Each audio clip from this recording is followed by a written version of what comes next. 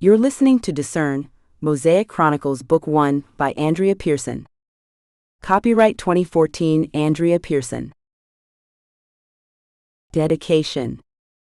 To Sarah Kammer, for your support and friendship. And James Kerwin, for your help and encouragement. Chapter 1. Nicole pulled her car into the parking spot and rested her shaking hands on the wheel. How had this day crept up on her so quickly? She lowered her forehead to her hands and closed her eyes. She breathed deeply for several moments before grabbing her marked-up map of campus from the seat next to her and studying the notes she'd made the night before. Nicole wanted to be absolutely certain she knew where to go. Asking for directions, looking like she wasn't already used to being on campus like she really was a freshman, would destroy the confidence she was trying to build inside.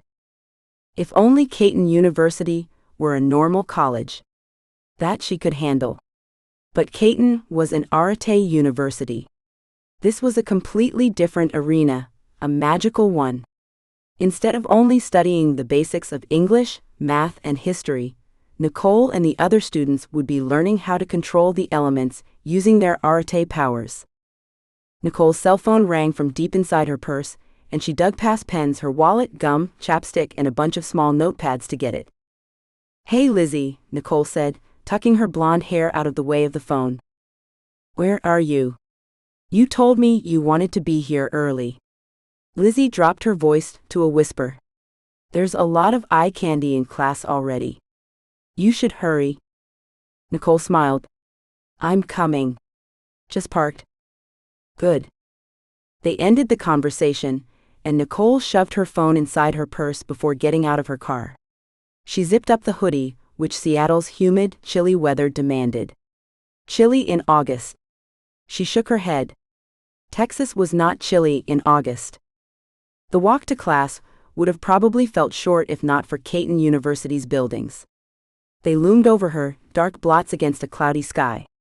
Some of them had so many water stains, it was nearly impossible to tell the original color of their bricks. Gargoyles perched along the edges of the roofs, and more than once Nicole felt as if she was being watched. She shivered in her hoodie and hugged her purse to her chest, then forced herself to stop looking up. A bell rang somewhere, and students began pouring out of the buildings. It didn't take long for her to notice them noticing her. Nearly all of the students made eye contact, some even outright stared. Was her mascara streaking from the rain? Could they tell she was a freshman? She wanted to yell at them to stop staring. Instead, she began jogging, taking a shortcut across a patch of grass, but slipped and almost fell. Curse the rain.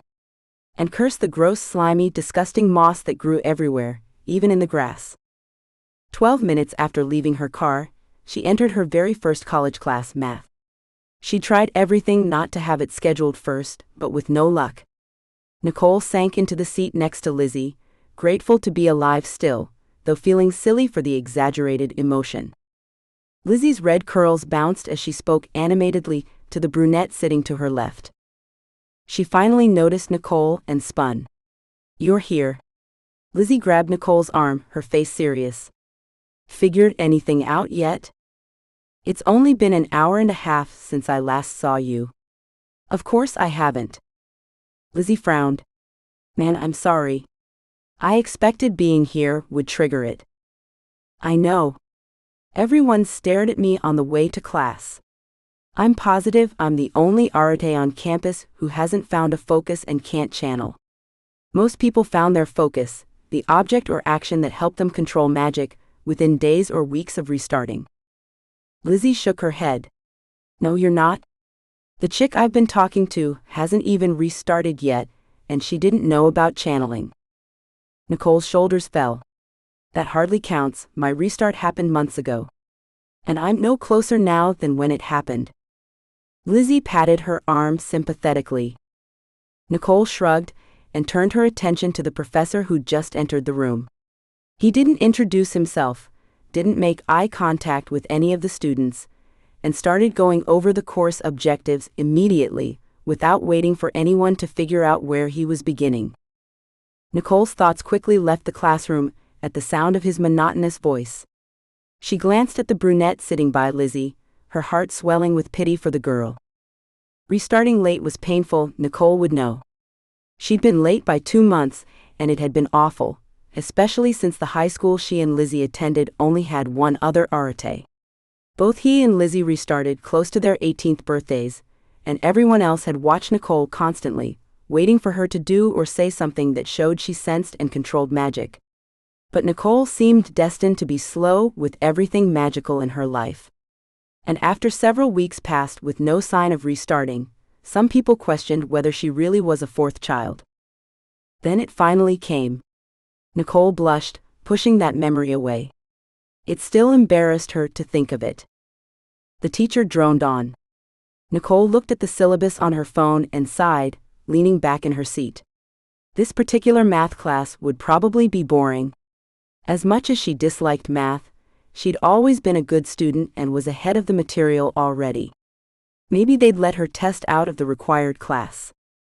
After the teacher's long review of the order of operations, the bell finally rang, and Lizzie checked her phone, tucked it into her backpack and stood. I can't wait, we've got magical items throughout history next. I know. I read up on the professor this morning. He's supposed to be really good, and the student reviews on him were almost all positive. Lizzie mock glared at Nicole. That's what you were doing instead of helping me kill spiders? Nicole grinned. Sorry. I'll join you next time. There might not be a next time, Lizzie said, leading the way out of the room.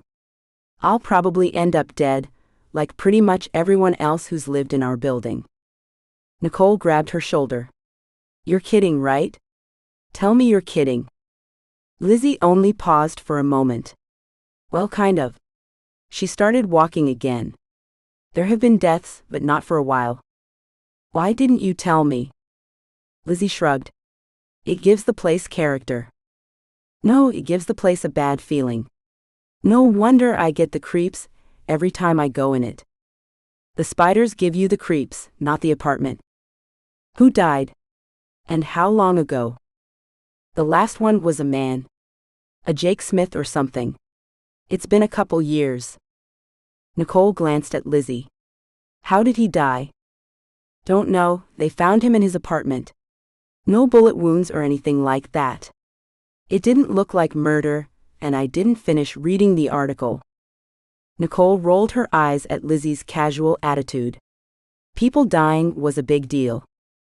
They walked in silence for a moment, exiting the building. Nicole's thoughts returned to the brunette Lizzie had been sitting next to, and again, feelings of empathy filled her heart. The poor girl. It wasn't until Nicole restarted that people stopped questioning whether or not she was an arete. And though she'd been able to hide the fact that she had no idea what focus she'd need to use to channel while in high school, she realized that college was a completely different scenario. Channeling didn't start at the same time for everyone. But why did she have to be the one who struggled? It was so embarrassing. At least Mother and Dad didn't really care. Or if they did, they didn't show it. But neither of them was an arete, so it wasn't terribly important to them. Mother was the first child in her family, and Dad the second in his. Nicole took a deep breath of humid air and pulled her hoodie closer around her. How long ago was that girl's birthday? It's been a week. Lizzie dug out a bottle of juice from her purse and offered some to Nicole. Nicole shook her head, and Lizzie took a drink. For her sake, Nicole said, I hope she doesn't restart the way I did. Lizzie choked on her juice, then wiped her mouth, laughing. You mean, throwing up in class in front of your brand new boyfriend, and passing out in your own puke? Yeah, I hope she doesn't have to experience that. I'll never forget the expression on his face when I came to. Complete disgust. Shortest relationship I've ever been in. The girls chuckled. Nicole relished the feeling. It had taken a long time for her to find humor in the experience. She put her hands in her back pockets, purse strap over one shoulder. At least I knew what was going on. And she'd stayed up late one night, reading about what happened when an arete's magic manifested itself. The arete body could only handle so much sensory overload, passing out was the natural way to adjust to the change. That moment was called restarting. And it was never fun. Of course, throwing up didn't usually happen. Nicole was just lucky that way. The idiot thought I was a freak. She sighed. I'm sure puking didn't help. He also knew that most Aretes are only unconscious for 5 minutes. You were gone for 10. Lizzie flicked her eyes to Nicole. Do you still think that being unconscious that long is connected to what's keeping you from finding your focus? Nicole shrugged. She hadn't talked to Lizzie about her feelings for a few months now. She and her parents had vacationed in Europe during the summer, while Lizzie had stayed in Texas. They tried to keep in contact through calls and email, but it started getting really expensive, and Nicole didn't usually have internet or cell coverage while she and her parents were out hiking and sightseeing. The girls arrived at the building for their next class and entered the double doors, making their way to the correct room. It was a small auditorium with enough seating for 50 people. They sat on the second row and watched as a man with dark hair and thick bushy eyebrows entered the room, carrying a box. The classroom got quiet, as everyone realized this was their teacher. Nicole knew his name was Professor Coolidge, that he was a world-renowned specialist in magical items. He spent half his time teaching at Kon University, and the other half traveling, doing whatever things important people did. He was supposed to be one of the most powerful Aretes in the world. Coolidge set the box under the desk, grabbed a dry erase marker and wrote his name on the board. His handwriting was big, bold. He used all uppercase letters. While he was writing, the students started talking again, and several more shuffled inside. Coolidge sat on his desk and waited for everyone to settle in. Welcome to your first Arete course. You'll find my bio online if you're interested. He folded his arms. Things at Kon University are changing this year. It seems too many students are focusing so much on their excellence in magic goals that they're getting horrible grades in the very basic classes of math, science, history, and English. Completely unacceptable, he said. All Arete classes you've signed up for this semester, you'll be allowed to keep. But if you receive a C in any class, you won't be eligible for any Arete classes come winter semester. And from there on out, if you don't maintain satisfactory grades in your core classes, you'll be automatically dropped from all Arete courses. Lizzie's mouth popped open. That's so not fair. Nicole didn't respond. She'd definitely have to work hard if she wanted to enjoy the same grades here as she had in high school.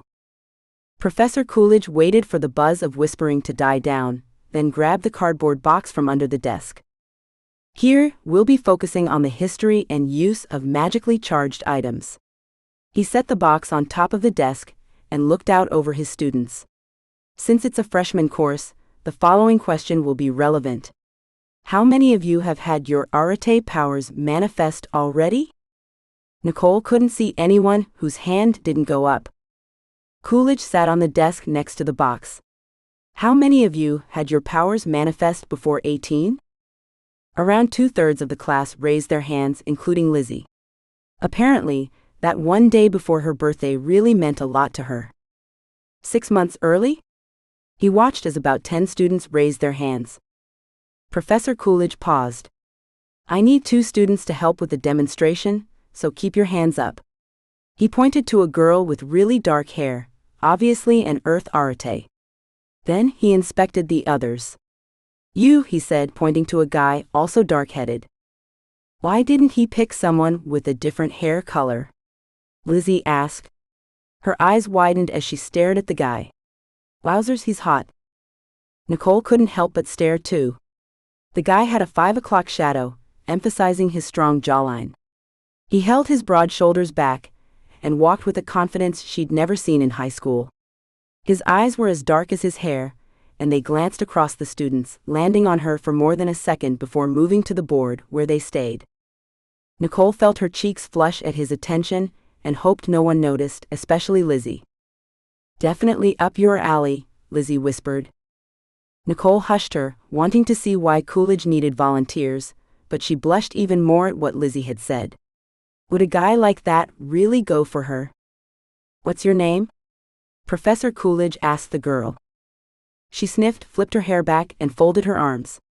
Judith Ann Jackson. She said it so quietly, Nicole wondered about her body language. She acted stuck up and pretentious. Usually people like that were loud-spoken. Professor Coolidge waved to the guy. And you? Austin. His eyes didn't leave the board. Coolidge got off the desk. Time for a demonstration. Both of you, out in the hall. Judith, I'll have. It's Judith Ann.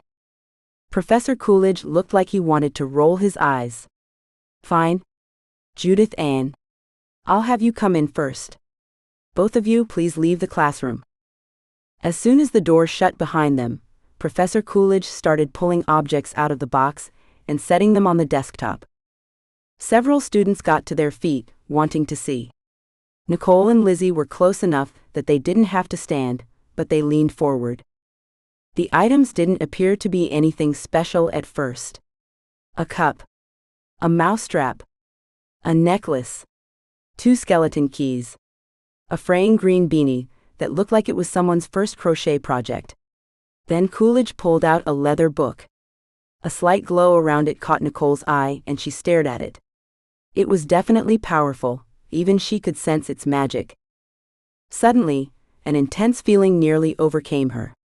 She wanted to jump over the row of chairs in front of her and steal the book from the professor. To protect it from him. She shook herself, pushing the desire away. What was wrong with her?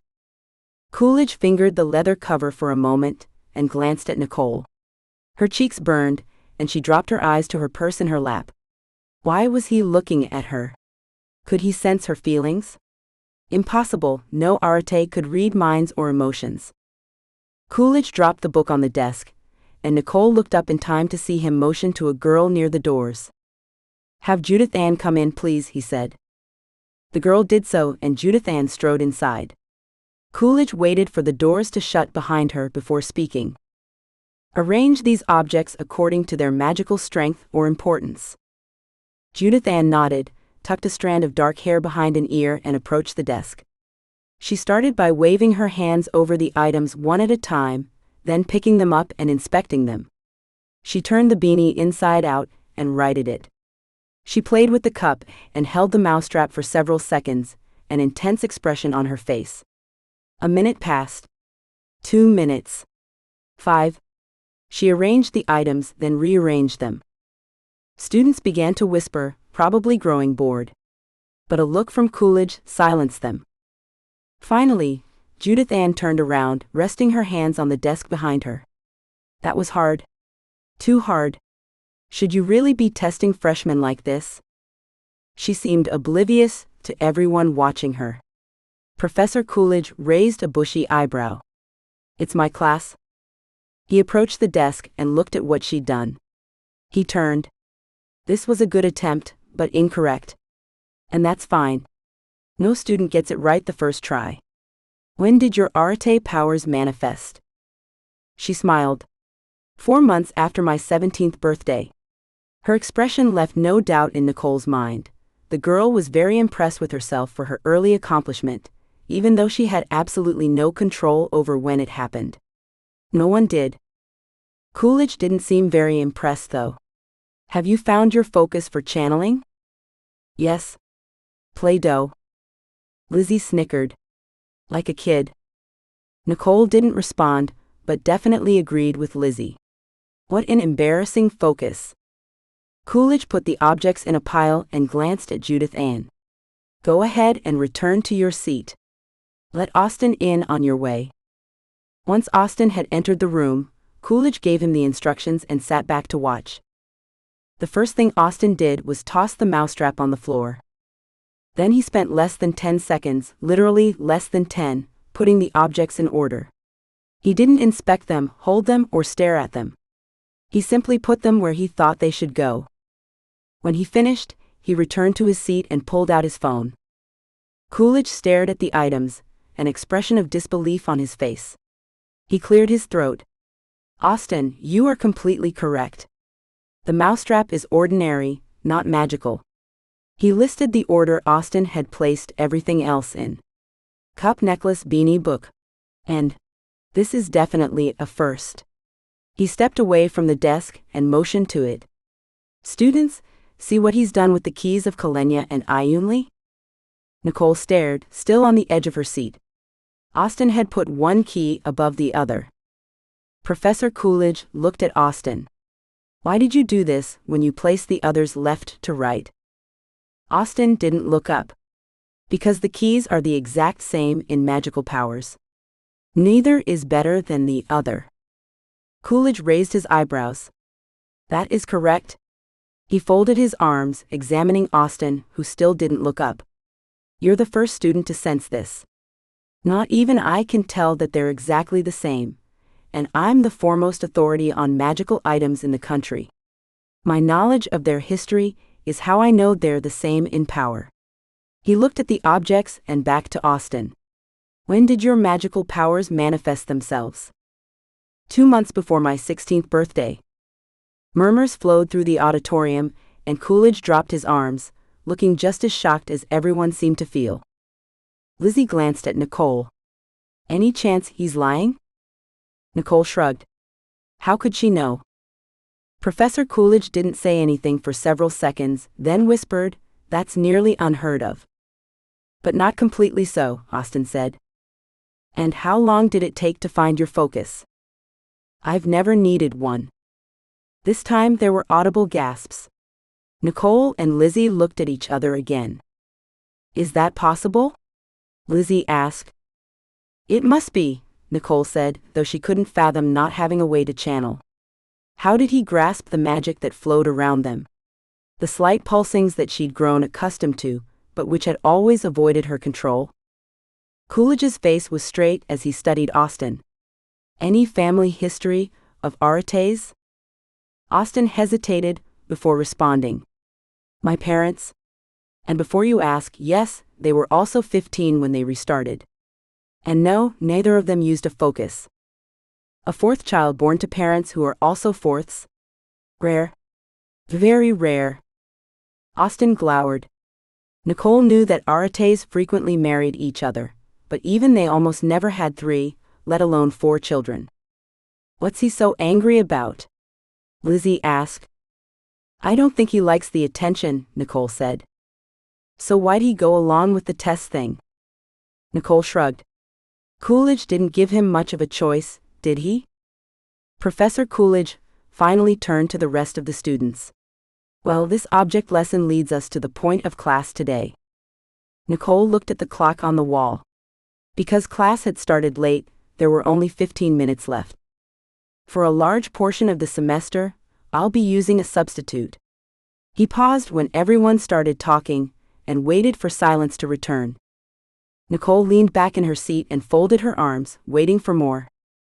Have any of you heard the recent news of an expedition that will be taking place to Ares National Park in Moab, Utah? Professor Coolidge asked. Some people nodded, but most shook their heads. Nicole hadn't heard anything of it. Magical pulsings have been sensed repeatedly by Aretes as they've hiked around some of the arches, and for several hundred years, people have gone missing while living or camping there. We finally received permission from the government to head up an exploration party to figure out what has been going on. Nicole leaned forward. This sounded interesting. Naturally, I've been asked to take charge of the magical items on the expedition. They believe something is buried in the sand and rock there, and I'm determined to find out what. I've invited a colleague from Armitage University to accompany me. Several boos and hisses sounded through the auditorium. Nicole smiled. Being from Texas, she had nothing against the Arete University there, but she understood the competition. Coolidge continued. The expedition team will be gone the last half of September through the end of November. Nicole blinked. That was a long time to have a substitute. I'm bringing several of my upper grad students, but have decided to open the opportunity to 3 undergrads who will compete to be a part of the group. Nicole grinned. Mystery? Competition? Sounded like her kind of thing. Those who are interested will be required to perform 4 tasks similar to this one. The tasks won't be a part of your grade, so don't allow them to force you behind in your studies. Because those who do pass will need to drop their classes this semester, the university is considering the expedition as an internship. He pointed to Austin. I expect you to be one of the students who competes. Austin nodded as if he'd known all along that Coolidge would ask him. Nicole wanted to wipe the smug expression off his face. Or kiss it off. Either worked for her. If you're interested, Professor Coolidge said, I'll be having a meeting here on Thursday at 4:30 in the afternoon. We'll go over the particulars of the tasks then. He started putting the objects back in the box. Your assignments this semester involve? Nicole didn't pay attention to anything else, knowing she could look it up online later. Her breath caught in her throat as she considered competing to go on the expedition. Her pulse started racing. A competition of skills. Should she do it? She'd never resisted a challenge before. And oh, how she yearned to prove herself. To be powerful. To show that she had talent, even though she had yet to unlock it. She slumped in her chair. Why couldn't she figure out her focus? Was something wrong with her? Something she'd missed in conversations with Lizzie, who knew so much more about being an arete? Nicole had been completely unable to produce one wisp of wind, while Lizzie had already created fire. Even though it was only a spark, it was magic, and Lizzie had channeled it. Nicole's eyes wandered to Austin at the end of her row, studying his phone. His dark hair and tan complexion looked great against the light blue shirt he wore. How would it be never to use a focus? To be free of all crutches? And how would he have known he didn't need one? Oh yes, through his parents. With both of them being aretes, he would know a lot about this world. In Nicole's experience, most non-magical people were intimidated by and even fearful of practicing aretes, and didn't speak of their world much. It drove her nuts that her own parents fell into this category. She realized she was still staring at Austin and looked away, flushing. Had he noticed? She sneaked a glance at him, but he was still absorbed in his phone. Nicole bit her lip, as a thought occurred to her. Maybe she didn't need a focus. Maybe Austin knew of a way to encourage things to move forward without one. He probably would, given his experience. Maybe he'd be willing to help her. She had to talk to him. The bell rang and Coolidge dismissed class. Nicole jumped to her feet, snatching up her things. What's the hurry? Lizzie asked. I'm going to talk to Austin. Come on. She hiked her purse over her shoulder. Lizzie grinned. Yeah, I figured you'd think he was hot. It's not that, I want to know how he did it. Nicole?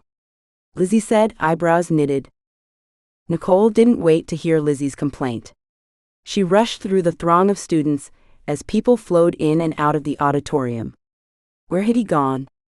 She looked both ways, trying to see through the crowds. Finally, she spotted the back of his dark head to the right. Nicole dashed that way, not questioning her decision. She had never been shy, or had problems getting people to open up to her, to want to help her when she needed assistance. This wouldn't be any different, she was sure of that. And perhaps, after he helped her learn to channel without a focus, they could get ready for the 4 tests together. She smiled, thinking about study sessions and time alone with him. Okay, so maybe it was fine to be a little boy crazy. Lizzie couldn't have all the fun. She caught up with him and casually matched his stroll. Hi, I'm Nicole. I just wanted to tell you that was pretty cool, what you did back there. He glanced at her and grunted. She put her hand on his arm, stopping him. He froze beneath her touch and turned toward her, looking somewhere above her head. His dark expression was intimidating, even though it wasn't directed at her. Was he mad? She pulled her hand back. Out with it, Nicole. How did you learn to channel without a focus? Austin didn't answer at first. He didn't even look at her. Figure it out yourself and stop harassing people you don't know. He glanced at her briefly, a deep scowl on his face, eyes angry and bitter. "And no, I'm not going to help you." He spun and strode into the classroom next to them. Nicole's mouth popped open. She stared at him until he disappeared behind closing doors. What? A presumptuous jerk. She hadn't even asked him to help her. It didn't matter that she'd planned to, his assumption was rude and... Jerk? Lizzie caught up with her. So even from down the hall, I could tell that didn't go well. No, it did not. He totally assumed everything. And Lizzie, he was so angry. I have no idea what I did to make him act that way. The jerk? She glared at the doors, ignoring people as they pushed past on either side. I can't believe it. Oh. She yanked her bag higher up on her shoulder. That's it. Now I have to make the expedition. Oh no. Please, Nicole, no. Lizzie put her hand on Nicole's elbow. You can't do that to yourself. It's your first semester of college, and you haven't learned how to channel, and you've got too much on your plate already. Weren't you going to try out for that symphony orchestra thing? Isn't the cello enough? And besides, I don't want to spend my freshman year watching you get into another battle of skills. Especially when the expedition is something you've never done before. Nicole glared at Lizzie. With or without your support, I have to do this. She fumbled around in her purse, glad that most everyone had cleared from the halls, and pulled out her phone. Where to next? She was too flustered to remember. Art history, Lizzie said. She pointed at the door Austin had just stormed through. Great. Just great. Nicole breathed deeply for a couple of seconds, put on some lip gloss, and fingered through her blonde hair, making sure it wasn't a mess. Then she squared her shoulders and entered the classroom. Chapter 2. Nicole felt Austin's eyes on her as she strode into the room with Lizzie trailing her. She plopped into a seat several rows behind him and forced herself to smile and look cheerful. As soon as she saw the image projected on the screen in front of the class, she forgot about Austin. It was of a mouse brown-haired woman surrounded by cats. Her hair was snarly and very unkempt. There are 17 cats in that picture. Lizzie turned to Nicole. How can you possibly own 17 cats? Nicole smiled. Easy if they're not all alive. She dropped her voice to a whisper when the teacher, the same woman from the picture, got to her feet. Those are cats she's probably owned over the years. It's obviously been pieced together. Lizzie shook her head. 17 cats in one lifetime is still a lot. Didn't your cat live for 15 years? Nicole nodded, turning her attention to the front of the room. My name is Professor Whitman. I'll be helping you understand the complexities of Arate history. She stared at each student one at a time, and a long, uncomfortable silence permeated the room. Don't expect me to learn your names by the end of the semester, or ever at all. I have far too many things to accomplish right now to worry about something so trivial. She turned away and shuffled through a huge mess of papers on the desk. You'll find a copy of your course objectives under your chairs. Pull it out. Nicole bent and retrieved the purple paper. She was surprised to see flowers printed along the edge. She glanced up at Whitman. The woman had finished shuffling and was waiting with her arms folded. Nicole looked back at the flowers. They did not match Whitman's personality. And besides, how common was it for college professors to actually print out the syllabus? My goal isn't to make your life difficult, that's Professor Coolidge's aim. She paused as if waiting for people to laugh. No one did, and her eyes narrowed. She continued. The only thing that will be required of you is to get a good grade and do the readings. We'll have a quiz every time we meet to make sure you're fulfilling your end of the bargain. Professor Whitman retreated behind the desk and started going through her papers again. Lizzie scoffed. Bargain? What bargain? Nicole didn't respond. She was staring at the required reading. Take a look at this. She says she doesn't want to make things hard for us, but having a quiz on the reading every day is going to be horrible. The sections are 50 pages long. Are you serious? Lizzie's face went white. There's no way I'll be able to keep up. I'm already panicking over math. Nicole nodded. With the reading for this class, work for her other courses, and tests for the expedition, this would definitely not be a great start to the year. Your attention, students, Professor Whitman said. Once everyone had quieted, she pointed to the presentation projected above her. For today, I'll give you a brief history of Ares. We'll be going more in-depth throughout the rest of the semester, but I wanted you to have a taste of what we'll be learning. Several students rolled their eyes, but Nicole got ready to take notes. She didn't care if this stuff bored the others. Her parents didn't like talking about these things. Of course, the information was all available online, but courtesy of her parents' dismissive attitude, she'd never been curious until close to her 18th birthday. By then, she was too busy with her senior year, applying for Kon University, and moving to Seattle to do much research. The professor began going through slides in her presentation. It was the Greeks who first started calling our kind artes. The word means excellence in everything. It helps encourage us to live to our fullest potential. You can learn more about the history of the word by studying your book. As you know, the fourth child born to a man and woman is an arete. It has always been this way since time began. What you might not know is that it wasn't always so difficult for parents to have 3, 4, and even 8 children. Nicole raised her eyebrows and looked at Lizzie. That's a lot of kids. She knew that her birth, like other arete births, had been a miracle. Her parents tried for several years to have her. Considering how much they feared her and other aretes, Nicole had always wondered why they wanted a fourth. Mother and Dad would never talk about it. Most families of today aren't able to produce more than 2 children, a trend that began in the early 1900s.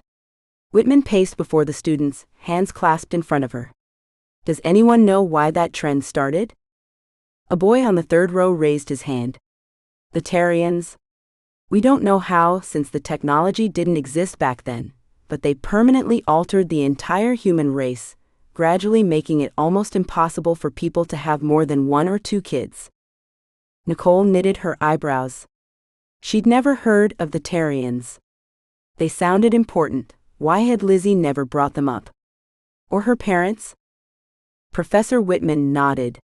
Yes, and the arete population has dwindled extensively in the years since. Unfortunately for the Tarians, their numbers have also gone down. But their group has always been a small one, since most don't support their genocidal fascist views where aretes are concerned. What does Tarian mean?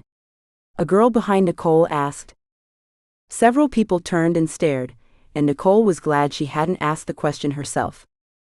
It's short for totalitarian, Professor Whitman said. Basically, they want control of the world and fear the aretes will become too powerful. Because we have, a guy in the back shouted out. Everyone chuckled, and Whitman grabbed the remote for the projector and clicked to the next slide. As many of you have figured out by now, humans fear aretes, but they also respect us. Are you an arete? The same girl behind Nicole asked. Of course she is, Lizzie whispered. She's teaching here, isn't she? Oh, I haven't told you anything about myself. Professor Whitman's cheeks flushed and she cleared her throat. I suppose I will, if you want it. She set down the remote and started a lengthy introduction. She was from California. No kids, unmarried? She'd always had an interest in arete history and had studied it in a small college in Mississippi before transferring to Kon. She'd acted as a teacher's assistant here until she got her PhD and was hired on as an adjunct professor. Then, when the head of the history department retired, she became a full-time professor and took over his classes. Whitman folded her arms. They didn't find it necessary for me to become department head, even after all the many years I've given the college and my extensive understanding of arete history. She pointed at the students. The chance is small that any of you will ever accomplish what I have, but if you even want to try, you need to study our history. You need to completely understand what it means to be one of us. But are you an arate? The same student asked. Professor Whitman sputtered. It's enough that I'm your professor.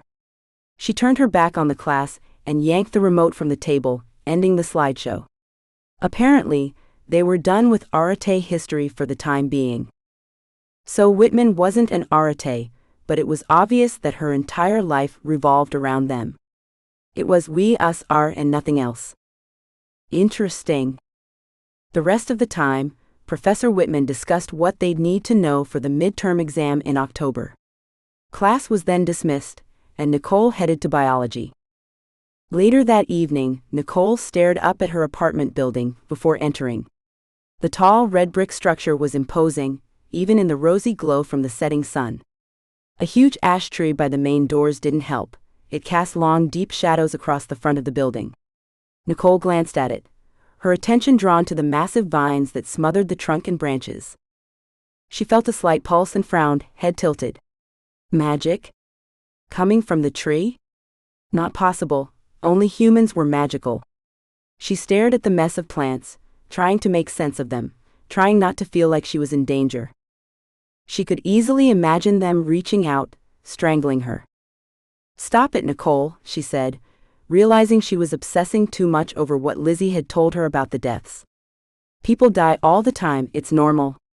Some even die in places like this. She couldn't help but wonder if the deaths had been murders, though. She shuddered, ducking under the vines and jogging into the building. At least the apartment she shared with Lizzie was on the second floor. She'd hate to be on the main level, where just about anyone walking by could see into and have access to the windows. If she could have afforded it, they would have moved already. Oh, her parents would probably be fine sending her a few $1,000s a month, but she wasn't okay with that. She'd learned at an early age that her parents loved manipulating their children through generous and frequent gifts of money. Nicole needed independence. Her choices had to be her own. And if she paid for her own expenses, she was allowed that freedom. As a result, she'd worked her tail off during junior high and high school, saving every spare penny to pay her own way through college. The door to the apartment was unlocked already. Lizzie was home. Nicole locked it behind her after entering and hung her hoodie on the coat rack. She kicked off her shoes and padded down the hall to her bedroom, passing the guest room on the way. Even though it was the biggest room in the apartment, neither girl had opted to use it. Mainly because the spiders seemed to like it the most. No matter what Nicole and Lizzie did, they couldn't keep the creatures from getting inside. They'd ended up lining the walls with traps and shoving paper towels in the cracks around the door. Neither had gone inside since they'd moved in. Nicole walked through at least 2 spider webs in her bedroom as she put her things away. Yuck. She flung her arms around, trying to get the stuff off her. Lizzie, I hate living here. I know. I'm sorry. Lizzie's voice was muffled by her shut door. Nicole was tempted to move her bed into the living room. At least the spiders hadn't decided to take over that area yet. She grabbed a blanket and went there, flopping onto the big leather couch she'd brought from home. What's the matter? Lizzie asked, entering the room with a cup in hand. Apart from the spiders and people dying here, and not having a focus yet? Oh, I don't know. I've just begun college, and have no idea what I'm doing. Lizzie set her cup down and gave Nicole a hug. You rocked high school, you'll do just fine. I'm the one who should be freaking out. I've only had maybe 1 A my whole life. She picked up her cup again, and took a drink. Seriously though? Don't stress it. Nicole slumped against the couch. How long will they let me attend before it dawns on them that I might never learn how to use my powers? That won't happen, I'm sure. Nicole groaned, not ready to give up her bad mood. And besides, I really don't want to go to my Intro to Wind class tomorrow. I mean, if I found my focus first, I wouldn't have to, right? Lizzie shrugged. I don't know, but I think the class is only there as a last resort for students who can't channel. How much homework do you have? Nicole asked. None. I already read the chapters Professor Whitman assigned. She lowered her cup. Why? Someone in biology told me there's a museum of magical items on campus. People are allowed to hold and touch things from one of the displays. He said he's heard of at least one person who found his focus that way. She sat up straight and faced Lizzie. Come with me? When? Now? Nicole nodded. A smile started growing on Lizzie's face, and Nicole found herself smiling as well. Trust Lizzie to be up for an adventure. Then Lizzie hesitated. Are you going to try to channel without a focus? Like Austin? Nicole shook her head. I don't want to be Austin. I want to beat him, or at least prove that I can become as talented as he is. And I don't have to go his way to do that. She got up to get her jacket. But I do need to be around magic as much as possible. Maybe something in the museum will rub off on me. Lizzie raised an eyebrow. And being around me doesn't count? Come on, girl, I'm the epitome of magic. Not only am I an arete, but... She laughed. Okay, I got nothing. She jumped to her feet. Let's go. It didn't take long to find the museum. The tall white pillars which lined the front offset it from the other, gloomier buildings on campus. Nicole could tell there was something else different about it right away, though. The air around it was warmer. Lizzie didn't seem to notice, and Nicole couldn't figure out what was causing the warmth. She put it out of her mind once they got inside, and began searching for the specific display she needed. What time do the doors close here? Lizzie asked. Apparently not until 10. Some of the professors have labs in the basement, and they teach classes upstairs. Labs in a museum? Lizzie chuckled. That's weird. From what the guy was telling me, it's not a normal museum. It's like a science building with museum-type stuff. I don't think they had enough things to fill the entire place. Nicole stopped at the correct table and looked at the display. It was simple. Too simple. A 6-foot table in a large empty hallway, covered with junk. A sign over the table said, "Handle with care."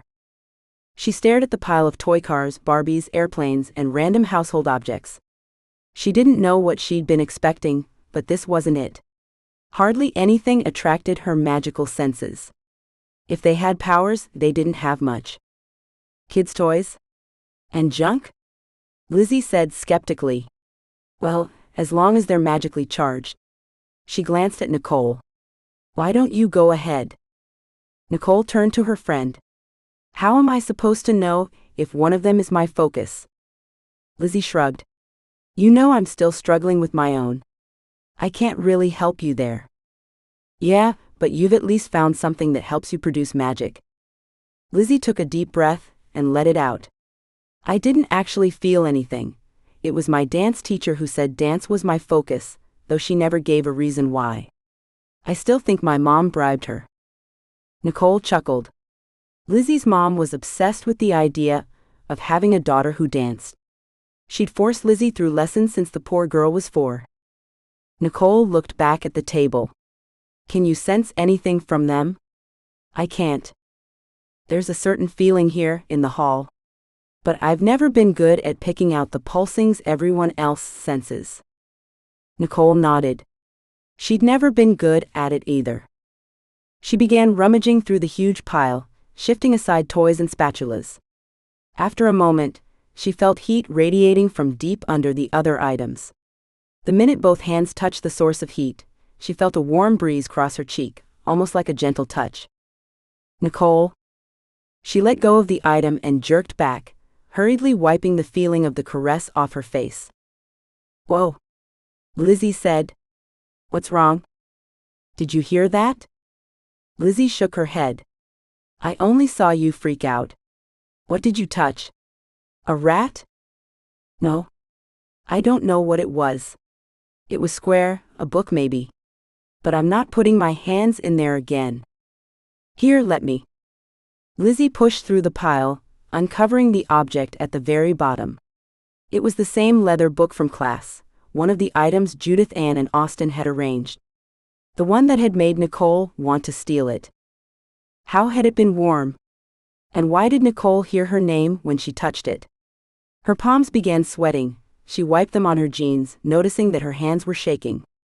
The book couldn't be good if it spoke to her and made her nervous. "This isn't some kid's toy," Lizzie said, staring at the cover. "Do you want to try it? Obviously, you had a reaction to it. It might be your focus. I've heard of wind arites who had to ruffle pages of a book to channel their magic." Nicole shook her head, keeping her arms behind her back. "No." She hesitated. "Lizzie, I heard my name when I touched it. Like a whisper." Lizzie looked at her. "Are you serious?" She put the book down and stepped away. "That can't be good." "Was it warm?" Nicole asked. "It felt warm to me." Lizzie knitted her eyebrows and shook her head. "That's disgusting." "Yeah, no kidding. Cover it up, okay? I don't want to see it again. I'll start at the other end of the table." Lizzie got to work, and Nicole didn't approach the table again until her friend gave the go-ahead. She took a deep breath and picked up a bright red sports car. She turned it back and forth, gazed into its little windows, and spun its tires. She waved it through the air, hoping some sort of magic would come to life from the wind friction. "Anything?" Lizzie asked. Nicole shook her head. "I don't even know what's supposed to happen. I mean, it's just a toy." Someone chuckled behind them, and both girls turned. Professor Coolidge was walking toward them, holding a briefcase, followed by Austin. Nicole hid an eye roll. Apparently, Austin was becoming the teacher's pet. Totally predictable. Coolidge reached for the car and peered at it for a moment, then handed it to Austin, who promptly set it down. Oh, that's right. He was better than Coolidge. Arrogant jerk. "Whoever charged it did a pathetic job," Austin said, his dark eyes turning to Nicole. "I'm sure they did the best they could," she said, scowling. Coolidge glanced at Nicole, seemingly unaware of the conversation. "When was your birthday?" She felt redness creep up her cheeks. 6 months ago. How long would it take for her to get over the fact that she couldn't control this part of her existence? Stupid embarrassment. Stupid Austin witnessing her stupid embarrassment. "You still can't channel. I'm sorry you haven't been able to yet." "So is she," Lizzie said. "Believe me." That made Coolidge laugh and Nicole want to murder her best friend. She flicked her gaze toward Austin and noticed a slight smile on his face. Was he mocking her, or enjoying the humor behind Lizzie's comment?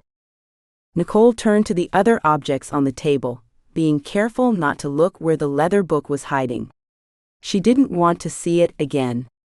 "Is it really obvious that I haven't found my focus?" Coolidge nodded.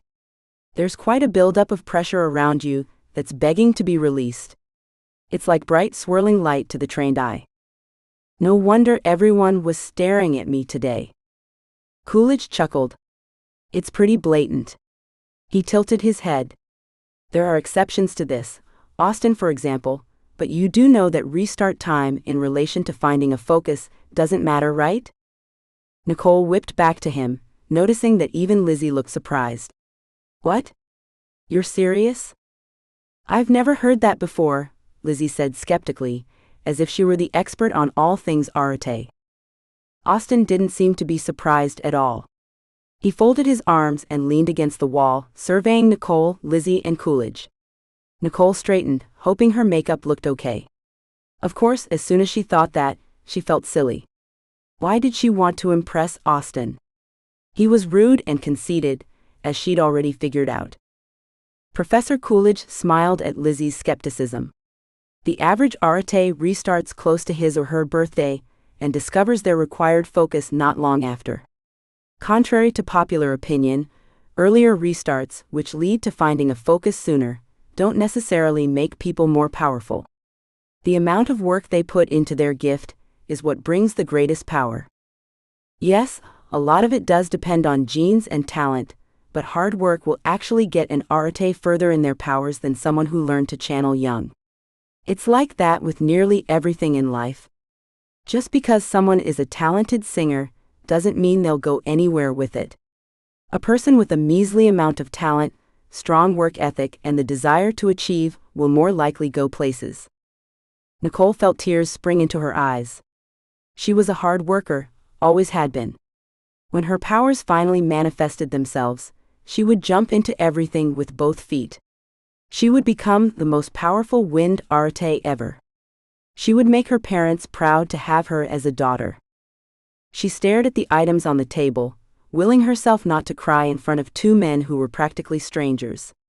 Coolidge seemed kind-hearted, but Austin would most definitely see it as weakness.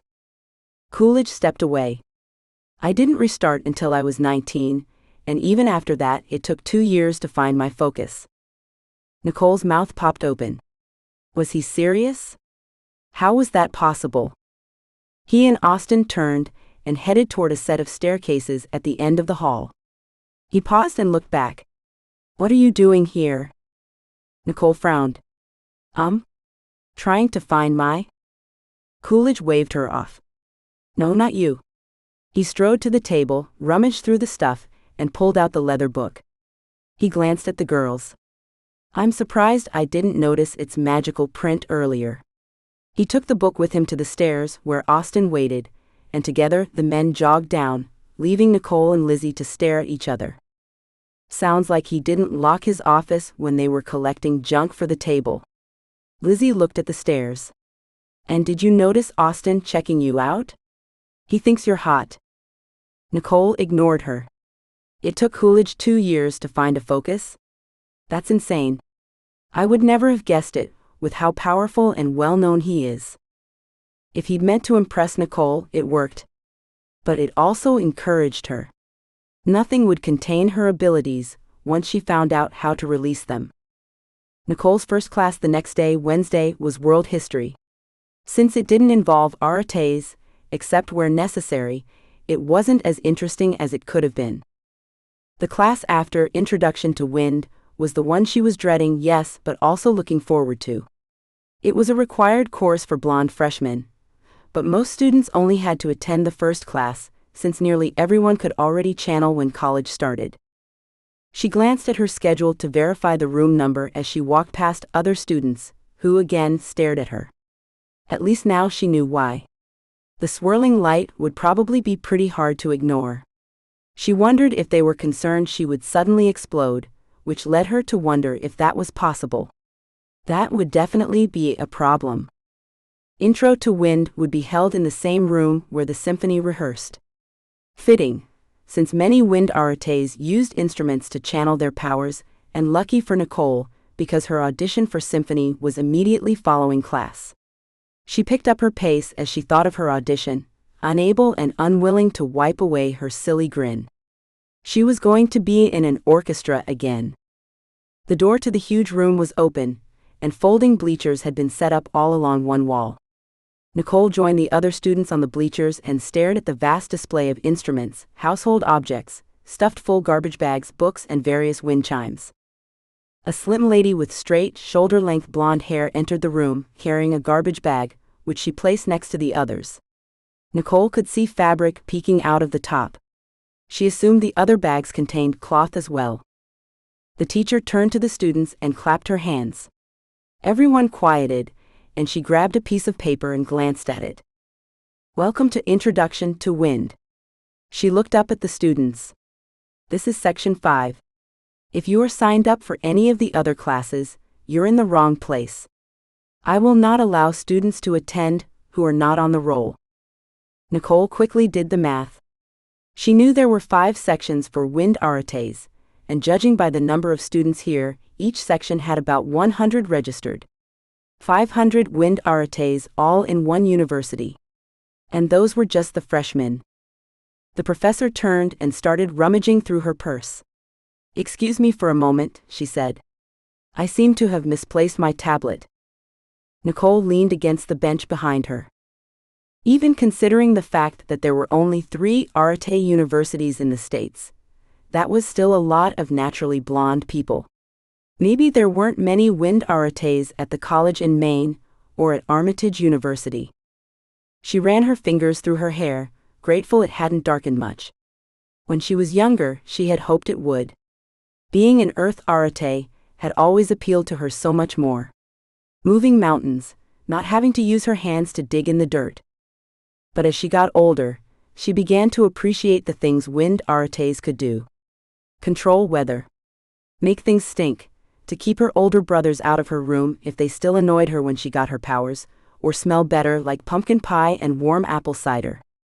People with naturally blonde hair weren't common. Neither were people with hair that was truly red, like Lizzie's. Most had light brown hair, making them water arates, or dark brown or black hair, making them earth arates. The professor cleared her throat, a tablet now in her hands. Please pardon the wait. My name is Professor Peterson, she said. Most of you will find the tool you're looking for in this classroom, or will confirm that what you've already found indeed is your true focus. And those of you who don't, I'll end up working with one-on-one. Peterson glanced at the tablet. We'll do this alphabetically. When I read your name, come join me and show me your focus. If you don't have one yet, I'll get you started. As soon as we figure things out, you'll be excused to go. You may then drop the class. Nicole sighed, wishing her last name wasn't Williams. It made for boring times while waiting for teachers to get through roles. She glanced longingly at the one cello in the room, wanting to have something to do.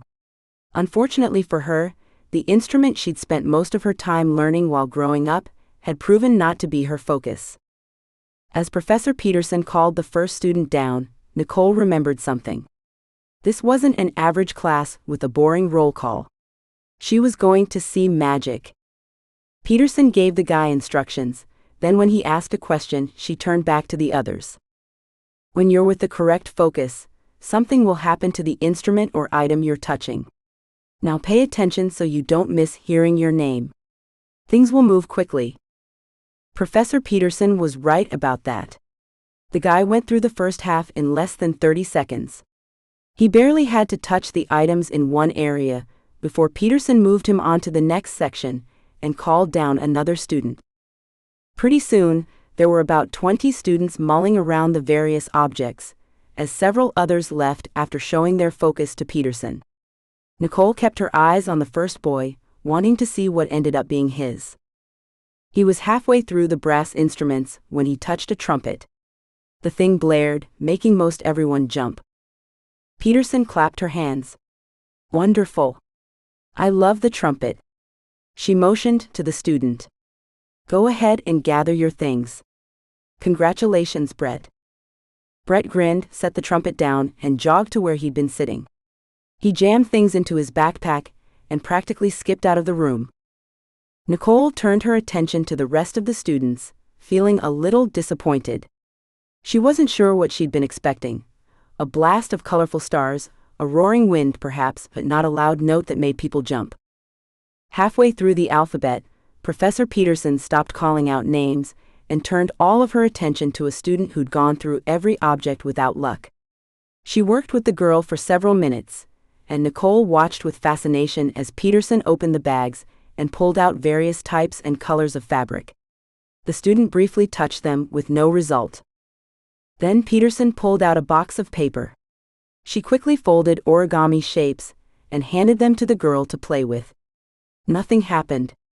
She showed the student how to build the same shapes. After all of this again resulted in nothing, Peterson finally stopped, her hands resting on the table in front of her, frowning thoughtfully. She raised a finger and tapped her cheek a few times, then pulled out a clean sheet of paper and folded an airplane. The girl took the airplane and let it soar. Instead of falling, however, it rose higher and changed from white to light blue. Peterson cheered and gave the girl a one-armed hug. Nicole could tell the student was disappointed, but was trying to be excited for Professor Peterson's sake. Nicole didn't blame her. Throwing a paper airplane was her focus? If it had been making a paper airplane, that would have been more discreet and less childlike, but throwing? How unfortunate. Peterson must have caught what the girl was feeling. She asked for everyone's attention. Many of you might not realize this, but your focus isn't permanent. If you work at it, you eventually won't need one at all. The magic will flow directly from you. The girl smiled, obviously relieved, and Nicole felt herself relax as well. After 45 minutes, the classroom had emptied of nearly everyone, and Peterson finally called down the last 3 students, Nicole and 2 guys. Nicole jumped from where she'd been sitting and joined the others. "Okay, you know the drill," Peterson said. "Go find your focus." She sat on the bleachers to watch, obviously exhausted, and the students turned to the objects. Nicole already knew better than to begin with the stringed instruments. She'd touched all of them after restarting and nothing had happened. Instead, she turned to the wind section, crinkling her nose. "Please focus, don't be one of these." Even though she loved the sound of most of them, she couldn't stand thinking about having to clean the condensation, or saliva as string players called it, from the piping and valves. A few moments later, she exhaled in relief after touching all of the brass and woodwind instruments. Nothing. She began sorting through the cloths that had spilled on the floor around the garbage bags. Again, nothing. One of the guys called out in shock when a newspaper he held folded itself. Apparently, he'd found his focus. That wasn't a bad one either.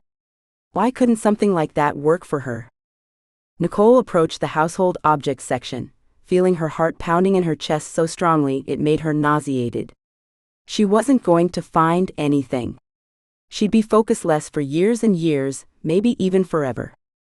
She couldn't help but wonder if the leather book from the night before was the right object. How was that supposed to work, though? Would she read her way through situations? Even though it hadn't seemed foreign to Lizzie, Nicole had never heard of anyone using a book to create magic. After touching the various lampshades, books, pillows, shelves with doors and blinds, she turned away, trying not to look stressed and hoping Peterson wouldn't notice her fear. But a shout from the last guy drew her attention. She was the final student left. The only one with the no for an answer. Why did it have to be so hard? Why couldn't she be powerful? Talented? Professor Peterson approached, glanced at her roll, and back up again. "Nicole, why have you avoided the stringed instruments?" "Because I already know they don't work. I've been around them several times since restarting." Peterson nodded. "Let's try origami then." They spent the next 5 minutes folding and tossing paper, but nothing happened. Nicole's eyes began smarting and she blinked quickly, willing the tears not to fall. Peterson sighed. "Come, dear." She grabbed Nicole's hand and led her to the stringed instruments. "You never know." She motioned Nicole forward and folded her arms, watching. Nicole touched the violin and glanced back at Professor Peterson, who shook her head. She turned to the viola, the bass, the guitars, and finally, the cello. "Oh, did you sense that?" "At last," Peterson said. She wiped her forehead. "Now that," she hesitated, head cocked. "Wait. The draw on your magic isn't strong. This is your focus, but something is still stopping you." Nicole frowned, sinking into the nearby chair, holding the neck of the cello. "I didn't sense anything, didn't see anything. This can't possibly be my..." Professor Peterson's eyebrow rose and she stared at Nicole. "You play, don't you?" "Yes. Since I was 5. Think back to the first time you touched your cello after restarting. What happened?" Nicole shrugged. "Nothing. I mean, I played a solo in the school assembly right after puking all over in class. It was the most embarrassing thing ever. Throwing up, then having to be in front of everyone." She looked up at Peterson. "I never get nervous, ever. But after something like that, who could blame me for having sweaty hands and the chills? I had the hardest time playing the song. It was horrendous." Peterson nodded. "The reaction wasn't strong enough to garner your attention, but that was your body telling you the cello is your focus. Something is definitely off. I'm still positive this instrument is correct, though. As I said earlier, you'll have to work hard to learn to channel." She put her hand on Nicole's shoulder. "The magic around you is practically begging to be let go. You shouldn't be far from releasing it." Peterson looked at her watch. "Well, time is up.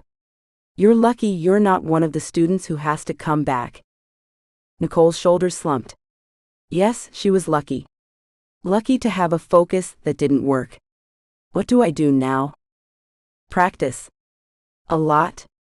Peterson began gathering up the fabric and shoving it in the bags. I'll have you assigned to Professor Coolidge. He picks up the extra wind arate students, specifically the cellists. He'll help you unlock your power. He plays? Peterson glanced over. Not exactly, but he's had to learn things over the years. The nearest cello wind arate teaches at a university in Ohio. Nicole started to help Peterson put things away, but stopped when the conductor for the symphony entered the room. It was time for her audition. Even as distracted as Nicole was, her audition on the cello went well. The conductor, Professor Aers, actually applauded her rendition of a number by Stravinsky. He gave her a schedule of rehearsals and information on the Christmas concert in December and welcomed her to the symphony. A feeling of relief washed over her. She'd made it. Not knowing what else to do, and having no desire to return to the apartment, Nicole spent the rest of the morning wandering campus, thinking about what happened in Intro to Wind. She ate lunch in the cafeteria, ignoring the stares of the other students. After a couple of hours in the library doing homework, she still didn't feel any better. She touched her cello hundreds and hundreds of times since restarting. Why had she never sensed anything? Obviously, Professor Peterson could see it, so why not Nicole? When Lizzie got out of fire arate classes, they wandered together, jackets zipped up against the constant rain. Lizzie was empathetic about Nicole's focus, swearing she'd figure something out soon. You just need to practice more, I guess. Nicole leveled a dark gaze at Lizzie. You of all people know my problem isn't lack of practicing. Lizzie nodded, and they walked in silence for several minutes. Lizzie glared up at the sky. I swear if it doesn't stop raining by Thanksgiving, I'm transferring to Armitage. Nicole exhaled but didn't respond. Her head hurt from the day's activities, and she was tired of wandering campus.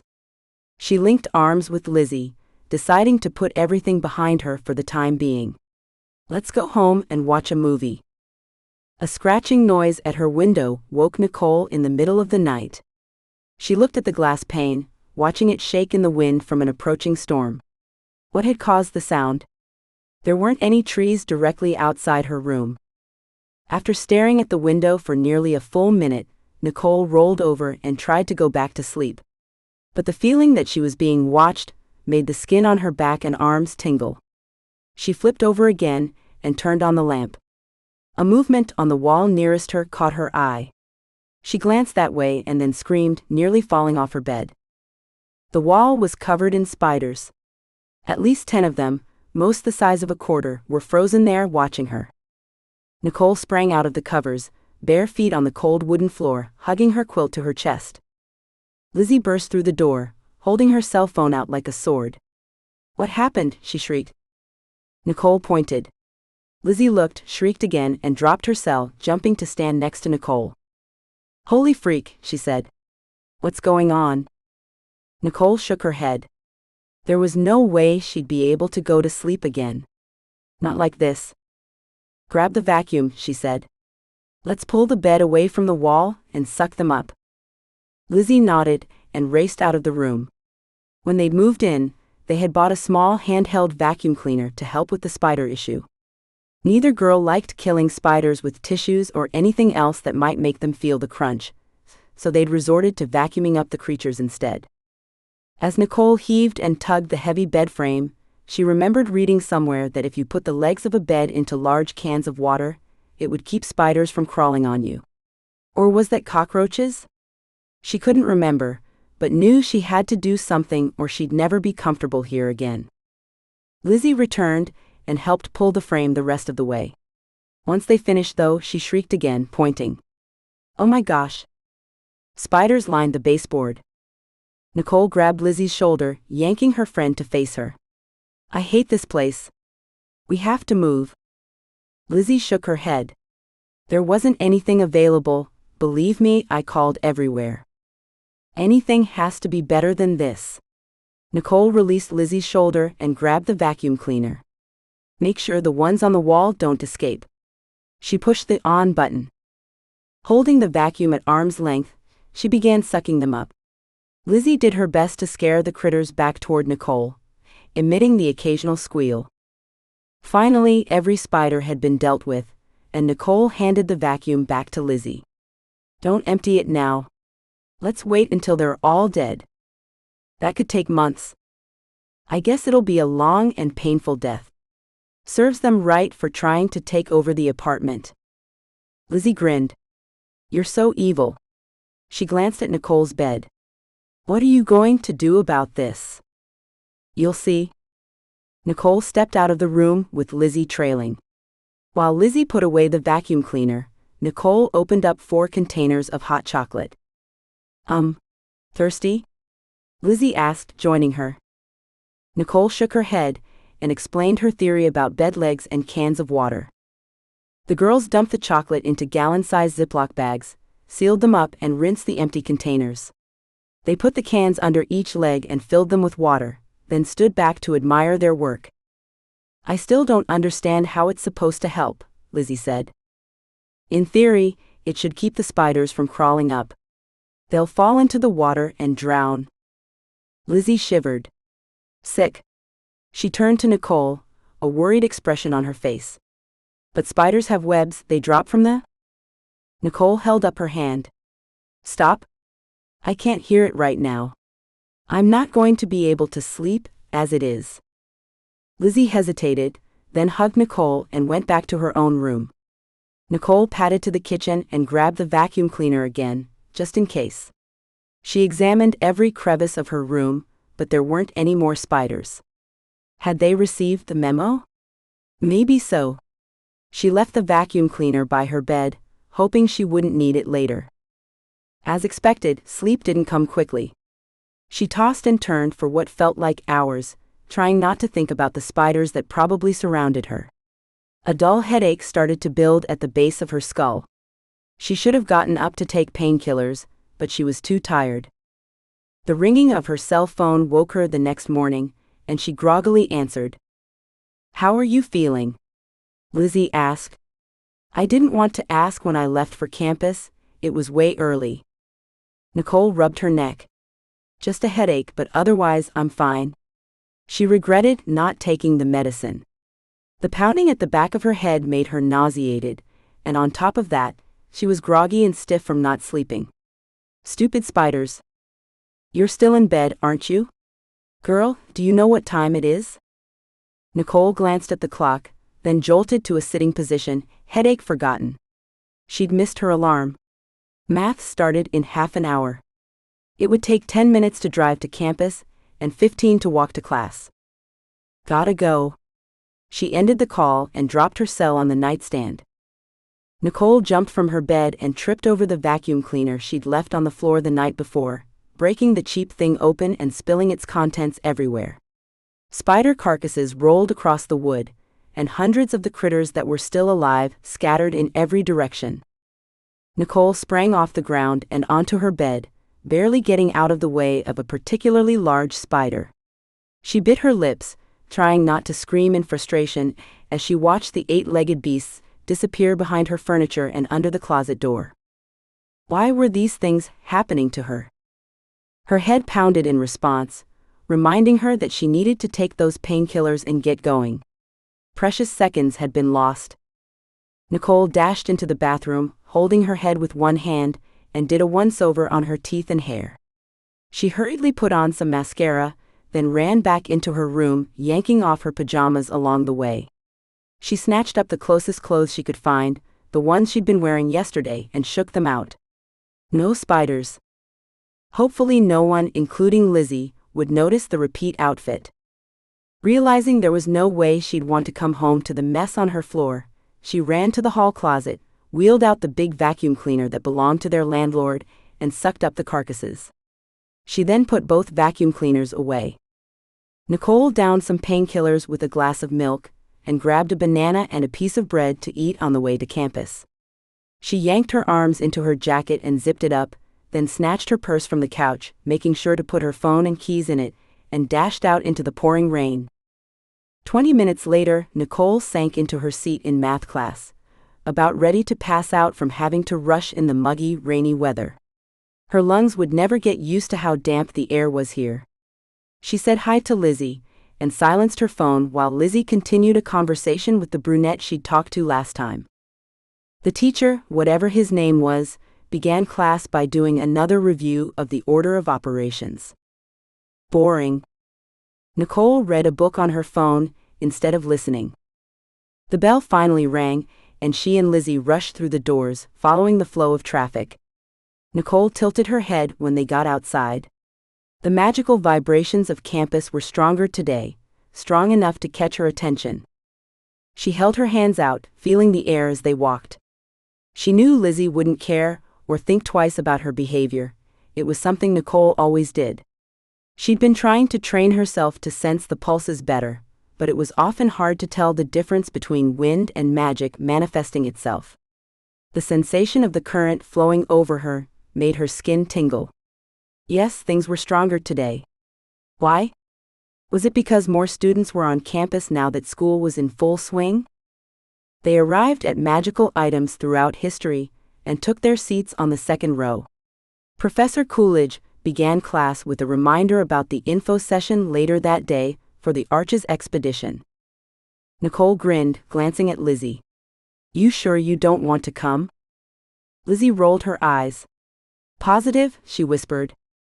Nicole smiled and leaned back in her chair, listening to Coolidge's lecture on a magical bowl that was thousands of years old, while imagining herself enjoying the warmth and sun at Arches National Park.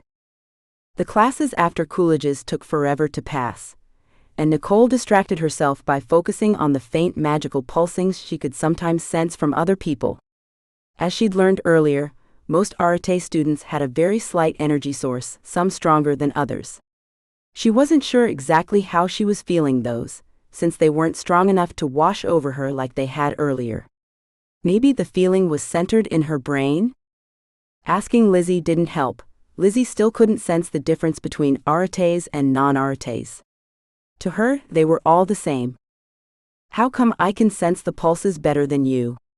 Nicole asked as the two settled into their seats in Professor Whitman's class. "I restarted long after you did. It doesn't make sense." Lizzie shrugged. "I'd guess it's because you actually tried to be an Arete. Everything you've done over the past several months has probably strengthened your abilities." Kind of like what Professor Coolidge was saying. Nicole tucked her purse under her chair and leaned back in her seat. "I feel bad about it. You hate being behind. You of all people know that I've never planned to do anything with my abilities," Lizzie said, watching as Whitman wrote something on the board. "I've always wanted to be a nurse. You're the one with the big dreams." Nicole nodded. She tried many times over the years to convince Lizzie that with her heritage, a grandmother who was an Arete, she could actually become very powerful. But Lizzie wasn't interested in the Arete world. Not like Nicole, anyway. Nicole wanted to get involved. She wanted to use her powers in whatever career she chose. She wanted her career to be based on her powers. She glanced up in time to see Austin enter the room. His eyes searched the students, settling on her. He didn't break eye contact until he'd chosen a seat on the same row, several chairs to the side. Why would he do that? He'd already made it obvious that he couldn't stand her, that he felt like she was below him. Was he trying to make her uncomfortable? Totally not possible. Nicole had been in much more awkward situations before. "We're talking about silvers today," Lizzie said, looking at the purple syllabus. Grateful for the distraction, Nicole opened her syllabus to check for herself. She settled back into her chair and closed her eyes. Sleepiness washed over her. "Sounds thrilling." "No, it should be interesting to you. My dad was trying to explain to me once what happens when an Arete's hair turns gray, but I never fully understood. It has to do with hormones and physics and anatomy." "How did the anatomy part not interest you, Ms. Future Nurse?" "Oh, nurses don't really need to understand anatomy." Nicole's jaw dropped. "Tell me you're kidding." She grabbed Lizzie's arm. "Because if you're not, you're going to be very disappointed with nursing school." Lizzie's grin showed that she knew better, and Nicole shook her head at her friend's teasing. "You are so evil." Professor Whitman called the class to order and stepped forward, tucking a strand of wayward hair behind an ear. It didn't do any good, all of her hair was wayward. "Who in here can tell me what a silver is?" Lizzie's hand shot up and Whitman called on her. "A silver is an old arete," Lizzie said. Whitman nodded. "Yes, sometimes true. But there's more to it than that." Nicole glanced at Austin. She was positive he knew the answer, but his stoic expression made it obvious that he didn't plan on saying anything. Whitman gave up waiting. A silver can actually be an arete of nearly any age. As aretes learn more and push themselves further in their education and abilities, their hair naturally turns gray. She pushed a button on a projector remote, and a picture of the brain popped up. Using the laser pointer, she indicated a small section toward the center. This is the pineal gland. Its main function in most humans is to secrete hormones. But for the arete, there's more to it than just that.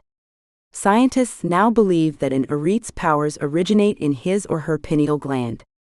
The stronger the arete, the more hormones their gland secretes, and the faster their hair turns white. Nicole frowned and raised her hand. "I thought the pineal gland secreted sleep hormones. How does it make hair turn gray?" She glanced at Austin. His expression wasn't so grumpy anymore. He actually looked a little tiny bit interested. She hoped she'd sounded intelligent. Whitman put her hands behind her back and paced the carpet. Because aretes aren't normal humans, the brain doesn't work exactly the same for us. The pineal gland secretes more than just melatonin. Scientists are still trying to figure out exactly what's going on that makes aretes have powers while regular humans do not. She motioned to the rest of the students. "How many of you are taking Professor Coolidge's class on magical items?" Pretty much everyone raised a hand. "If you look carefully, you'll notice that he dyes his hair." Nicole snorted to herself.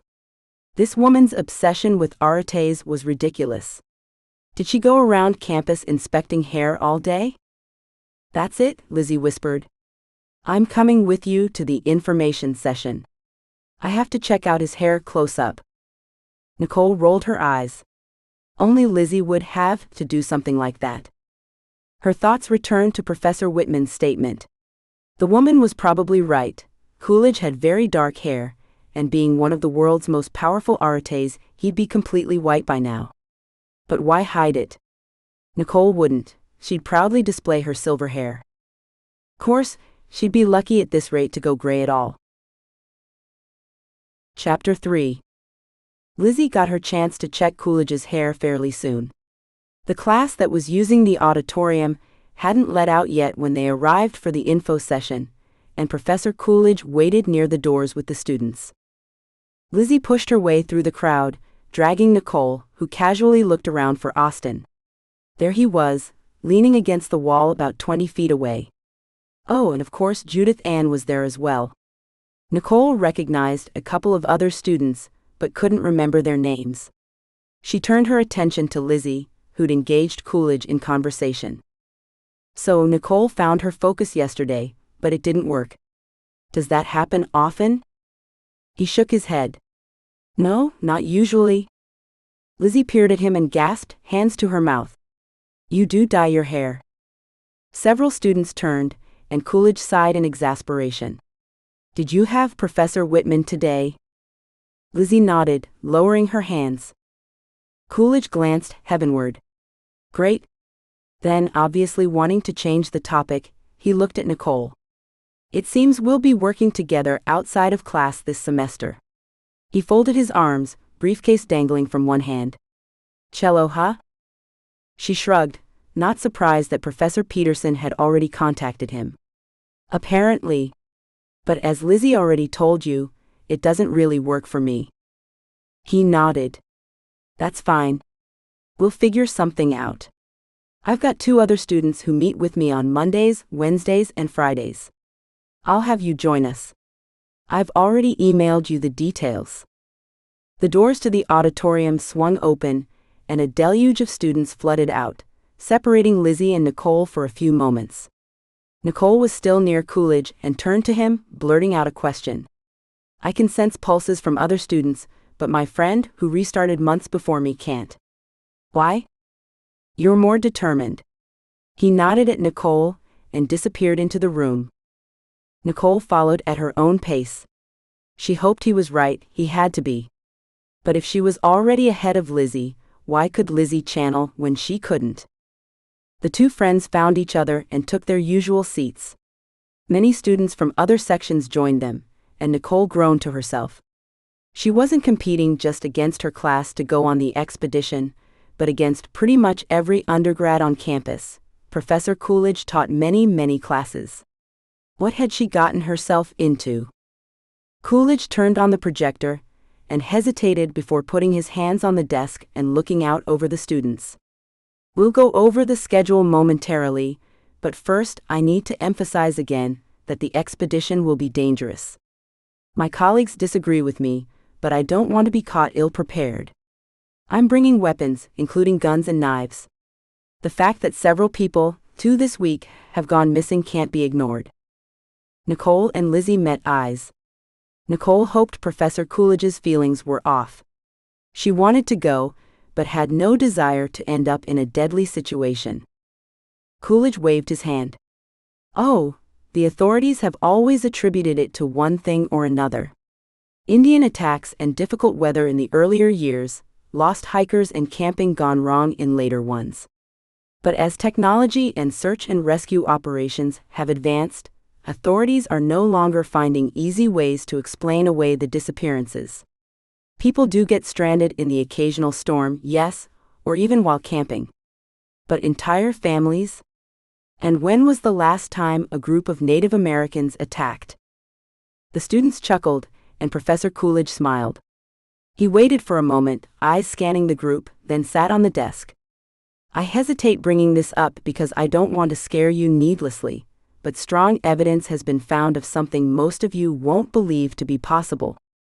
Many of us are familiar with the Tarian legends, the ones that speak of the great and intelligent Shoggoths that could change shape as needed. About their creators, the Agarks who stole powers from the first 3 children of every family, giving it all to the fourths. And it wasn't until recently that I began to wonder if those legends really are true. Murmurs cascaded through the room, and Nicole watched the expressions of disbelief and shock that crossed most people's faces. What's a Shoggoth? She whispered to Lizzie.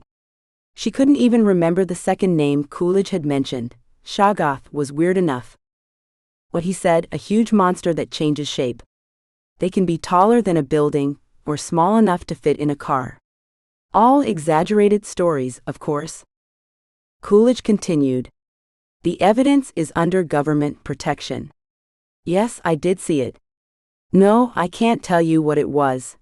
I'm under oath to protect the secret until the expedition has been successfully completed. And although the government doesn't believe my theories, what was found gave them the push they needed to get our expedition funded.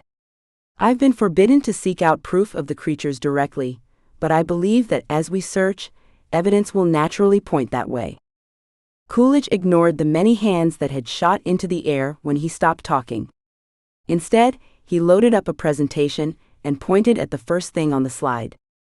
All the tests will be held on the same day, a week from this Saturday. For the first test, you'll be required to prove that you can discern between several magical items. It'll be similar to what was done in class this week. He handed a piece of paper to a student on the front row. This is the sign-up sheet. Only 4 students at a time can be tested. You'll be assigned a time and a room, where you'll have 5 minutes to place several things in their correct order. Once everyone has been tested, I'll post the results, and those who pass will move on to the next test. He looked up. Any questions about this, specifically? No one spoke up, so he continued. We'll be using a handful of classrooms near my lab. As soon as we've finished up here, I'll show you where that is, and let you look at and touch all the objects. I want to make sure you have exposure to everything before being tested. Nicole swallowed. Only a week and a half before the tests, and she just barely found her focus. And it was a defective one at that. What was she thinking? And what if those legends really were true? She shook her head at herself. Now was not the time to start allowing little doubts to enter her mind. She could do this. Coolidge sat on the desk again. The second exam will be on the items themselves. Between now and then, you'll study them. Learn about them. Figure out how and why they became magical. Understand the cultures of the people behind them. You'll be tested on that knowledge. Judith Ann raised her hand. She waited until everyone was looking at her, then folded her hands in her lap. I'm sorry, but I don't see how that could possibly help us with the expedition. Professor Coolidge stared at her for a moment before responding. His expression was blank, but Nicole imagined he was probably annoyed. Nicole would have been. Does anyone else want to guess why I'm testing on this? Nicole glanced around. She figured she knew the answer, but she wasn't about to enter into a battle with Judith Ann. The girl had problems. A guy on the back row spoke up. We'll probably come across magically charged items on the expedition. Exposure to other things and why different cultures charge them will help us understand what we find. That would have been Nicole's answer as well. Coolidge nodded. Precisely. Nicole felt a smidgen of pride, knowing she'd understood better than Judith Ann had. Coolidge looked back at the rest of the students. As you know, I specialize in magical items. If you are to do well in any of my classes, you'll also focus on these things. The sign-up sheet reached Nicole, and she put her name down and passed the sheet on to the next person. She turned her attention to the front of the room, in time to see Judith Ann's hand shoot into the air again. You said the tests for the expedition wouldn't impact our grades. Coolidge's response came quickly. And they won't. But everything you learn will help your overall grade, right? She hesitated. I guess. Coolidge clicked to the next slide. The third thing I'll test you on is how to use your own magic. I can't have students take part who are completely inexperienced with their powers. Nicole took in a deep breath. Of course this would come up. It would be the hardest part for her, with her inability to channel, and especially if she was going up against people like Austin and Judith Ann. The last test will be your ability to handle fear. I'm positive that some of the things we'll uncover will, to put it lightly, freak you out. Professor Coolidge got up from the desk. Details on that will only be available to students who pass the first 3 tests. He grabbed his things and walked to the door. Any questions should be emailed to me. Let's go. Students filed out of the room and followed him across campus. Nicole wasn't surprised that Coolidge's lab was in the museum, but what did surprise her were the pulsings that surrounded the building. They were so strong this time. How could normal humans not feel this magic? Warmth permeated the air, chasing away the constant chill from Seattle's humidity. The entire building pulsated with the strong magical force. It flooded the hallways. It stirred her heart, increasing her yearnings to improve herself. She wanted to explore to find all of the sources of the power, but instead continued after Coolidge. Professor Coolidge led them past the table with magically charged toys, and then down the stairs to the basement. He stopped at the first door and pulled out a set of keys. With 2 quick motions, he flipped the lock and pushed the heavy metal door open. He stepped back, waving at the students to enter. Nicole walked through the doorway first, with Lizzie trailing her. She breathed deeply. It smelled like antique things. Old leather. Worn cloth. Musty. She grinned. Mother would go insane in a room like this. Every inch of the estate they lived on was spotless and fresh. She'd fired many maids for not cleaning properly. Properly, of course, meaning obsessively. Professor Coolidge set his things on a cluttered desk. Go ahead and put your stuff here. He rolled up his sleeves and waited for everyone to gather around him again, then motioned to the items on the tables that lined the walls and filled the center of the large room. Everything is ready for you. Don't hesitate, dig in. Take good notes. This is the only time you'll see each item before being tested. Nicole looked around. There were 8 tables, each with 4 objects. She glanced at the other students, wondering what everyone would do. Austin leaned against the wall, arms folded, eyes shut. Yeah, like he even needed to be here. Why had he come, if he was so ridiculously talented and smart? Judith Ann brushed past Nicole, then gasped, her hands flying to her mouth. There's a gun in here. Nicole looked over Judith Ann's shoulder. Sure enough, an old Smith & Wesson Model 1 revolver lay on a table near the door. That was an incredibly rare gun. Nicole would know because her father owned one. She glanced at Professor Coolidge, who rolled his eyes. It's not loaded. They don't even make bullets for it anymore. Judith Ann's jaw dropped. But it's magical. It could still hurt someone. I can't believe you'd bring it here. Nicole refrained from staring at Judith Ann. The poor girl. She'd never survive living in Texas, or any of the western states for that matter. Where was she from, anyway? Coolidge didn't respond, only stared at Judith Ann. She lowered her arms and scowled. Well, someone has to be thinking about safety. It's an important item. I'm not going to ignore it just to protect your feelings. He motioned for the students to continue exploring the things. Nicole spotted the leather book from the night before.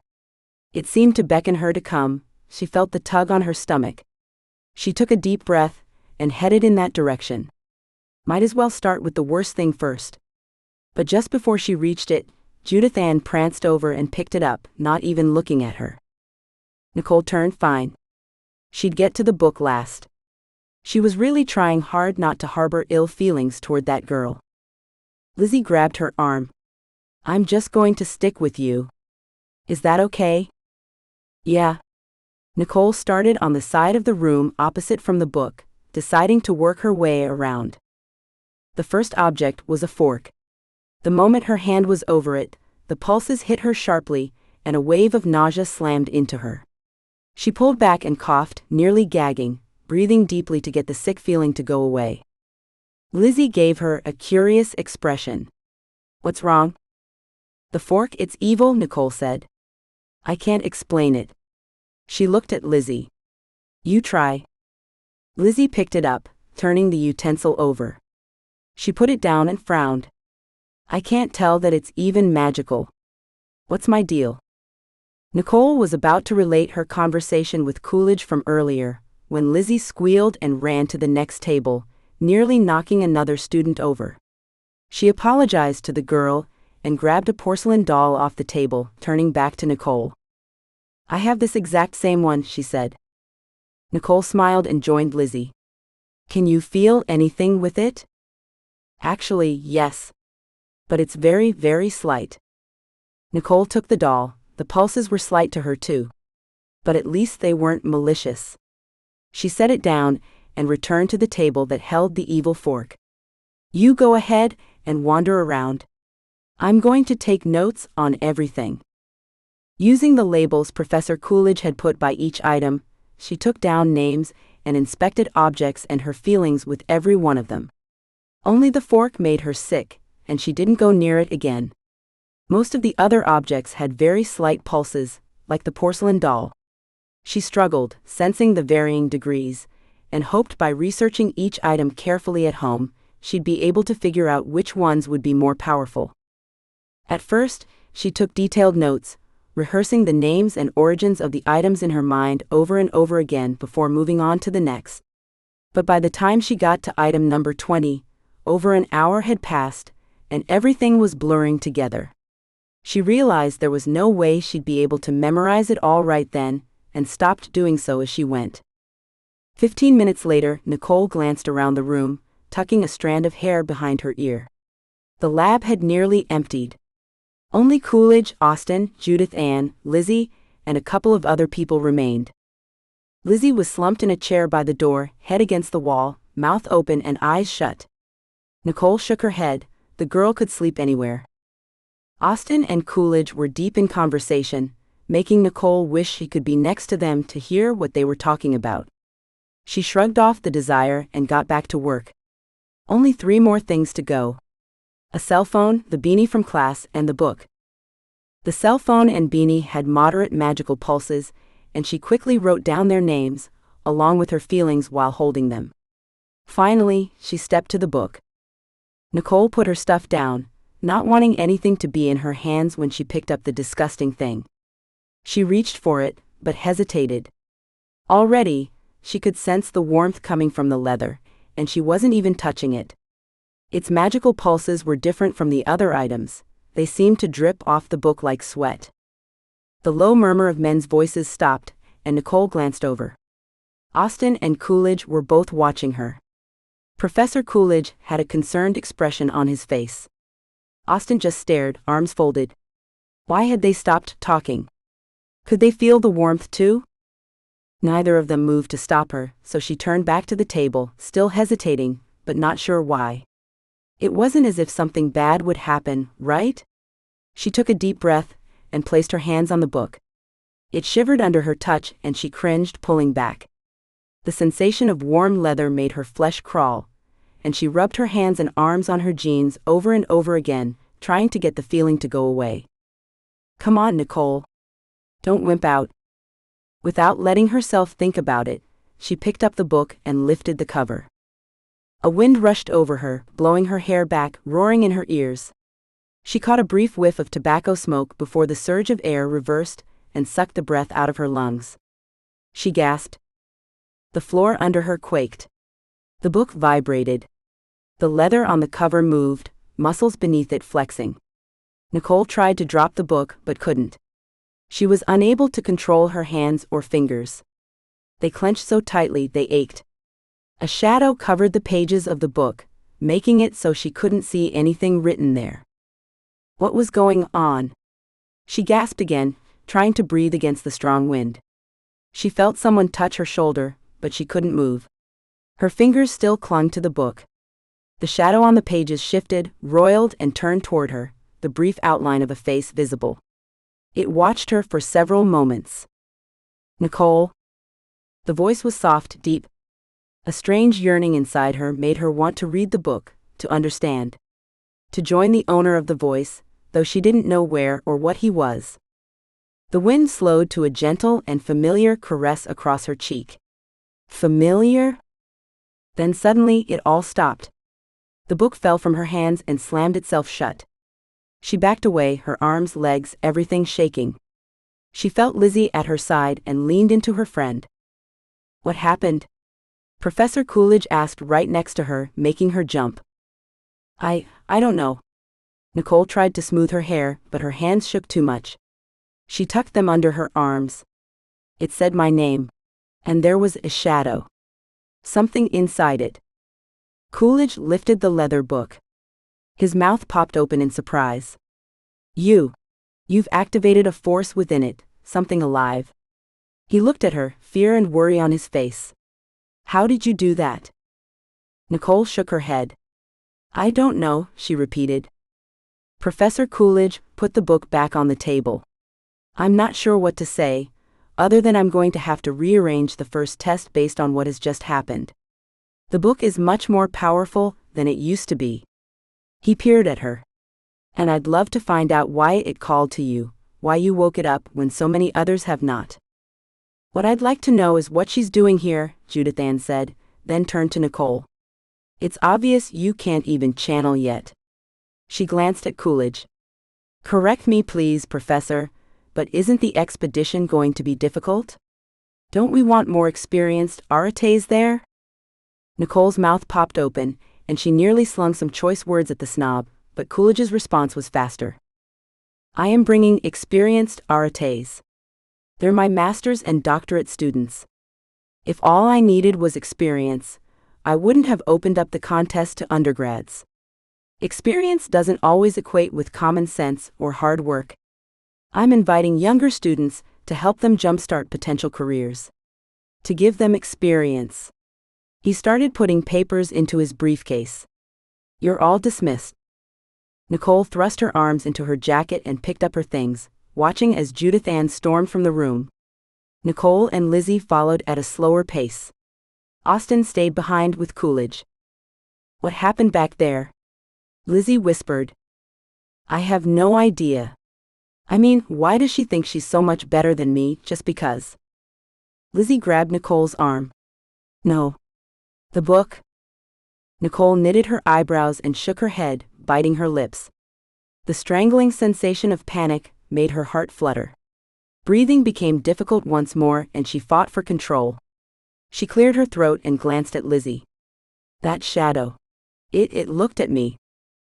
Nicole, that's not good. I know. Nicole hugged her purse to her chest, wondering what she'd gotten herself into. It's as if the book knows who I am. It knows my name.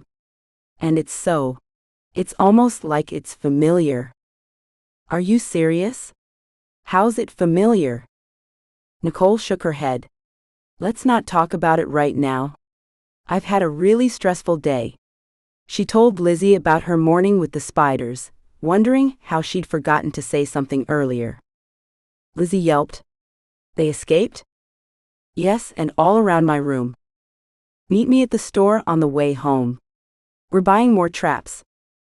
Nicole nodded and she and Lizzie separated, heading to their cars. Nicole caught a glimpse of Judith Ann walking toward another parking lot. She glared at the girl's back. Judith Ann, you don't know what can of worms you've opened. I'll beat you at this game. And so she would. She hoped.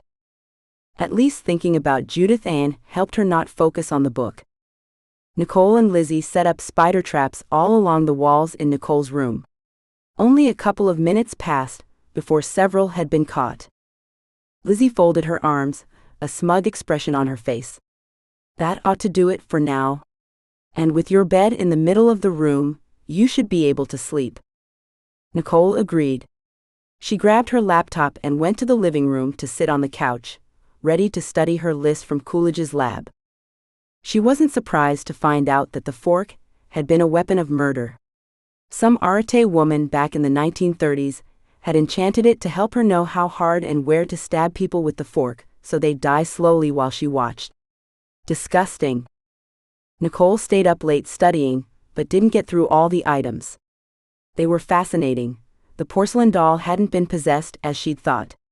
It acted as an alarm when intruders entered the owner's house, emitting a gas that knocked the people out. Pretty awesome. She still had 5 items on her list when she realized she wasn't internalizing her studies anymore. It was time to go to bed. Sleep came easily and quickly, thank goodness. The next morning, Nicole took her time getting ready, made breakfast, and sat down to eat in front of her laptop, deciding she needed to catch up on email before finishing her studying. There were 4 messages from her mother, all of them asking the same question. How was school going so far? Nicole frowned. Since when did Mother want to know about school? They'd had 2 very brief conversations since Nicole had come to Seattle, and Mother hadn't asked about anything serious. School was far from her field of interests. She spent her time getting her hair and nails done and redecorating the house rather than paying attention to anything scholarly. Nicole shot off a quick reply. School was fine. She enjoyed her classes. She opted not to mention the expedition, the book, or her inability so far to channel. Her mom wouldn't be interested in things like that. Halfway through her messages, she found an email from Professor Coolidge. She'd forgotten that he'd mentioned sending her one. She groaned. Crap. What? Lizzie said from the kitchen sink. She was gulping down a glass of milk, her backpack over one shoulder. Nicole was surprised Lizzie was still home. Her classes all started early this semester, and they rarely saw each other in the morning. I should have read my email last night, Nicole said. I meet with Professor Coolidge and the other cello Arates right after World History. I don't see the emergency. I was hoping I'd have time to come home first. I have to bring my cello, but I haven't touched it since the C string broke last week, and I need to clean the bow hairs. Plus, I still haven't finished studying the items, and I have reading to do for Professor Whitman's class. No one's going to notice if the hairs on your bow are dirty, Nicole. I never have. Nicole grunted. Maybe Lizzie was right, but Nicole didn't want to admit it. Instead, she changed the subject. Have you had any luck yet? With your focus? Lizzie shook her head. I know it's not dancing. Professor Taylor believes it is, but things are just too off. I can start a fire, but it's a struggle to maintain. From what I've heard, it shouldn't be that way, things should flow smoothly. But they don't. I'll help you practice tomorrow, if you'll help me. Lizzie agreed, rinsed her cup and dried her hands. See you tonight. Gotta get to school. Nicole pulled out her cello after Lizzie left, and restrung her C-string. She spent the next 20 minutes tuning and practicing and tuning some more. Then she packed up her cello, grabbed her laptop and purse, and headed out to school, cello slung across her back. World history passed quickly, and soon it was time to meet with Coolidge and the other students. Nicole headed to Coolidge's lab, adjoining his office. She checked the time on her phone frequently as she walked across campus, not wanting to be late, but also not wanting to be too early. When she arrived, she set down her cello, ran her fingers through her hair, and inspected her makeup with her compact. Finally, she knocked on the door. An attractive guy with light brown hair opened. You must be Nicole. Coolidge said you'd be coming. He stepped back, motioning for her to enter. Another guy with glasses and curly hair so light it was nearly transparent was sitting in a folding metal chair with his cello, a heavy wooden desk looming behind him. A window to Coolidge's lab covered an entire wall, and shelves lined the rest. The seat behind the desk was empty. Where's Professor Coolidge? Nicole asked, sitting on the third chair. The guy who opened the door returned to his seat and smiled at her. He had a nice smile. He doesn't usually come, doesn't need to. But don't worry, we know what he'd do if he were here. He nodded at her. I'm Toby. That's Pete. He pointed at the guy with curly hair and glasses. Pete was cute, in a surfer kind of way, but the poor guy had obviously struggled with acne in high school. Pockmarks covered his cheeks and forehead. He waved at her, smiling. Toby picked up his instrument, sending her another one of his grins. We were just starting. Why don't you get out your cello and join us? Sure. Nicole unbuckled her cello case. Could you explain how all this works? What's expected of me? Toby set his bow on the stand in front of him. Of course. We spend most of the time trying to figure out how to use the cello as a focus. Neither of us is very good at it. Pete brushed away a strand of curly hair that had fallen across his forehead and pointed at Toby. He's more experienced than me. He smirked. But only because he's graduating in a few months. Nicole started rosining her bow. When do you graduate? Spring, Pete said. Nicole swallowed. She pretended to concentrate on getting the rosin perfectly on all the bow hairs. You're both seniors. Her hands started getting clammy. It had been a long time since she was the youngest in a group. Yeah, Toby said. Her discomfort must have been obvious, because he waved her off. Don't worry about that, though. We all have to start somewhere. And Coolidge is great. He's really helped us figure things out. In fact, Pete said, Toby's focus isn't really the cello, he's branching into others with Coolidge's help. Toby grinned. It's been fun learning a new instrument. The tuba is very different, if you can imagine. Nicole smiled at that. So, what if cello is my focus, but isn't really? What do you mean? Toby asked. Nicole told them what happened in Intro to Wind. Now I have to figure out what's wrong. Why nothing happens when I play. She pulled out her cello, lengthened her end pin, and settled into a comfortable position. I don't even know what's supposed to happen. Toby picked up his bow again. It's different for everyone, but some similarities exist. For example, when I play. Well, let me show you. He drew the bow across his strings, and a familiar strain filled the room. Nicole immediately recognized a Shokin farewell, but Toby's rendition of it wasn't very good. Attributing it to the fact that he must not have been at the cello for long, she ignored how badly he played, and turned her attention instead to her surroundings, wondering what to expect. After Toby had played for 5 minutes, getting through the song twice, Nicole noticed that her breathing had become more labored. Her skin tingled and she rubbed her arms, grimacing when her hands came away moist. It's humid in here. Toby nodded. Exactly. The song helps me pull liquid toward myself. I think if I were more powerful, I'd be able to create a storm. Nicole raised her eyebrows. That would be awesome. What happens when you play something else? Toby looked down. Nothing, actually. This is the only thing I can do so far, mainly because that's the only song I've learned. Good choice, by the way, Nicole said. Toby grinned at her. You knew what it was? Yeah, it's one of my favorites. Cool.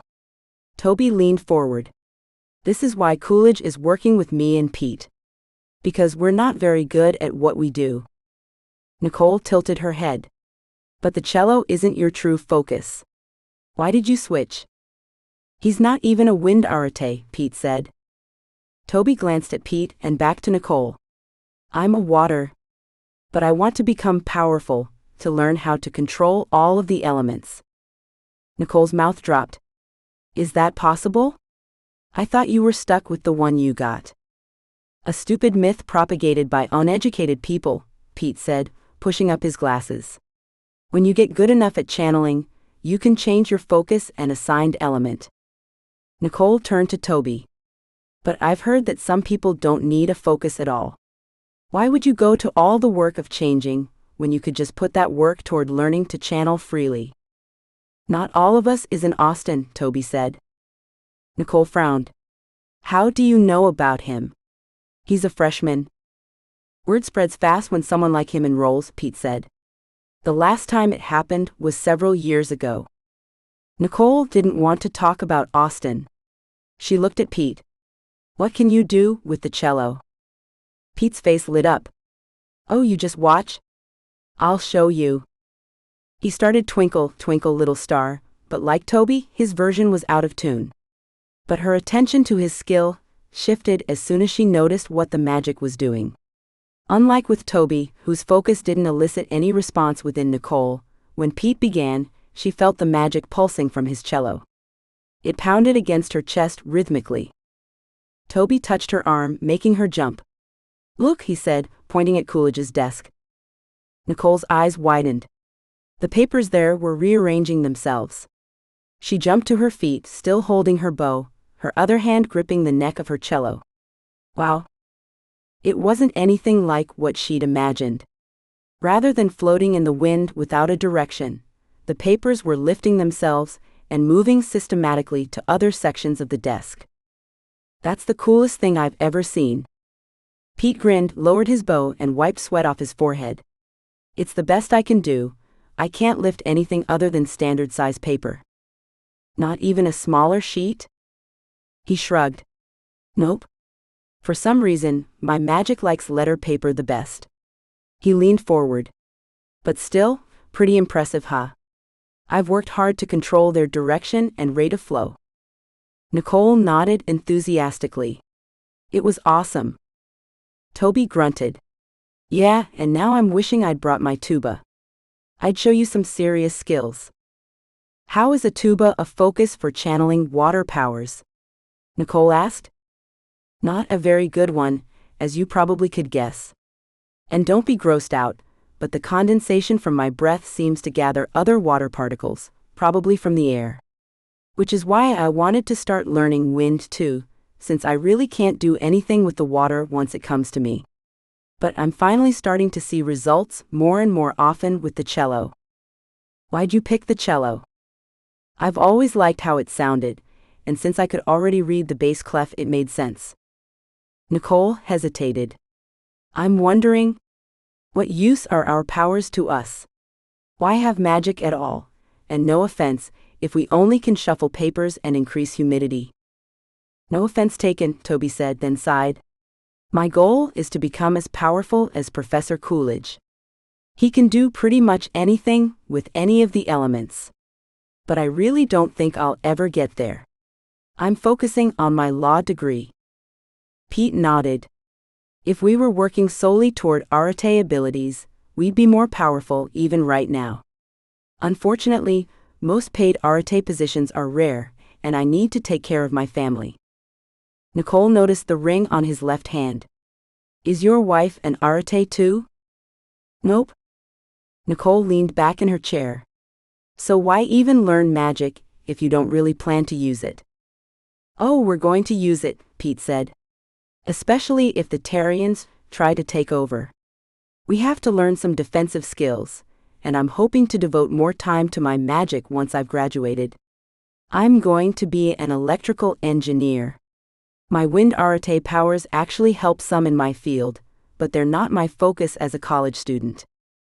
Toby started plucking the strings on his cello. On the other hand, we don't want to be caught off guard when the Tarians take over.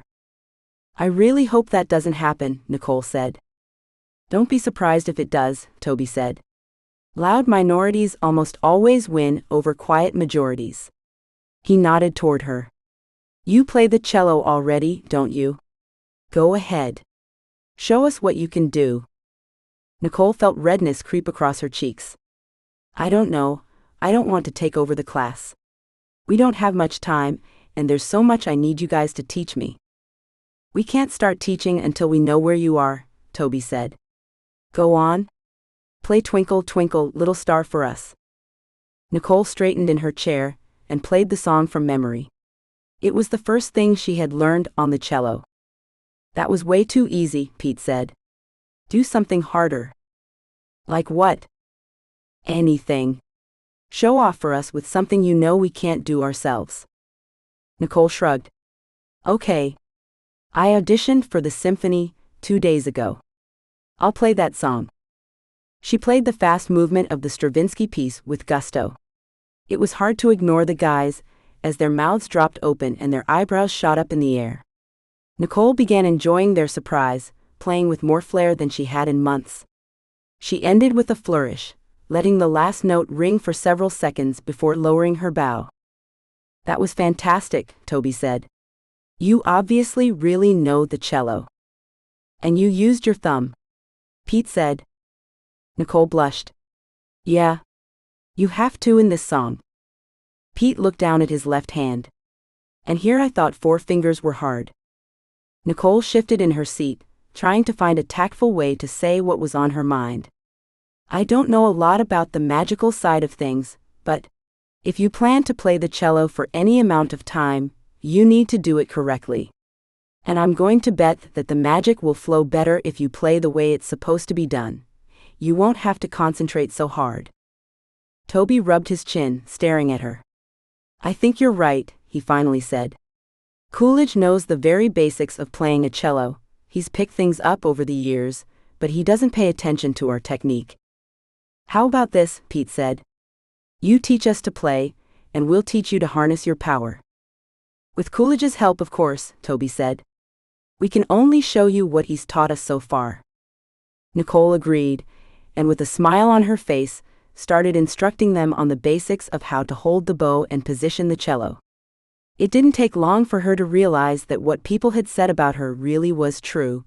She did have a gift when it came to the cello. Yes, she'd spent every spare moment of the last several years practicing, but it had come easily and smoothly. She found true enjoyment in her talent. For the next half hour, Toby tried to help Nicole channel while Pete practiced his bow hold. Nicole still couldn't grasp the magic that flowed around her, but Toby was positive things would be better once Coolidge started assisting her. Nicole hoped so. She was just about to start working with the guys on the proper position of the left arm when Coolidge entered his office. He nodded to her and sat at his desk, promptly opening his laptop. I've got to finalize things for the expedition and the tests. Nicole, I apologize for not being available to instruct you today. Toby, continue working with her, please. He turned to his laptop and started tapping. At first, Nicole was nervous having Coolidge there, but after a moment it became clear that he wasn't paying any attention. She felt a twinge of guilt over her possible role in his apparent workload. The book's reaction to her really had messed things up. She pushed the guilt aside, though, and focused again on Pete and Toby. There wasn't any way she could have predicted what happened, and she wouldn't let it distract her now. Chapter 4. As soon as the session was over, Nicole turned her phone back on. A text from Lizzie popped up, asking if she wanted to help Lizzie practice her fire ability. Nicole responded with a yes, and Lizzie's next text came quickly, asking Nicole to meet her at their apartment. That was fine. Nicole's first rehearsal with the symphony wasn't scheduled to happen until 4 in the afternoon. That gave them plenty of time. An hour later, Nicole was standing in the kitchen holding a metal garbage can with a small piece of paper in it. "Okay, I'm ready." "Again?" Lizzie bit her lips and squinted. Her expression of concentration was so intense, it nearly made Nicole laugh. Nearly. They'd been practicing for 45 minutes already, and so far Nicole had laughed so many times that she knew if she did it again, Lizzie would stab her with the pen she was using to take notes. "Turn on the music," Lizzie commanded. "Didn't you say you needed to learn without music?" Lizzie's answering glare made Nicole jump to push play on her phone. As soon as the happy beat filled their apartment, Lizzie started dancing, focusing on the fire. Nicole held her giggle inside. Poor Lizzie. From what Nicole had heard, most Aretes enjoyed the manner in which they brought their powers to life. Not Lizzie, though. After several seconds of nothing, Nicole stopped the music. "I know what your mom wants, but how do you want to do it? And why is your dance teacher agreeing with your mom?" Lizzie swept the curls out of her face. "She doesn't want to peeve my mom. Dancers all know each other." "Okay. So I ask again, what do you want to do?" Lizzie blushed, looking down. She didn't respond. Nicole's eyes widened and she grabbed the nearest bar stool, pulled it over and slumped onto it. "It's something you haven't told me." Lizzie nodded. "Why not? You tell me everything." "Because you'd laugh." "Laugh? For trying to use your magic?" Lizzie glared at Nicole. "You've been laughing for the past hour. Why would this be any different?" "Oh, Lizzie?" Nicole got up from the stool and hugged her friend. "I'm sorry I've made you uncomfortable. Really, I am. I won't do it again, I promise. You can show me your idea. The thing is, it doesn't always work." "But is it better than dancing?" Lizzie raised an eyebrow. "Anything is better than dancing." Nicole watched her friend, waiting for her to make a decision. A smile spread across Lizzie's face. "Okay. I'll show you." Nicole grabbed the garbage can, relieved it hadn't taken much to convince her friend. For the most part, Lizzie was really easygoing. She always had been. Once Nicole held the can in place, Lizzie put one hand out, palm up, and acted like she was writing something on it with her other hand. The paper in the trash can popped. Nicole shrieked and dropped the can, stumbling away. The can rolled, then came to a stop, facing her. Little tendrils of smoke curled up from the paper, and Nicole raised her eyes to Lizzie. "It worked. It worked." Lizzie bounced up and down, clapping. "Oh yay." She stopped moving, glancing out the kitchen window as if expecting to see someone there. "Don't tell my mom, she'd freak." "Of course I won't." Nicole put out the fire with a spray bottle and righted the can. "How'd you figure out that writing on your hand would work?" "Drawing, actually, and it was a total accident. I'd been practicing dancing, trying to produce magic, when an idea for a portrait popped into my head. I grabbed a pen and drew the idea on my hand. I'm guessing that since I'd been focusing so much on magic, the power was ready and willing. It was awesome. A little fire appeared in my palm." "That's so cool." Lizzie grinned. "I know. My pen melted. I still have it somewhere if you'd like to see. But anyway, it's the actual motion of drawing that gets my magic going. I only have to pretend to be holding a pen or pencil." She grimaced. "But like I said, don't say anything to my mom. I'll eventually tell her when she's ready to hear it." "Isn't it difficult to switch to a different focus?" Lizzie pulled out a new piece of paper, placing it in the can. "Well, yes, but I didn't technically switch. I've been trying to force one that isn't mine. It's no wonder I've only ever produced magic while dancing a couple of times." I can't believe your teacher tries to make you do it. Lizzie shrugged. I'm sure it happens a lot. She snickered. Can you imagine having to use Play-Doh? Nicole laughed. No, and I don't have to, thank goodness. The girls got back to work, practicing until it was time for Nicole to head to campus for symphony rehearsal. Later that evening, Nicole was lying on the couch, finally getting to her reading for Professor Whitman's class, when Lizzie burst into the living room. Put down your homework, girl. It's party time.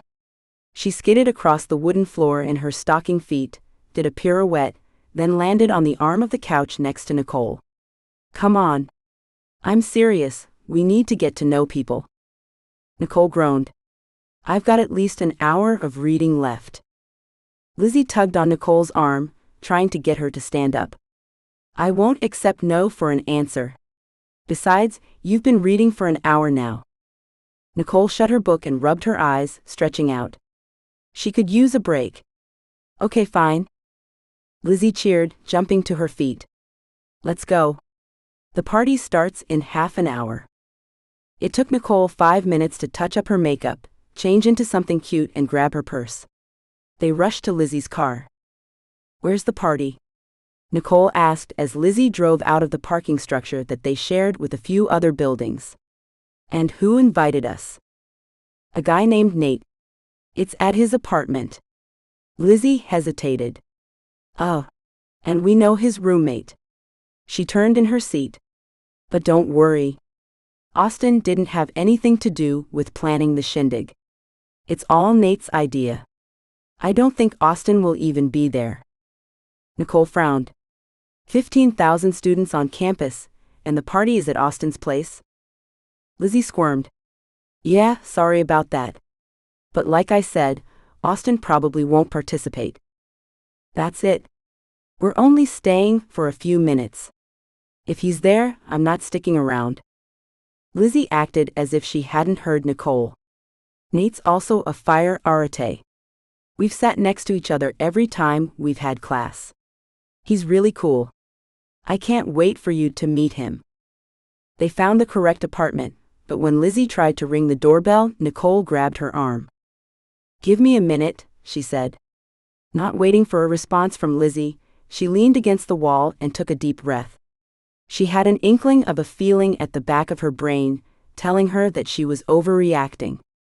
Well, so what? Austin had been a jerk. Are you sure we have to go? Of course. Lizzie folded her arms, scowling. Where's the independent girl I know?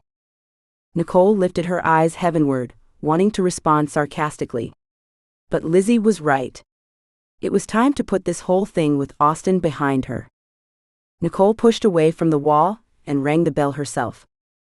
A guy answered. When Lizzie gave him a huge hug, Nicole realized it was Nate. His hair wasn't as red as Lizzie's, and the light from the apartment made it look more strawberry blonde than anything. Lizzie made quick introductions, and Nate stepped back to let the girls in. Nicole scanned the crowd. Austin wasn't in sight. She breathed a sigh of relief and followed Nate into the combined living and kitchen area.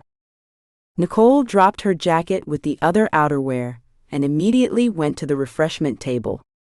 Chocolate. There had to be chocolate somewhere. She spotted a bowl of M&Ms, yes, and swooped up a handful, popping a few in her mouth. Someone across the counter from her straightened, lifting a cookie sheet from the oven and setting it on the counter between them. Nicole glanced over and found herself looking into Austin's deep brown eyes. They both glanced away quickly, Nicole ignoring the racing of her heart. She grabbed a paper cup and dumped the rest of her M&Ms in it, then strode away from the counter, entering the crowd. Guess she and Lizzie would be leaving early. It didn't take long for her to spot Lizzie. She was the only one with flaming red curls who had a group surrounding her, laughing at something she'd just said. Nicole grinned. Trust Lizzie to become the center of attention as soon as possible. Nicole glanced around the room again and saw a brunette sitting alone on the couch, flipping through a photo album. Nicole decided to start there. She walked over and sat next to the girl, who looked up and smiled. There aren't any pictures of Austin in here, even though it's his album. She returned to flipping through the photos. Nicole raised an eyebrow. Was the girl looking for Austen specifically? Probably. He was hot after all. And making delicious-looking cookies. Nicole's gaze flicked across the room to where Austen was putting the cookies on cooling racks. Nicole shrugged. I wouldn't fill my own album with pictures of myself either. Not even one or two? Good point. Maybe he doesn't like cameras. I'll say. She closed the album and turned to Nicole. I'm Lacey. Nicole. You're a freshman, aren't you? Lacey asked. How could you tell? By the level of magic around you, freshmen tend to have a lot of undirected pressure. Nicole exhaled. I wish it wasn't so visible. Lacey laughed. Don't worry. My main power is a rare one. I can see others' level of magic. How does that relate to Earth? Nicole asked. Lacey hesitated. I'm not sure, actually. As far as I can tell, the molecules in a person's body speak or show me their abilities. She frowned. Maybe it's because of that saying, you know the one. We come from the dirt, and will return to it, or something like that. She brightened. But anyway, I'm a junior majoring in physics. Have you chosen your major yet? Nicole chuckled. No. I'm still a little disoriented from having to learn magic and regular things. Lacey patted Nicole's arm. You'll get used to it. She folded her hands in her lap. I'm excited about the university's change. Too many people were failing in real-life subjects. Arete magic is real life. Yes, it is, but if you can't do math or if you don't know history, what good will you do the world? Nicole nodded. How did you pick your major? How'd you decide not to have it be in magic? Oh, it's in magic all right. I sense molecules. It's a natural fit for physics. Lacey continued talking, her hands showing her excitement, but Nicole's attention got ripped away. The wind rushed out of her lungs. She gasped for air. A warmth spread across her back and she turned, expecting to see someone there, looming over her, but the nearest person was 5 feet away. The warmth increased, heating her face. It was gentle, like a summer breeze. Would you please excuse me? Nicole asked during a break in Lacey's conversation. Lacey nodded, said something about being glad to meet Nicole, and turned back to the album. Nicole got to her feet, inspecting the crowd. Nothing looked out of place. Was she the only one who had noticed a change? She walked around the side of the couch, reaching out with her inner magic self. The heat was increasing. Something was approaching. It was familiar, like a hug from her grandmother or a kiss from a longtime boyfriend. Nicole felt her stomach drop. The only other time she'd felt that had been. Austen's apartment door slammed open with a bang that made the wall decorations shake. Nicole's breath caught in her throat. She clutched her neck. A shadow crossed the threshold, low to the ground and long. Like a person creeping, army crawling. Suddenly the power went out, plunging the large room into darkness. Someone screamed. Lizzie? Nicole kept her hand to her throat, unmoving, afraid to do anything. The lights turned back on. Everyone started talking at once, except one person. Nicole felt his gaze on her and she looked. The intensity in Austen's eyes made her heart race yet again. She couldn't look away. Why was he staring at her like that? The warmth disappeared, and a shiver crossed Nicole. She rubbed her arms, breaking eye contact with Austen. It wasn't until then that she noticed the room had fallen silent. Everyone was staring at something on the counter that hadn't been there before. The leather book. Chapter 5. Things happened in a flurry.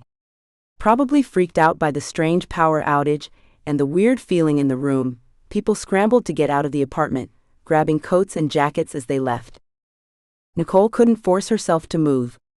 She watched as Austen threw a kitchen towel over the book, wrapped it up, put it in a grocery bag and tied it off.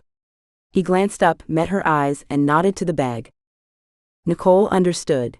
It was her responsibility to return it to Professor Coolidge, no matter how it had gotten here. She crossed the distance between them, snatched up the bag, and held it tight to her chest, hoping the pages would stay shut. She turned. Lizzie was there with their things. The two of them left without another word.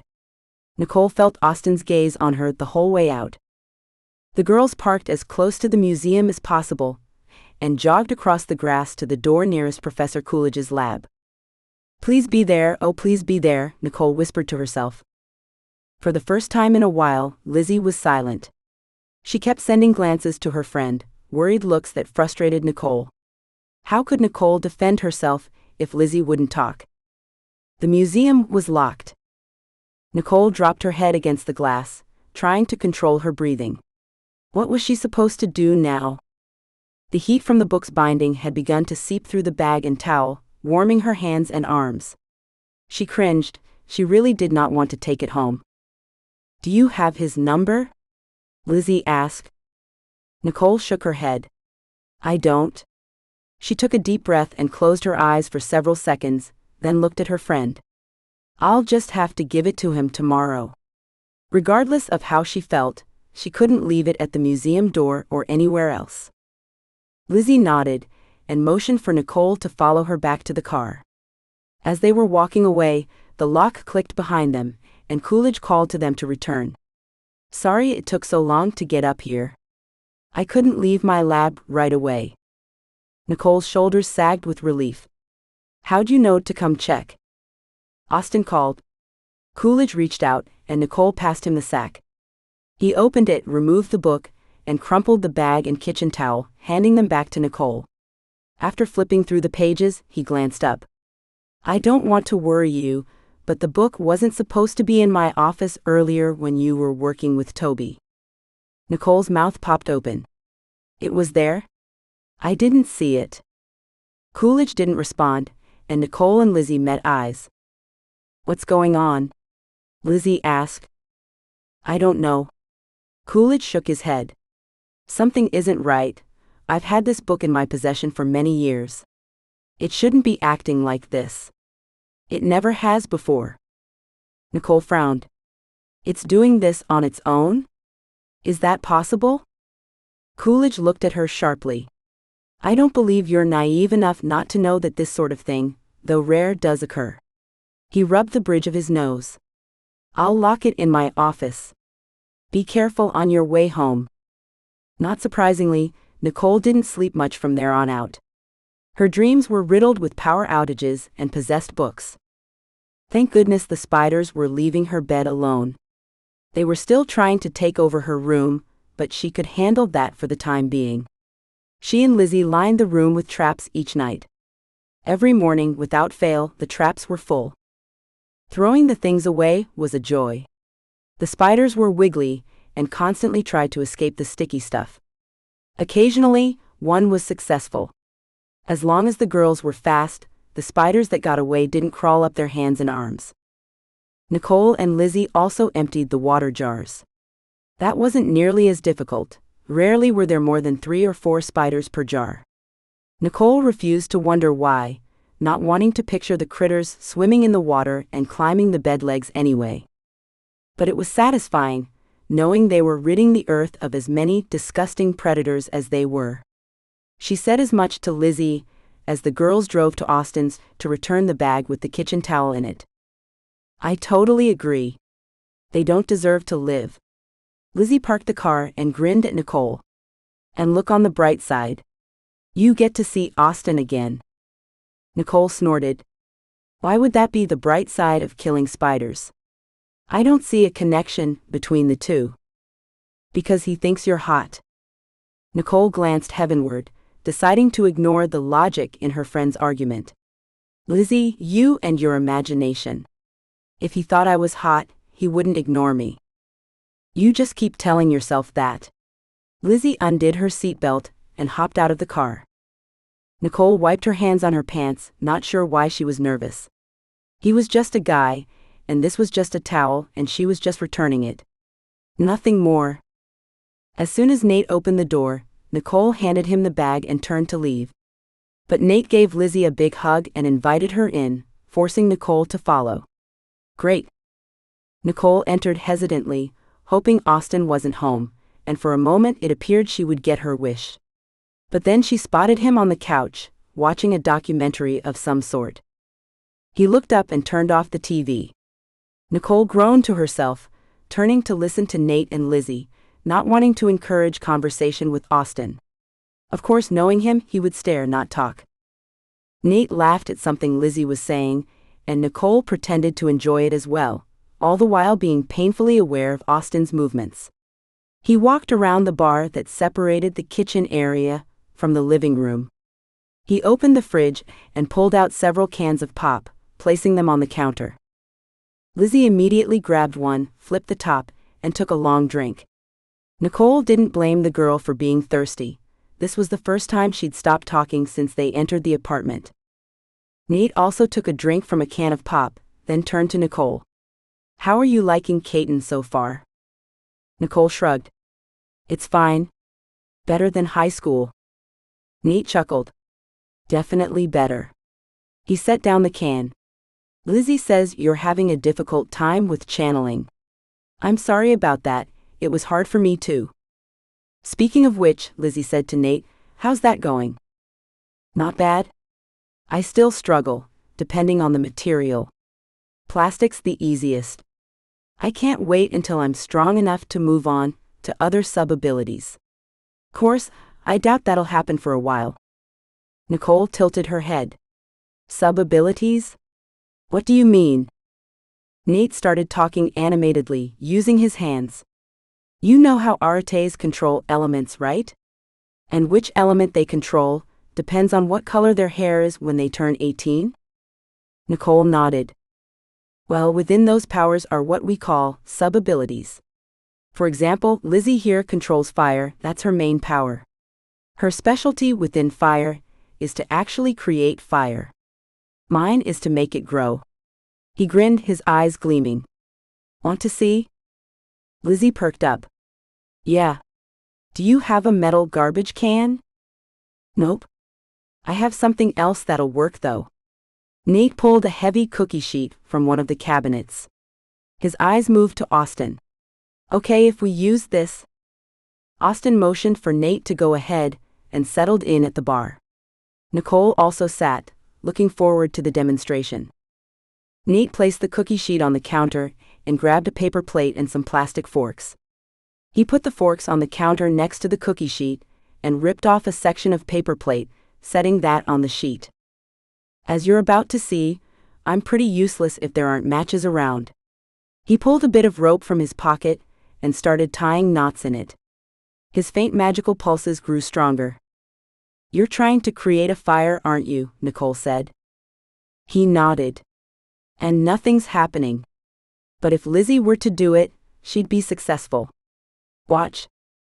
He motioned to Lizzie, and she immediately began drawing into her palm. "It'll take a minute," she said. "It always does." "That's fine," Nate said. Everyone watched as Lizzie concentrated hard, her face bunched up. Magical pulses began flowing off her. Nicole noticed that Austin seemed particularly interested, and for a moment, jealousy panged in her chest. She'd never been envious of Lizzie, and it was a weird sensation. Attention that Lizzie got and Nicole didn't had never bothered her before. Why would this be different? After several moments, the scrap of paper plate started smoldering. A tiny flame appeared, and quickly the bit of paper was gone. "We need something a little bigger," Nate said. He grabbed the rest of the plate and put it on top of the burned piece, then filled up a glass of water. "Just in case." He motioned to Lizzie to go ahead. Lizzie again drew into her hand, and once more the flame started. "See if you can make it grow," Nate said. Lizzie's face scrunched up again, but nothing happened to the flame. "She can't do it. And that's where I take over. But I need you guys to back up. Wouldn't want someone to get hurt." Nicole and Lizzie did so, but Austin stayed where he was. Nate didn't seem to notice. He began folding and tying his rope, and again his magical pulses increased. Nicole watched as the fire grew. "That's pretty cool," she said. The fire went out as the paper supply ended, and Nate slumped, clearly exhausted. "Paper is hard," he said somewhat loudly. "Like I said, plastic is easier." He took a drink from his pop can, set it down, then cleaned up the paper mess, replacing it with the plastic forks. "Lizzie, if you would," he said. Lizzie was much faster this time, and one of the forks caught on fire immediately, surprising Nicole. She wasn't aware that plastic could actually burn, she thought it only melted.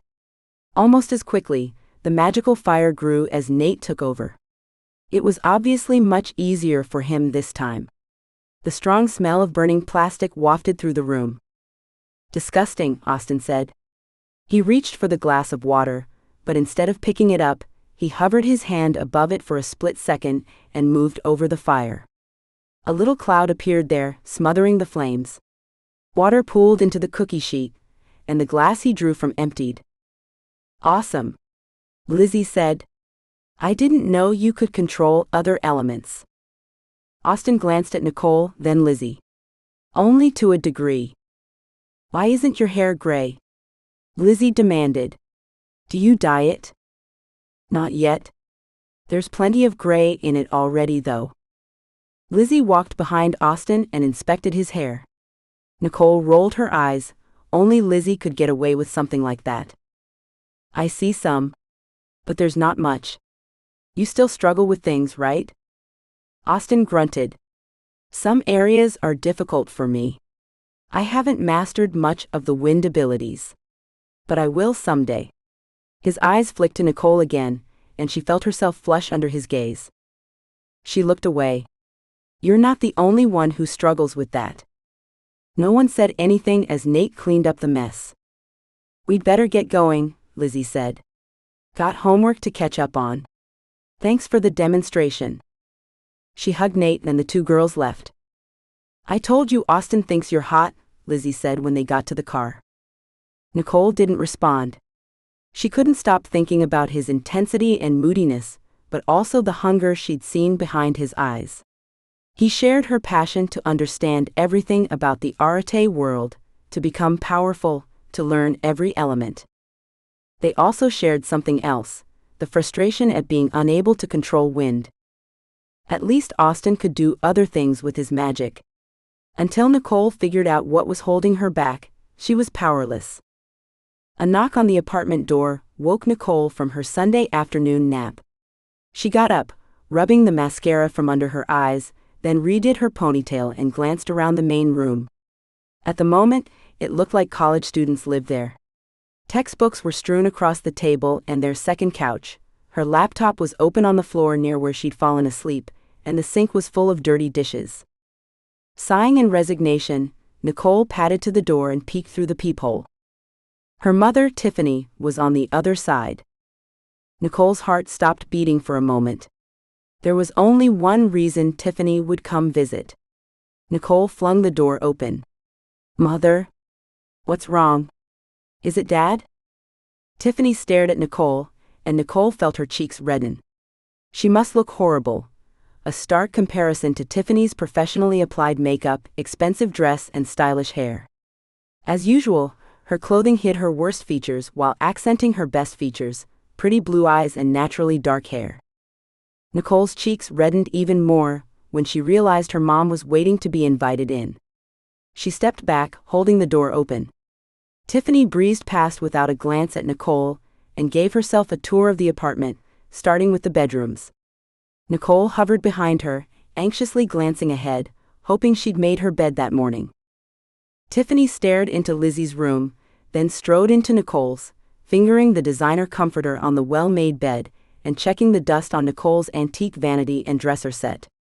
She glanced out the window and turned back to the room, a disapproving expression on her face. Her disapproval turned briefly into approval when she saw the spider traps. Why would she approve?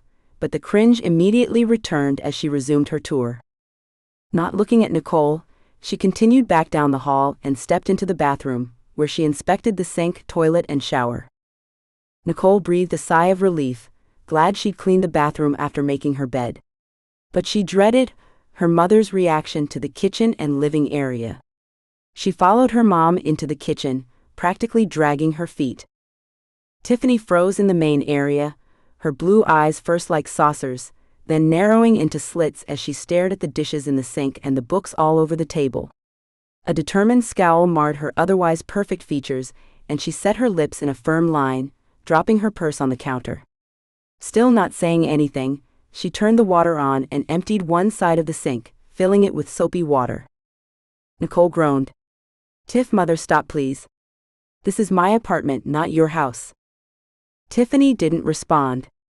Shoulders slumping in resignation, Nicole cleared the table, knowing nothing else would happen until every inch of the apartment was clean. "You should have called before coming." "Don't give me attitude, Nicole.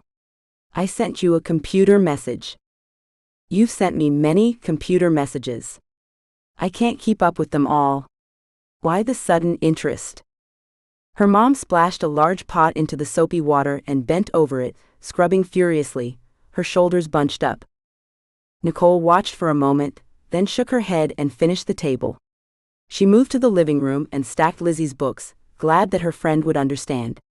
She went back to her room and changed into more mother-appropriate clothes, a conservative skirt and dark top. She fixed her makeup but left her hair untouched. Tiffany would have to deal with a little bit of disorderliness. Nicole returned to the kitchen just as her mom finished the dishes, and together they stepped into the adjoining living room. Nicole slumped on the couch, watching while her mother started dusting on the left side of the room with a slightly moist rag, fingering books on the shelves, reading titles, approving and disapproving, then moving on. Finally, she stopped scrutinizing and sat on the couch. She gazed at Nicole's posture, her eyes narrowing. Nicole groaned and sat up straight, tucking her legs underneath her, folding her hands in her lap. "Doesn't that feel better, dear?"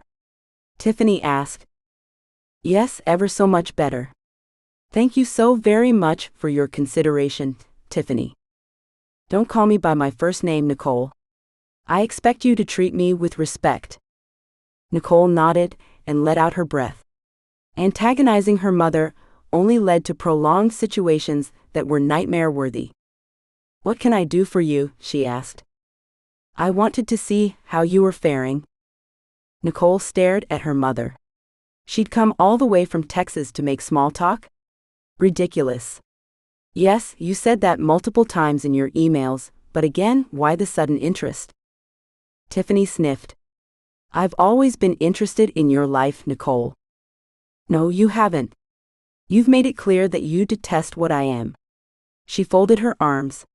"Why you and Dad even went to all the work to have a fourth is still beyond me." Her mom looked away. "It wouldn't have been appropriate not to." Nicole leaned forward. Tiffany had never said even that much before. "Not appropriate? Why? Because all your friends were trying for Ares? We didn't want to be different." Tiffany got to her feet and returned to inspecting the shelves in the room. "Oh yes, the ever-important appearance." Nicole also stood. "Will you please just relax and ignore how things look here? Cleanliness, Nicole, is next to godliness." Nicole rolled her eyes. "I'm hardly a slob." Her mom grunted. "I know some who disagree. If you're only here to insult me, please, just go. I don't need to deal with insults." Tiffany gave an exaggerated sigh, her hand on her chest. "I wish we could be friends. You know how I hate your animosity toward me." Nicole's animosity? And what about Tiffany's? Nicole slumped back on the couch. "I wish you'd enrolled in Armitage University," Tiffany said. "Caton is just so far away. Mothers need their daughters." "Not this mother. It's only 4 years. I'm sure you'll manage." Nicole tucked a strand of hair behind her ear. "How is Derek doing?" "Still trying to be an attorney, regardless of how Dad begs him to take over the business. None of my children, it seems, desire to respect their parents' wishes." Tiffany returned to the kitchen, rinsed out the rag, wrung it, and then draped it over the edge of the sink. "I've some errands to run, dear," she said. "I hope you don't mind my short visit." "Oh, not at all. Definitely not at all." Nicole walked her mother to the door in silence. "We would have been able to to enjoy one another's company for much longer, had your apartment not been in such disarray. Nicole chose not to respond. Tiffany stepped across the threshold, pulling keys out of her small white purse. That tree out front is beautiful, with all those vines growing on it. How long has it been there? Nicole shrugged. Many, many years, I'm sure. You used to climb trees a great deal. Have you tried that one? Nicole raised an eyebrow. Of course not. My mother taught me it wasn't ladylike to behave that way. Besides giving her the creeps, the tree was also covered in moss.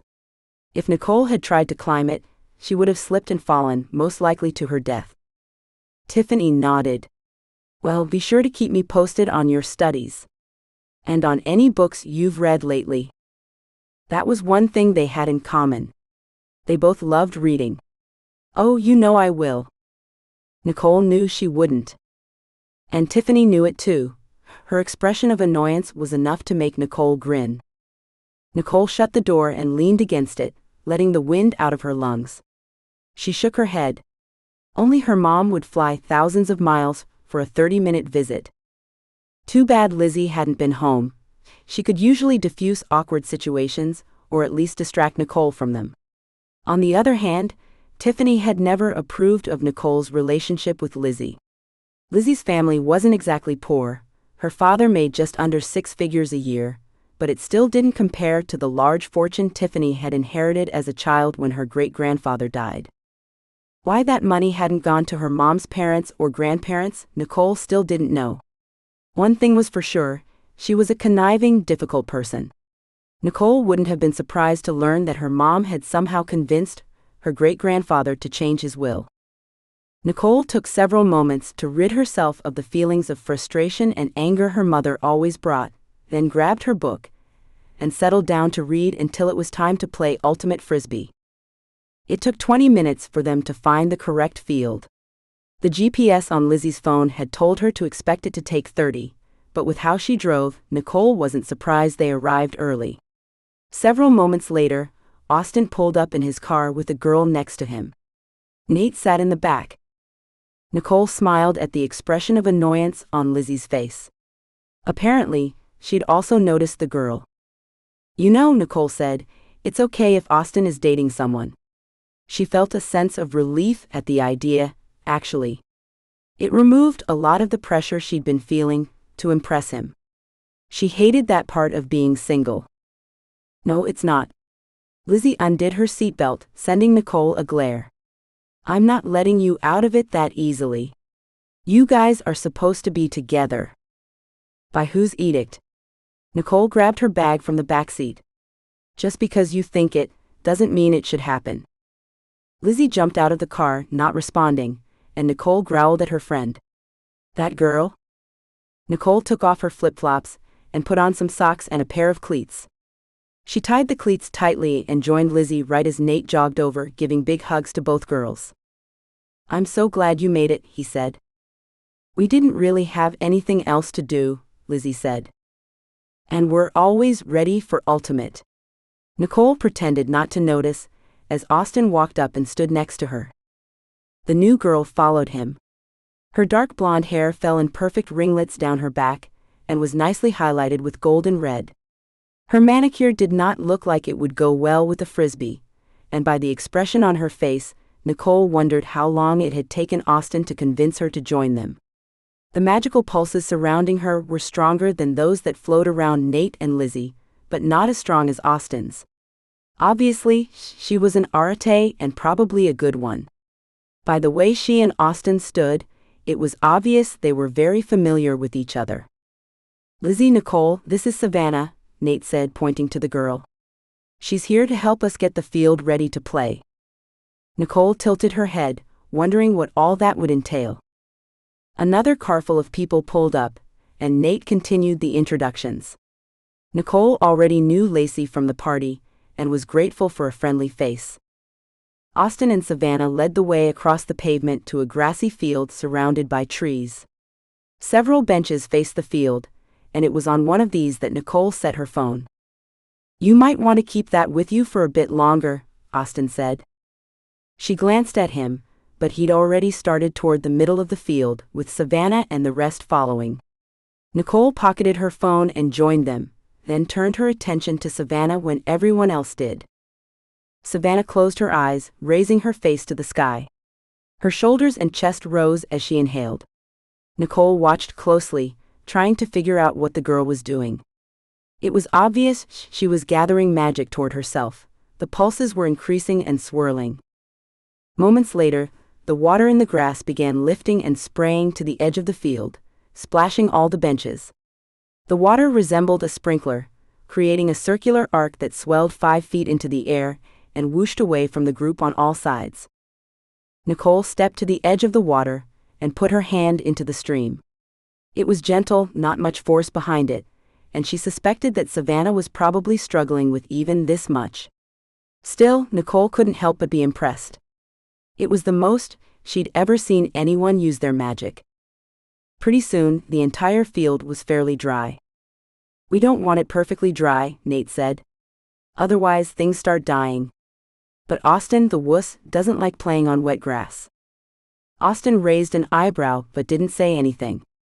He escorted Savannah to the edge of the field, where she used her magic to push water off one of the benches and settled down with a book. "She's a water arate if you hadn't figured that out," Nate said. "She can't create or control water, other than being able to push it away. But even that much is really nice here in Seattle." When Austin returned, Nate put everyone on teams. Nicole and Lizzie were assigned to Austin's, which he didn't seem pleased about. At first, no one tossed the frisbee to Nicole. They threw to the louder Lizzie until she dropped it enough times for them to figure out she couldn't really play. She laughed it off as usual and continued egging the other team on, particularly Nate. It wasn't until the 3rd or 4th time that Nicole slapped the frisbee out of the hands of an opposing team member that her own side began taking her seriously. From then on, she was included, and she knew her team didn't regret her joining them. The longer they played, the more Nicole was able to relax and really get into the sport. It felt good, being able to put her frustrations aside for a couple of hours. Every now and then, she caught Austin watching her, even when she didn't have the frisbee. But then his eyes would stray to Savannah, and Nicole was left to wonder what role the girl played in his life, if any. After 3 games, with Nicole's team winning 2, the players decided it was quitting time. Nate and Lizzie left the field first, laughing and joking, and Nicole slowly followed, not wanting to be a third wheel. Austin lingered in the middle of the field, and Nicole glanced back when she sensed his pulses increasing. The humidity in the air around her also increased. She couldn't see the water, but she could tell he was trying to set the field back to the way it was before they'd arrived. Nicole changed her shoes back to flip-flops, then she and Lizzie headed out. "So," Lizzie said, glancing at Nicole, "I know you're not going to ask, but I also know that you're wondering. She's a sophomore at Caton. They're not in a relationship, though they did date on and off in high school. He broke up with her after Christmas, and they haven't gotten back together again." Nate spilled everything. "They still hang out? That's weird." Lizzie shrugged. "Being friends after a breakup is sometimes possible." "Not usually." Lizzie agreed, then changed the topic, apparently wanting to complain about a test she was taking in biology the next day. Nicole did her best to follow her friend's train of thought, but found herself thinking about what Savannah had done on the field. It had been pretty cool. She couldn't wait until she could exhibit that level of control over her powers. Chapter 6. Later that evening, Nicole sighed and leaned away from the desk in the library, rubbing her eyes. She'd been studying the scant history of the leather book for an hour, and still had no clue why it was so attached to her. It had been written by Captain Christopher Price. The name was vaguely familiar, but there was no information about him online. Christopher Price. Such a common name. Who was he? Why was his book possessed?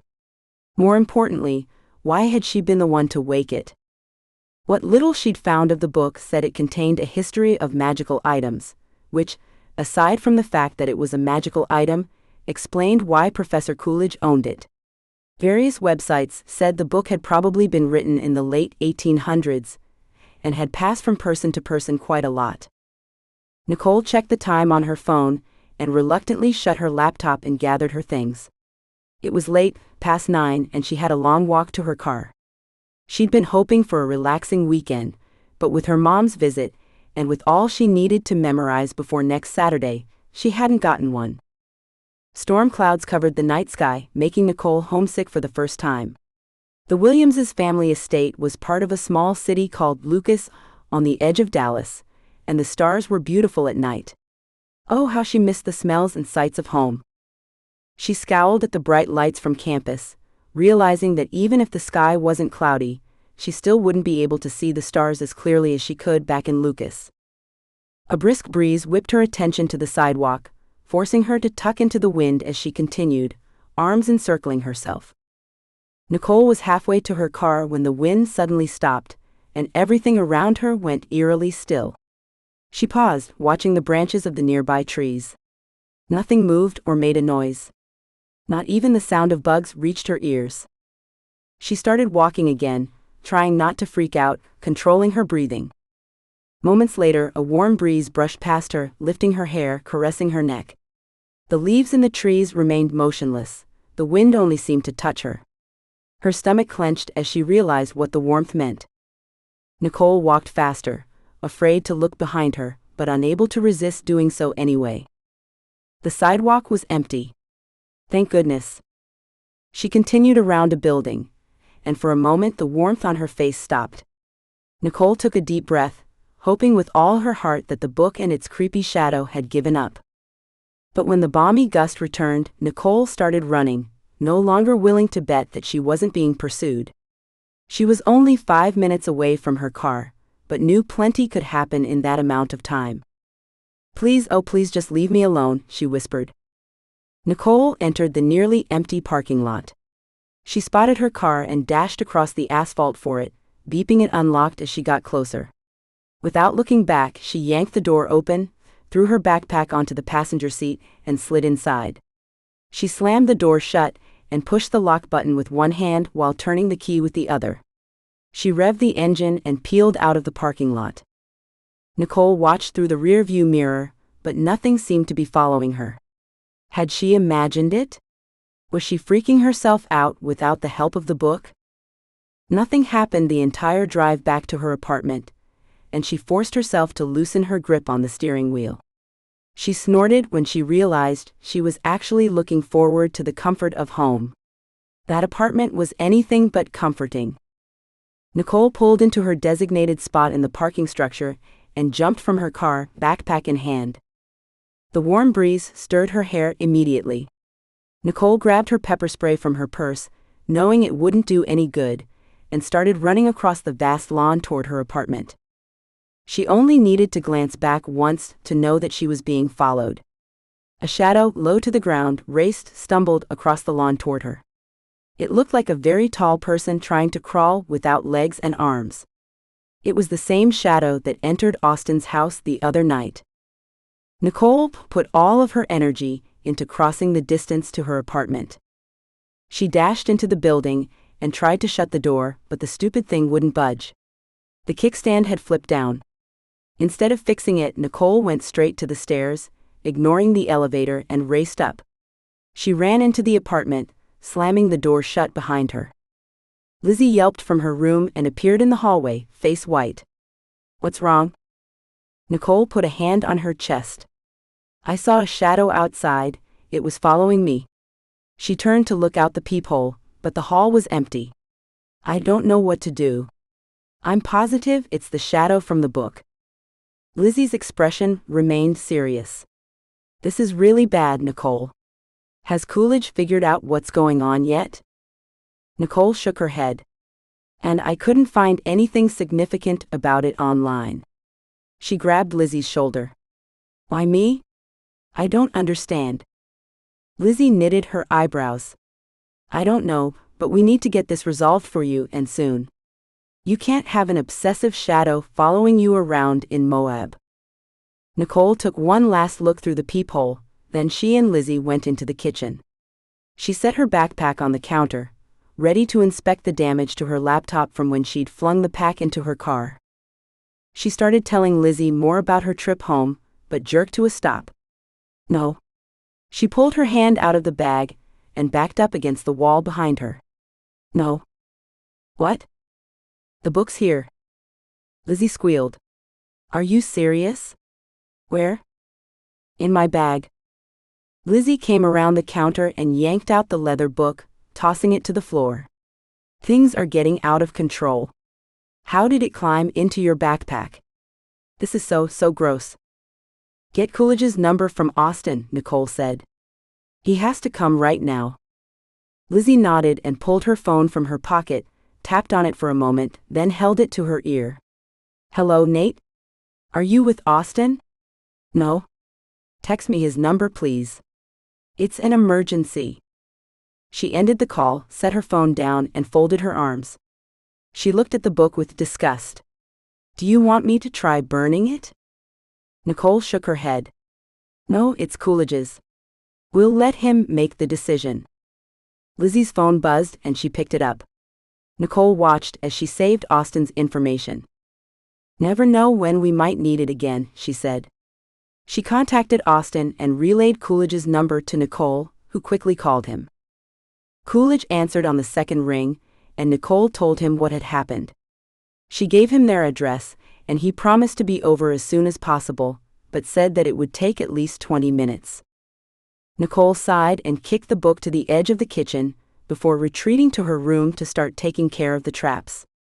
Even though they weren't full, she needed something to do. Lizzie joined her, and they worked in silence for several minutes. Where did the shadow go? Lizzie asked. I've been wondering about that. Nicole glanced out the window, but didn't see anything unusual. Lizzie put her hand on Nicole's arm, a spider trap dangling from her other hand. I'm worried about you. I know. Nicole brushed her hair out of her face, then retrieved a ponytail holder from her pocket and pulled it all up. Maybe the shadow just wants me to read the book. Could reading it hurt me? Lizzie nodded. Yes, and you don't want to take any risks. Who knows what it would do? The doorbell rang a while later, and Nicole and Lizzie both went to answer it. They showed Professor Coolidge where the book still lay on the kitchen floor. Coolidge picked the thing up, brushed off the cover, and tucked it under an arm. I'm researching a new way to keep it contained, since ordinary locks obviously don't work. I'll let you know what I learn. He turned to leave, but Nicole stopped him. Do you think maybe the book isn't what everyone says it is? He shrugged. At this point, I think anything is possible. Do you have any theories? Nicole shook her head. I can't figure it out, nothing makes sense yet. Coolidge agreed. Let me know if you come across something, and I'll do the same. He nodded to the girls, said goodbye, and left. Monday, while Nicole was working with the guys, Professor Coolidge surprised them all by participating in the session. From what Toby had said, Coolidge almost never worked with them directly. His presence and attention made Nicole edgy at first. This was one of the most powerful arites in the world. She felt some comfort in the fact, though, that most people would be nervous around him. I feel the need to apologize for what happened last night, Nicole, Coolidge said halfway through the session. I don't understand what's going on with the book, but I really hope to stop it soon. She shrugged, glancing up from helping Toby with his bow hold that refused to be corrected. It's not your fault. Coolidge grimaced. I still haven't learned anything new about why it's awake now. He focused on something on the other side of his office for a moment, and sighed. But that's neither here nor there. Why don't you try a song by Mozart? I've always loved his compositions. Nicole nodded and returned to her seat, then grabbed the correct book. She began playing, barely needing to look at the notes on the page. The song was one she'd performed more than once, every time without magical results, and she didn't put any energy into it. Coolidge didn't seem to notice. Neither did either of the guys. In fact, they were more focused on her musical abilities than anything. She lowered her bow. I still haven't produced even a little magic, she said. Never. Why is the cello my focus? Coolidge shrugged. There are many theories as to why a certain focus works for some and not others, but none of them seem true to me. He got to his feet. I wouldn't worry about it. You've got plenty of time. Not if I'm going on the expedition. If I can't even produce a wisp of wind magic, I won't be able to pass the third test. Coolidge picked up his briefcase and opened it. I haven't told many this already, but the third test isn't as important as the others. I'm bringing master's and doctorate students who are very good with their magic for a reason. Yes, everyone needs to show they can manipulate elements to a certain extent, but I think you're putting too much emphasis on it. Don't worry so much, it'll come when it's ready. But will that be by the time I have to take the test? Coolidge shrugged again. We'll get it out of you yet. He glanced at Toby. Have her try holding the bow differently, the way I showed you. Nicole groaned, but Coolidge didn't hear her. He was busy grabbing various stacks of papers from his desk and shoving them into his briefcase. He left, closing the door behind him. Toby and Pete grinned at her. She exhaled with exasperation, looking at Toby. He's undoing everything I'm trying to teach you. Toby ignored her. You're going to make the expedition. I know you will.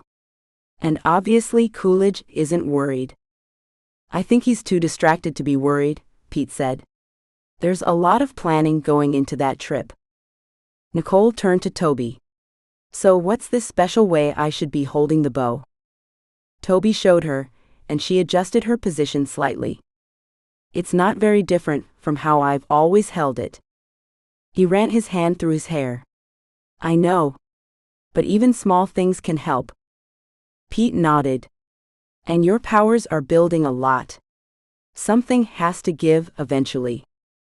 Nicole sighed and returned to her work. Wednesday morning, Nicole woke up with a start. She peered at the clock for several seconds, finally reading that it was 6:30.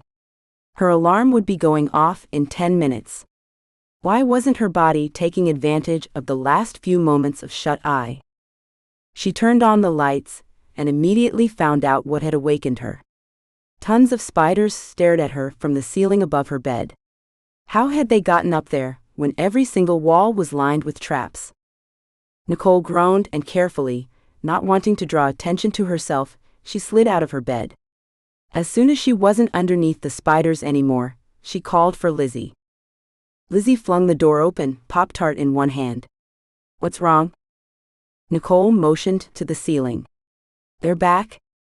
She dodged a spider descending on a web and shuddered, then frowned when Lizzie turned and ran. Where are you going? She shouted. She didn't understand Lizzie's muffled response, but her friend was only gone for a moment. She returned with a can of hairspray in one hand and a couple of garbage bags in the other. Does this work on spiders? She asked, motioning to the hairspray. Only one way to find out. Nicole grabbed the can and shook it while Lizzie covered the bed with the garbage bags. As soon as the product hit the ceiling, the spiders started falling. Have we talked to our landlord about this yet? Nicole asked after she and Lizzie cleaned off the bed, tossed out full traps and laid new ones. Only like 50 times. It's your turn to call. Lizzie handed over her cell. His number is right there. I'm going to go finish my breakfast and head to campus. Nicole saved their landlord's number, then returned Lizzie's cell and said goodbye. She took a quick shower and hurriedly pulled her hair into a ponytail and threw on some makeup. Finally, she called their landlord. Hi, Sam. It's Nicole Williams.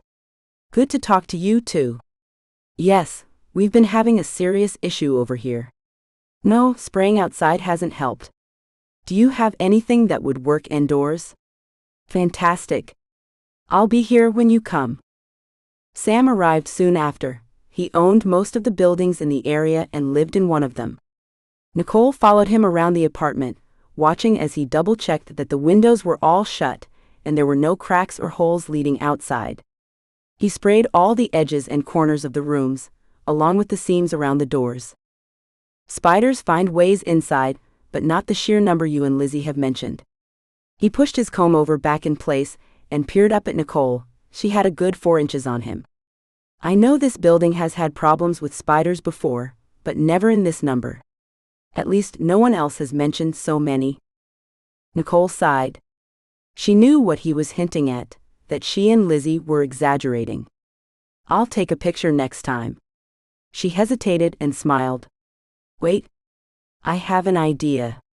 She motioned for him to follow her to that morning's garbage that she still had to throw out. It was sitting in the entryway near the front door.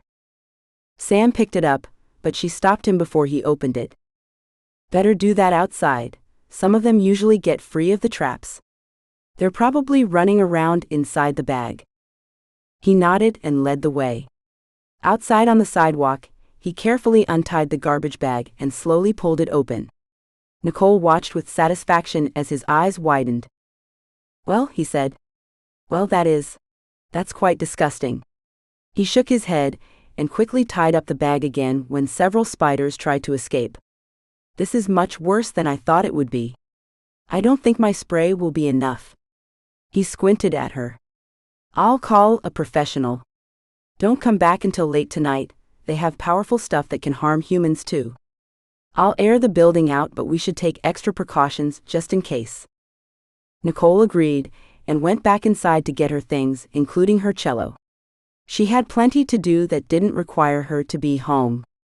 Nicole put her bow on the music stand and slumped back into her chair, letting her cello rest against her. Still no magic. She took a shaky breath. If she wasn't careful, she'd end up bawling in front of the guys. It's no use, she said. I'm a squid. Squid? Toby asked, head tilted, eyebrows drawn together. Nicole nodded. It's from Harry Potter. At least I think it is. Aren't squids people who can't do magic? Toby stared at her blankly. Nicole frowned. Or was that a grop? It's been years since I read the books. She exhaled loudly. The point is, I'll never be able to produce magic. Something is seriously wrong. Toby looked at Pete and back at Nicole. Coolidge gave me an idea this morning that might help. Here, he said, holding out his cello. Take it. We're going to let you try ours. Nicole frowned. You think it's my cello that's causing the problem? She looked down at the trusty instrument she'd owned since junior high. It was her best non-human friend. Could it possibly be the issue? Well, she said slowly, it's worth a try. And give us your bow. She hesitated again. I'm fine. Just be incredibly careful with it, more than you are with your own. She'd seen him drop his bow several times. Pete tilted his head. You handed over your cello just fine. What's so special about your bow? It's an El Morazat. Cost my parents over $10,000. 10,000? Toby's jaw dropped. For a bow? How much did your cello cost? 5,000? Pete scoffed. Your parents paid twice as much for your bow? Doesn't that make them stupid? Nicole couldn't help but laugh. You'd think so, but no. The bow is what makes the instrument. A cheap cello could almost sound like a Stradivarius when played with a very good bow. Toby rubbed his chin, obviously thinking about that. If you say so. All right. We've got work to do. Let's have you play each instrument with each bow. Time to start trying different combinations. Nicole agreed, then paused. But that just means we're searching for a needle in a haystack. I mean, that's 3 bows and 3 cellos. And when only one song will produce magic for each of you, we could be here for hours and hours. I can play thousands of songs. Rub it in, Pete said. So who knows which one will work for me? An excited glint entered Toby's eyes. I guess it's time to start. Nicole first used Toby's cello with all of the bows, then she tried Pete's, then hers. No results. She tried different songs each time, with every song displaying a different emotional theme. But still, nothing worked. After 2 hours of playing, she laid down Toby's bow. I'm done. I can't keep going. I don't even feel the emotions behind the songs anymore. At least we've narrowed it down, Toby said. Nicole snorted. To what? A billion cellos across the world? Toby shook his head. I sensed your ability more strongly a couple of times, but I don't know what triggered it. Your emotion, the song, the cello, or the bow. But I think we're on to something. Nicole was tempted to scoff again, but didn't. Instead, she stretched out, then picked up her own instrument and bow. I've got symphony soon. Do you mind if I finish practicing here? The guys were okay with that, and Nicole got started. Soon everything melted away as she lost herself in Smetana's beautiful music. Friday afternoon, wanting to escape the leftover smells of the professional spider sprays, Nicole grabbed her laundry and headed down to the basement laundromat. She smiled at two middle-aged women who were already there and started shoving clothes into a washing machine. She added detergent, turned the machine on, then sat down to read Professor Whitman's textbook. Excuse me? One of the ladies, a woman with frizzy bleached hair, was looking at her. Are you new to the building? Nicole set the book down and smiled. Yes, I am. The woman returned the smile. How nice to have you here. I'm Denise, and this is Sandy. She pointed to the other woman, a tall, skinny lady with salt and pepper hair. We've both lived in the building for decades and decades. Where are you from? Nicole told them, noticing while she talked that Sandy kept sending sidelong glances at the book in Nicole's lap. You're a student at the local college? Sandy asked, tucking her speckled hair out of her face. Nicole nodded. Yes, I go to Kon University. Sandy's eyes narrowed, and she turned away, yanking her laundry from her washing machine and thrusting it into the dryer. Nicole hid the urge to roll her eyes. She wasn't in the mood for anti-arete people. Oh, that's so nice, Denise said. She sighed with exaggeration and sent her eyes heavenward. I wanted an arete child so very badly. Sandy jerked back. You what? Denise sighed again. All that magic. It would have been handy. Sandy returned to her machine, her actions jerky. Whatever. She glared over her shoulder at Nicole. Wow. This woman was much worse than the usual hater Nicole came across. Denise pulled her clothes out of the dryer. Don't listen to her. I'm sure she always desired to be an arete herself. And if she didn't, she wanted to have one. Sandy didn't respond to that remark, but by the way she flinched, Nicole could tell Denise had struck a sore spot. Whether it was because Denise was right or because she was wrong, Nicole didn't know. She wasn't sure she wanted to find out. Which apartment are you in? Denise asked. Nicole told her, and the woman said, Sandy and I both have apartments on the top floor. If you ever get bored, feel free to stop by. I'm in 302. Nicole smiled. I'll do that. She waved goodbye as the two women left the room, then returned to her studies. She was glad she'd finally had the chance to meet other people in the building, even if one of them already hated her. Chapter 7. Thursday and Friday were over far too quickly, and Saturday morning dawned cloudy and rainy. Nicole sighed, staring out the window while she picked up spider traps alone.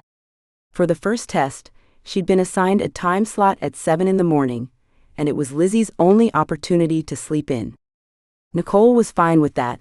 The girl was up way too early every other day. Butterflies erupted in Nicole's stomach each time she allowed herself to think about the upcoming tests, especially the one on magic.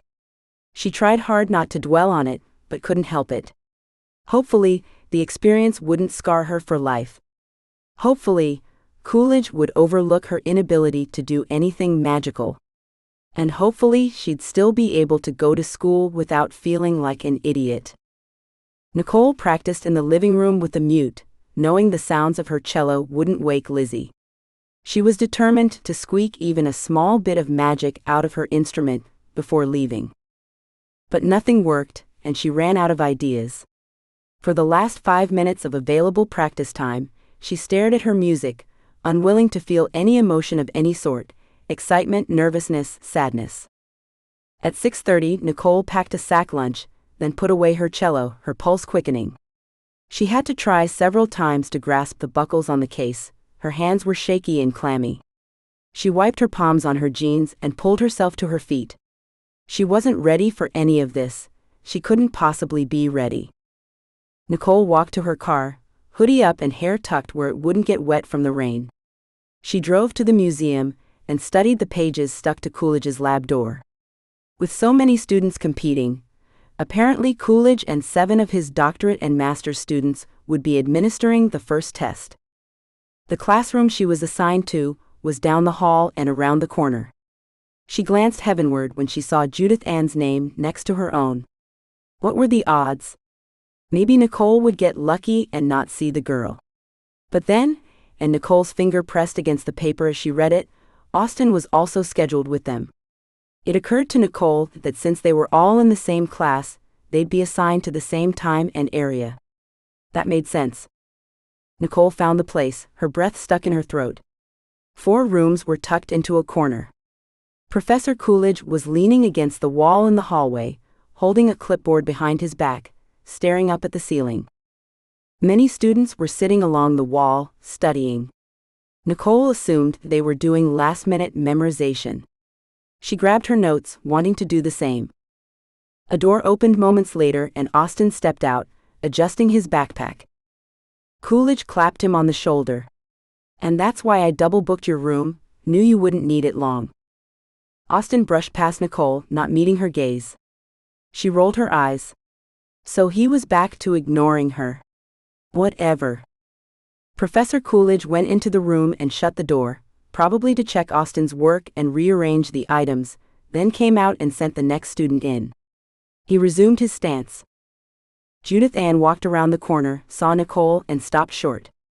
"Still trying to play grown-up games, huh?" "What is with you?" Nicole asked. Judith Ann opened her mouth to respond, but Coolidge cut her off. "There will be no conversation before or after the exams. Please wait in silence." Nicole breathed a sigh of relief and continued studying her notes. Her stomach rumbled, reminding her that she had eaten a very light breakfast. She ignored the temptation to eat her lunch, popping in a piece of gum instead. After 5 minutes, another room emptied, and Coolidge checked the things inside and motioned to Judith Ann. "It's ready for you." Nicole didn't feel bad that Judith Ann got to go first. She didn't want to wait with the girl. Was it possible that Coolidge felt the same? Nicole bet so. Judith Ann stepped into the room and squealed in disgust. "The gun is here." She whirled, glaring at Professor Coolidge. "You did that on purpose." Coolidge frowned. "Actually, I didn't. And thank you for giving away its location. Now I have to rearrange the objects in all of the rooms." He nodded to Nicole and the others. "You're excused. I can't have you around to see which objects end up where. Return in 20 minutes. Judith Ann stomped a foot and stormed around the corner, flipping her hair. Nicole half smiled, shaking her head. She walked in the other direction, sat on a bench, and pulled out her lunch, deciding to eat part of it now anyway. She could restock at the cafeteria between tests. The food calmed her nerves, and she was able to finish reviewing what she'd learned the night before. The time passed quickly, and Nicole returned just as Judith Ann disappeared into a room. Coolidge motioned Nicole to an open room, and she went inside, shutting the door behind her.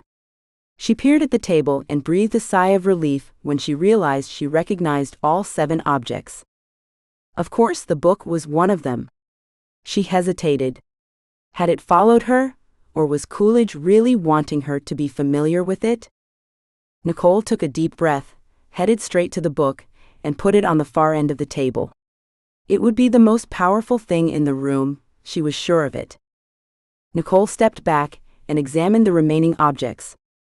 The porcelain doll was there, along with the beanie, the gun, a wad of tissue, a coin pouch, and the bowl they'd talked about the second day of class. Nicole started touching the objects, weighing them in her hands. She was surprised to find that she could recognize a difference in the magical pulses of 3 of them. Wow, that was better than she thought. She placed those items on the table, according to the strength of their magic. She studied the remaining objects, the beanie, the coin pouch, and the bowl. Where should she put them? None of them seemed any more important than the others, and their magical pulses felt the same. The bowl was thousands of years old, yes, but that didn't make it more powerful. The beanie was from the 70s, the coin pouch the 30s. Nicole felt time ticking and tried not to rush herself. She put her shaking hands in her back pockets, trying to force herself to concentrate. What if she failed the first test? Would she be allowed to make mistakes? She suspected that it all depended on how the other students performed. She couldn't help but wonder what Judith Ann was doing. She'd probably left already. Okay, enough rambling and mind-wandering. Nicole closed her eyes and took a deep breath, pulling the information on the objects to the front of her brain. The beanie was created by a wealthy man. It looked shabby because it really was his first crochet project. But he was a very powerful artiste. He'd made it for his only child, a boy with a mental disability. He hoped it would prevent the son from developing further problems by offering cushioning to the boy's skull.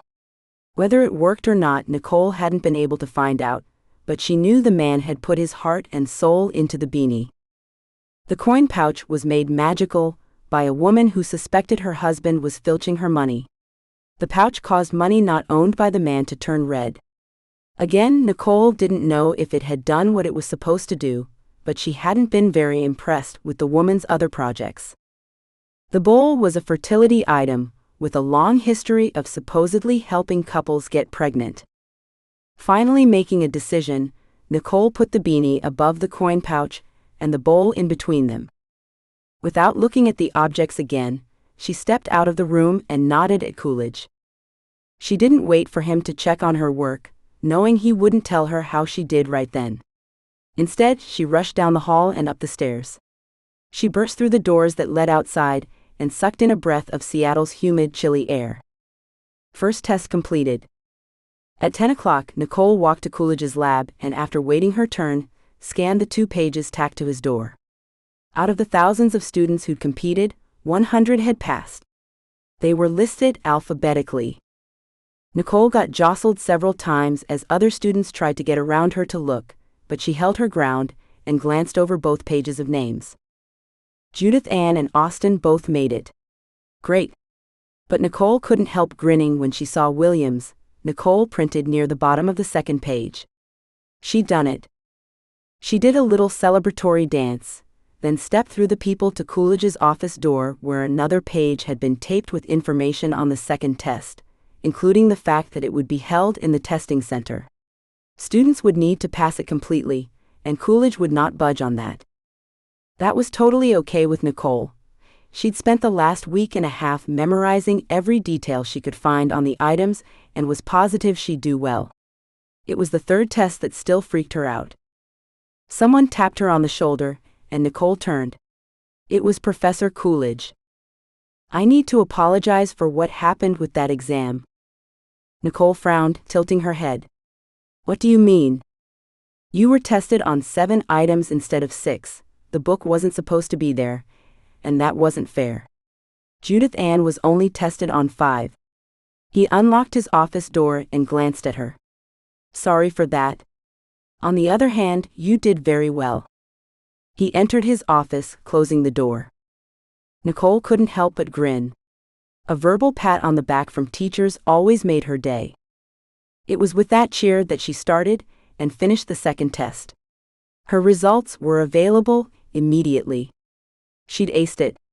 Nicole took a deep breath and left the testing center with a sense of elation she hadn't felt in a long time. Now she needed to prepare for the third test. Her smile faltered. No, she pushed her negative thoughts away. She was not going to let that cloud her happy mood. In fact, she wasn't even going to practice. She would treat herself to ice cream and the reading of a good, non-school-related book. Nicole tightly gripped the neck of her cello. Her bow was ready, and she knew which song she'd play. As with the first test, Coolidge had assigned each student to a specific place, but this time he was using special rooms in the science building that had been built to allow artistes to practice their powers. Go ahead and get comfortable, Coolidge said. I'll be back in a few minutes. Nicole didn't have much time to follow his instructions.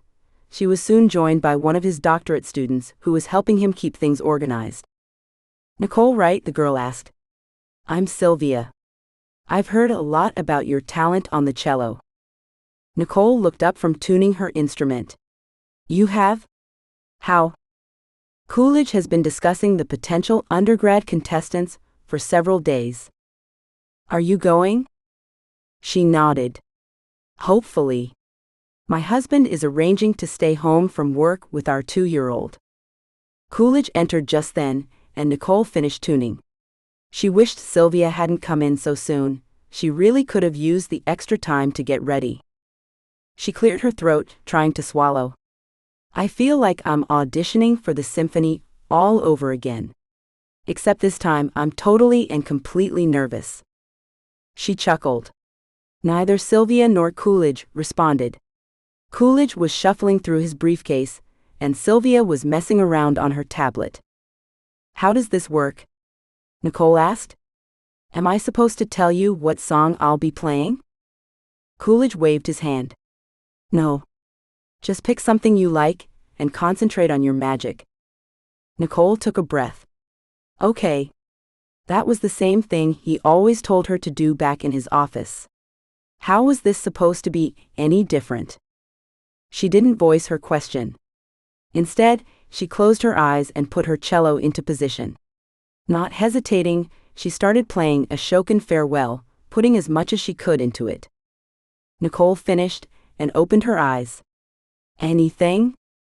Coolidge rubbed his chin. "No." Even though she knew that would be his answer, she still felt disappointment roll over her, bringing on an exhaustion headache. She tried and failed. He hesitated, studying Nicole and her cello as if watching the magic around her. "Do it again." He leaned forward. "But this time, I want you to concentrate on the wind in your lungs as you play. Breathe in, breathe out. Make it smooth and even." Nicole felt a cold sweat rush over her. He was giving her another shot? She hadn't known he would do that. She quickly raised her bow and played the song again, this time doing as he'd asked.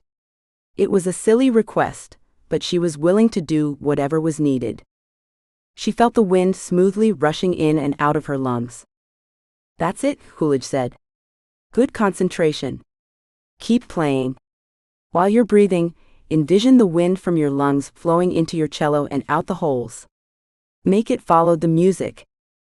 Nicole adjusted her thought process accordingly, concentrating on the wind, picturing it flitting, bustling around with fall-colored leaves. It swirled in her imagination, exiting her lungs, entering her cello and drifting out. She opened her eyes, almost expecting, hoping, to see something happening.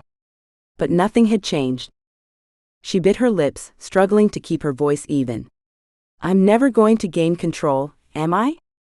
Sylvia raised an eyebrow. "You're being too negative. Magic never follows negativity." Coolidge lifted a hand, silencing Sylvia. "Nicole, your powers are right at your fingertips, quite literally. They're begging to be released. Let them go. Allow them to do your bidding." "You say it like it's so easy." Nicole stopped talking. If Sylvia was right, she needed to be positive. Or at least not negative. "Should I play a different song?" He shook his head. "I don't think it matters. Just repeat this one. Follow the steps I've already given you. Go ahead and start." Nicole did so, concentrating on each step long enough to get through the song an entire time before moving on to the next one. Breathing in and out. Imagining the wind rushing into her cello. Watching in her mind as it then rushed out. "Keep going," Coolidge said. "Now concentrate on the pulses of campus. Tell me when you sense them." Why hadn't he been doing this with her all along? Nicole continued with the breathing technique and tentatively reached out for the pulses of campus. There they were, fainter here but tangible. She approached them mentally, feeling her way around their edges. "Got them. Good. The pulses that belong to you aren't so different. They'll be calling to you, listen for them. Catch their feel and release them." Nicole nodded. After making sure her concentration was strong, she turned an inner eye toward herself, searching for pulses that were similar to those of campus. She sensed the magic coming from Coolidge and Sylvia, swirling and mingling with the ones from the university. She compared the three sources. Coolidge's and Sylvia's were softer edged than the campus's pulses. Hers would feel the same, right? Breathe in, breathe out. Imagining autumn leaves blowing into the cello, out of the cello. The pulses from the other two were strong, too strong. Nicole pushed back from them momentarily. Then she sensed something else. For a moment, her mind flitted to the book, nearly ruining her concentration. Was that what she'd felt?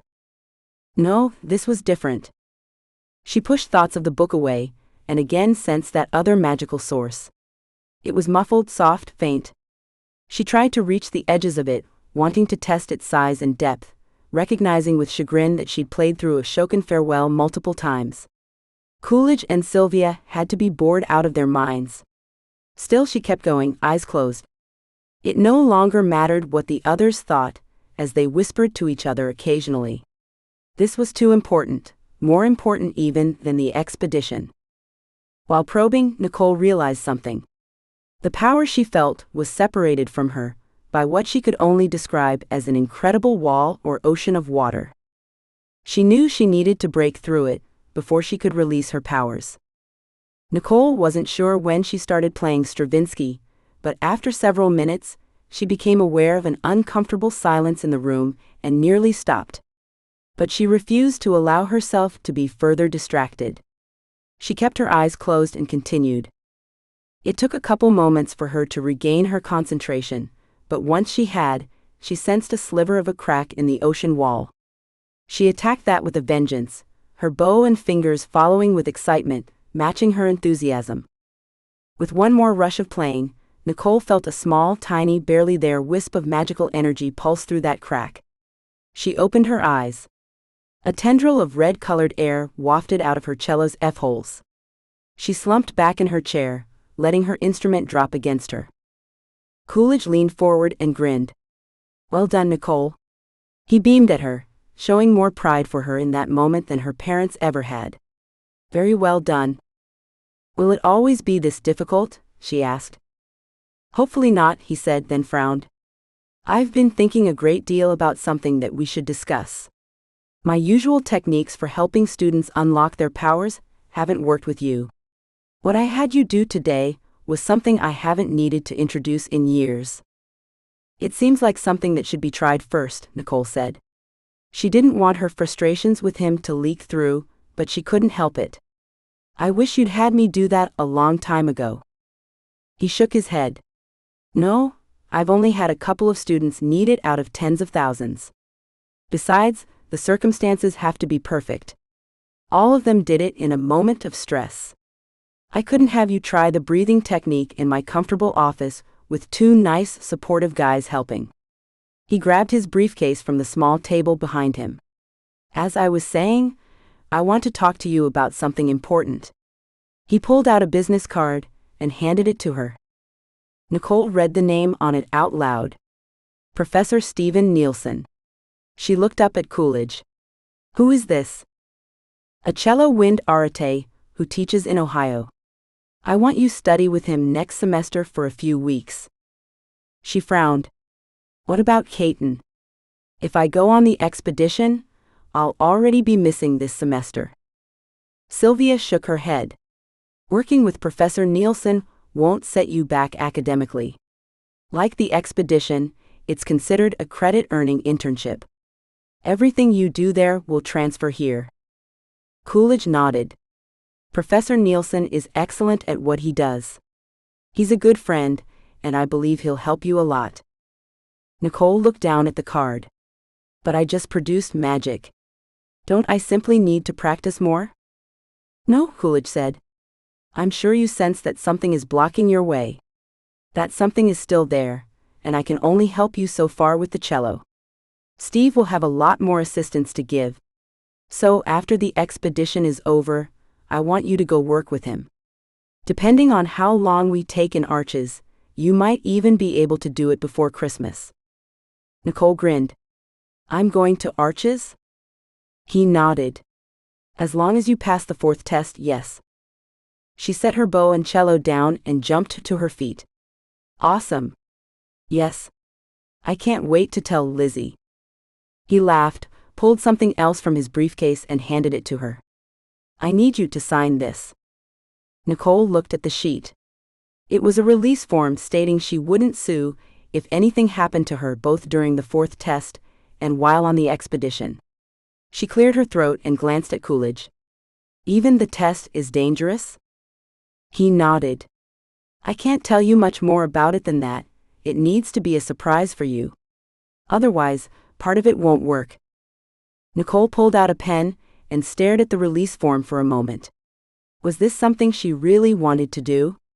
Was it so important? For a moment, she nearly changed her mind. But when she thought of where she was now versus where she wanted to be at graduation, she didn't. It would only be through experiences like this that she could possibly grow and nurture her arete abilities. Nicole signed her name and handed the sheet back to Coolidge. Good. He folded the paper and tucked it into his briefcase. I'm assigning you to the 4 o'clock slot for the test. Be prepared for it to take several hours, at least 3. He told her to meet him outside of the museum at that time, then nodded at Sylvia. Go ahead and get another student ready. I'll be in the next room. Coolidge left, and Sylvia turned to Nicole. Well done. I hope you do get to come. It would be nice to have another woman on the trip. You're the only one? I don't know about those from Armitage, but out of the Caton students, yes. From what Coolidge has said, the rest probably wouldn't work with those he's already chosen. Sylvia got to her feet, and Nicole started putting away her instrument. She couldn't help but wonder about Judith Ann. Maybe she'd done perfectly on the first 3 tests, but if Coolidge didn't think she'd get along with the others, it would make sense that she wouldn't be going. Nicole practically danced out of the room, pulling out her phone to call Lizzie, and promptly collided with Austin. She dropped her phone in her scramble to stay upright. Austin, hi, she said, grabbing her cello before it also fell.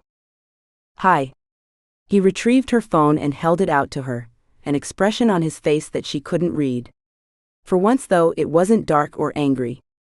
Austin cleared his throat, looking away. Good job in there. You knew what was happening? Yes. Even heavily insulated walls don't keep me from sensing powerful magic. Nicole swallowed. Powerful? He nodded, meeting her gaze. It was impressive. Well done. Nicole sensed a happy feeling that floated into her chest at his praise, but then a negative thought popped into her mind. She flung her hand toward the room. But it was just a trickle. I barely did anything. Austin's eyes dropped to her lips, and he hesitated long enough for Nicole to wonder if Lizzie had been right all along. Was he attracted to her? She couldn't believe it was possible. Not with how abruptly he treated her. It doesn't matter. The power waiting to be unlocked is much stronger than what most aretes have. Austin brushed past her, entering the room she'd just vacated. What was he doing? Nicole wondered only briefly before he stuck his head into the hall, spotted Coolidge, who was already out of the other room, and spoke. The room is ready. Send in the next student. So he was helping Coolidge. It made sense, being the new teacher's pet, and for some reason it didn't bother her. He'd actually complimented her. Weird. Nicole decided to tuck the exchange away for the time being, as she stepped out of the building and made her call to Lizzie. As soon as Lizzie answered, Nicole shrieked, I'm going on the expedition. That's wonderful. I thought it would take all day. I've been on pins and needles waiting to hear. Well, I still have to take the 4th test, but Coolidge pretty much told me I've already made it. Lizzie didn't respond at first. Then she cleared her throat and said, Isn't that test supposed to see how well you handle fear? Think about it, Nicole. He's not going to go easy on you just because you passed the 3rd test. Nicole hesitated. She was right. Lizzie suddenly squealed. Hey. You must have produced magic. You couldn't have passed the third test any other way. You bet I did. Nicole told Lizzie what happened, finishing by mentioning Coolidge's Ohio suggestion. I'm positive my parents would be okay with me doing it. And I really do want to get to the bottom of all this. I totally agree. When's the next test? In about 45 minutes. Nicole sighed, hoping the time would pass quickly. She wanted to get the test over with as soon as possible. And it's going to take several hours. He said at least 3. 3 hours? Lizzie said. What could he possibly make you do for 3 hours? I don't know, but I'm nervous and excited and can't wait to be done. Nicole met Professor Coolidge and one of his doctorate students, whom Coolidge introduced as Jason, just outside of the museum. Nicole noticed right away that Jason's hair was already turning gray. It was at the stage where the amount of gray versus the amount of original hair made it nearly impossible to tell if he'd been blonde or light brown. That was kind of cool. Jason is very experienced with spelunking and knows the Seattle Underground very well, which is why he's helping me out today. Oh, and he'll also be on the expedition. The Seattle Underground? Nicole asked, following Coolidge and Jason toward the parking lot. That's where we're going? Yes, Coolidge said, his eyes sparkling. Okay. Should your reaction make me even more nervous? He shrugged. Depends on what scares you. Nicole didn't respond.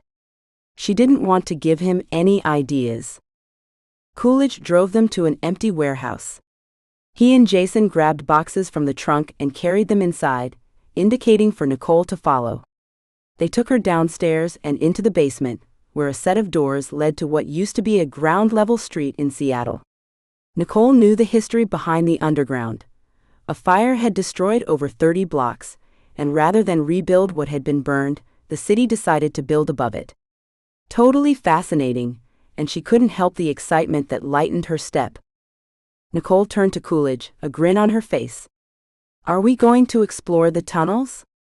He half smiled. Yes. But not in the way you think. All right. Just tell me what to do. Coolidge handed her a box. Open it. She did so, then held it away from her and looked up at him, wrinkling her nose. A dead rat? Pick it up. You can't possibly be serious, she cut herself off. Of course he was serious. Time for her to show her true Texas grit. Biting back a grimace, Nicole put her hand into the box, hoping the rat wasn't still warm. Luckily, it wasn't. But the flesh had deteriorated enough to where it was spongy and slightly gooey. She ignored the fluid that dripped off her hand as she lifted the creature. As soon as the rat was out of the box, it moved. Nicole jumped, nearly dropping the dead thing. She barely stopped herself in time, but couldn't help shrieking when it curled itself around her hand, its belly resting in her palm. Coolidge turned on a flashlight and shone it at the rat. It was dead for 48 hours before an arate turned it magical. The spell required that it be dead that long. Nicole nodded, doing her best to control the spasms that fled up her arm and down her back. The rat's eyes were sunken in, its face turning leathery. The liquid still dripped, and Nicole felt bile rise in the back of her throat. Why is it leaking? The state it was in, when turned magical, will forever be perpetuated.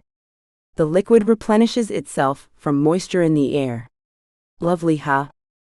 Nicole frowned and lowered her hand slightly. What does it do? It measures the amount of sweat on your palm, and well, changes your experience accordingly. Coolidge started walking toward the set of double doors, Jason following, carrying a couple of the boxes. Coolidge opened the door for Nicole and motioned for her to go ahead. She turned back to him. Should I have brought anything? A flashlight? A gun? No. Jason and I have everything, and will protect all of us if necessary. He waited for Jason to close the doors, then turned back to Nicole. I need to reiterate what I said before. Don't expect this not to be dangerous. The rat will conjure up things that will be real and could possibly cause harm. And you're doing this how many times? Nicole swallowed, trying to rid her mouth of the bitter taste that now filled it. I'm not the only one conducting these tests. My doctorate and master's students are with undergrads too. Nicole squared her shoulders. Tell me where to go. Just follow me for now, we'll be walking for quite some time. Coolidge started off into the dark tunnel, and Nicole fell into step behind him, with Jason bringing up the rear. Nearly as soon as they started walking, Nicole's eyes blurred. She blinked several times to clear them, and was astonished to see that the walls were coming closer. Water dripped down them and into puddles that the group splashed through. More than once Nicole saw rats racing by. Coolidge led her through several switchbacks, and occasionally through buildings. They went downstairs and upstairs, and once had to climb over sunken cement. Nicole tried to hold her hand up to keep the rat from falling off, but her arm tired quickly and she dropped it. The rat stayed attached to her hand, allowing her to focus only on keeping its liquid from dripping onto her shoes. Gross. Conversation was stilted. Coolidge and Jason only grunted in response when she tried to talk with them. After a while, Nicole needed the extra energy just to continue. She kept expecting something to jump out at them, but after an uneventful hour of walking, she relaxed. Half an hour or so later, Coolidge stopped. He turned to her. Now the test begins. Guide us back to the warehouse. Nicole felt her breath shorten. She hadn't been paying attention that closely. Okay. Coolidge handed her a flashlight. She turned in the direction they'd just come, and started forward, praying that she could remember, that her internal compass wouldn't fail them. After walking for nearly 30 minutes, her flashlight died. Professor Coolidge? Do you have another one of these?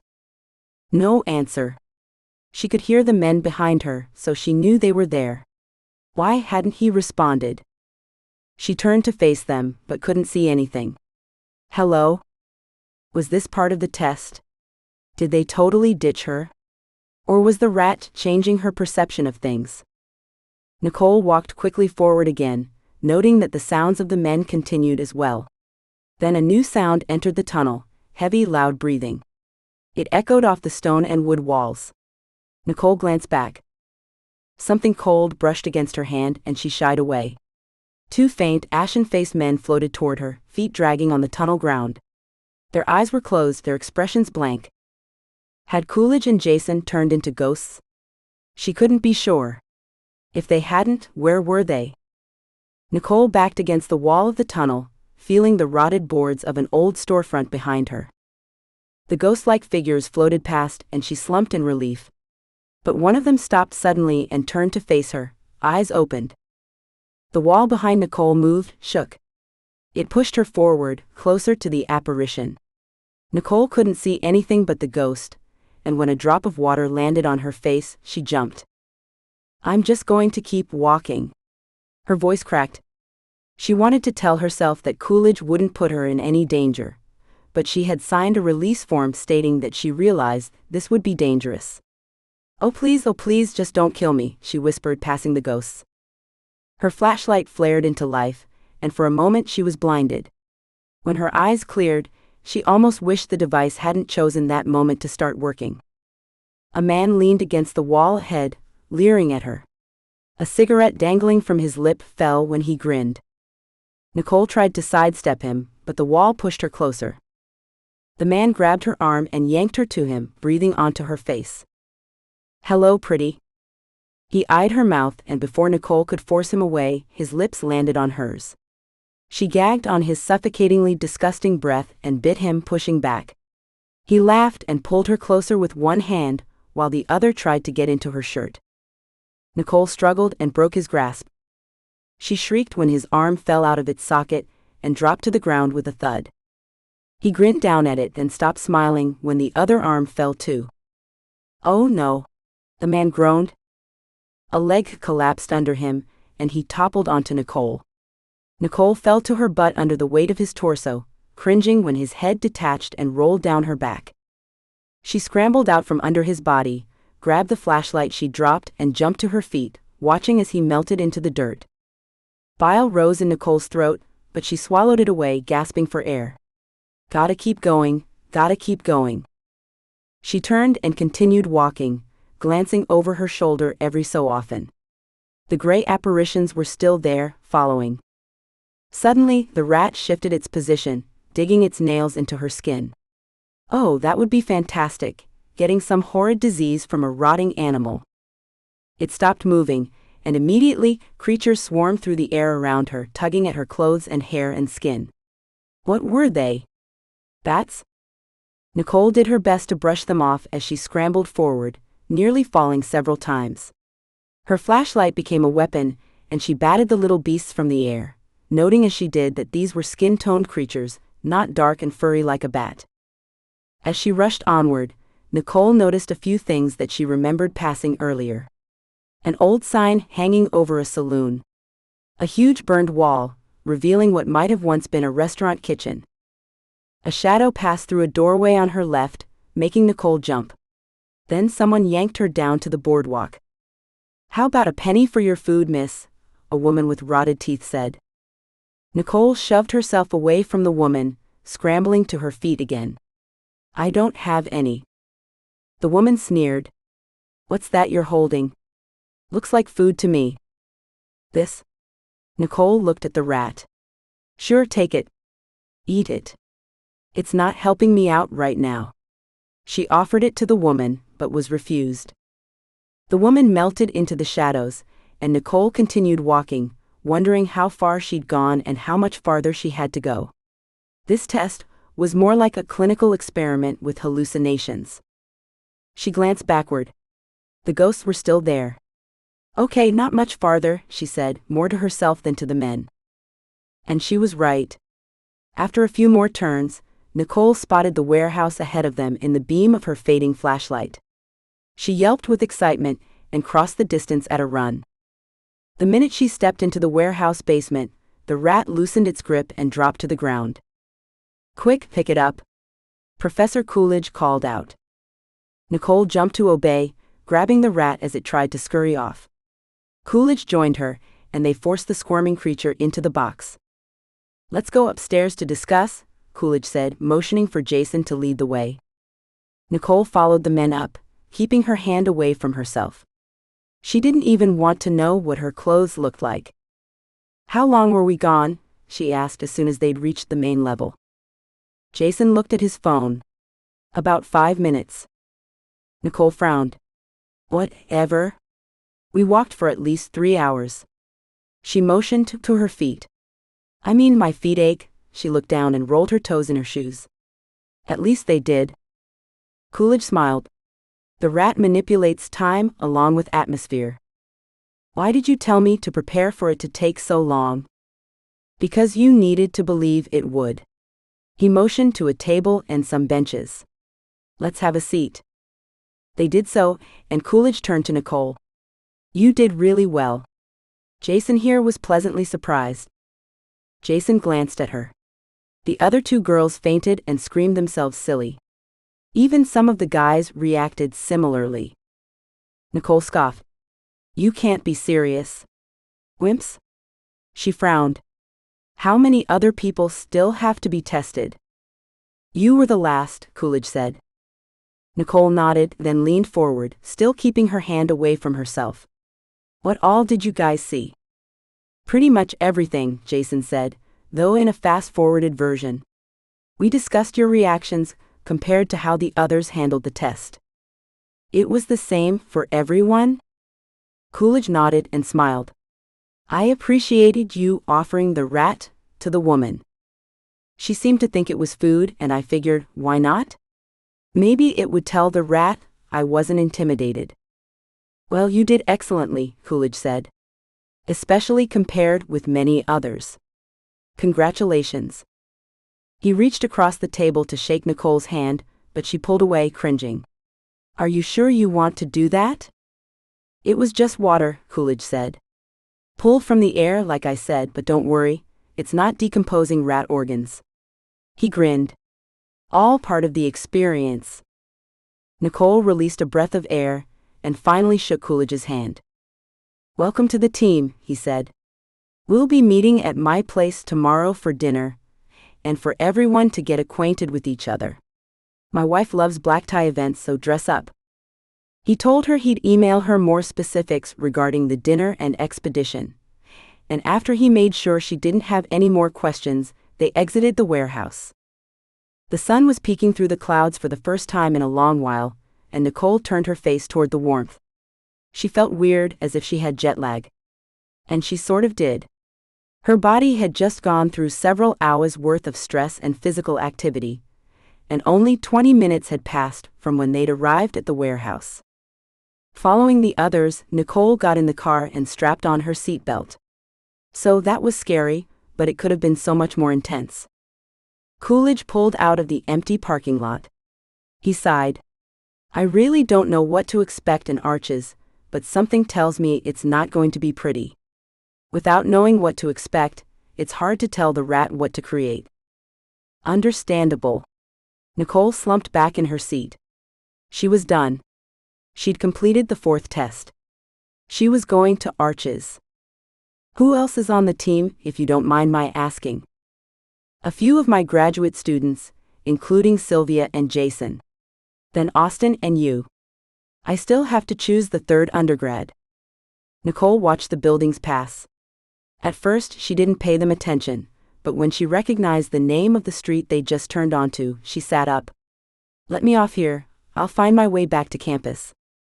Coolidge pulled over, and Nicole grabbed her purse from where she'd left it under the seat, and hopped out of the car. The white and glass exterior of Westlake Center gleamed in the sun before her. Nicole breathed deeply, the smell of the ocean entering her nose. She grinned. Time for some shopping. She'd totally earned it. Nicole received Coolidge's email the next day. As he'd mentioned to her, he wanted everyone to meet at his house for dinner. The trip itinerary he included showed an early flight out of Seattle on Wednesday morning, with a couple of stops on the way to Moab. Once there, Coolidge would rent several jeeps and hire drivers. The email instructed her to pack things appropriate for a lot of hiking and camping. They'd be staying in hotels part of the time, but depending on where they decided to start digging, they could possibly end up having to set up camp. Nicole grinned. It had been a long time since she'd braved the outdoors. This was going to be awesome. Coolidge's email mentioned that he'd arranged for each of the students' classes to be dropped without penalty. She was just fine with that. Nicole stepped out of her car and into the brisk evening.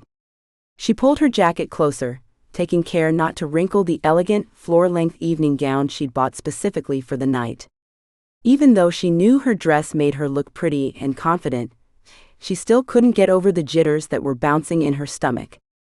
She'd be the only person in attendance who didn't know her own powers, who'd never really sensed them, apart from the 3rd test the day before. She was Austin's age, but not even close to his experience and talent. What was she doing?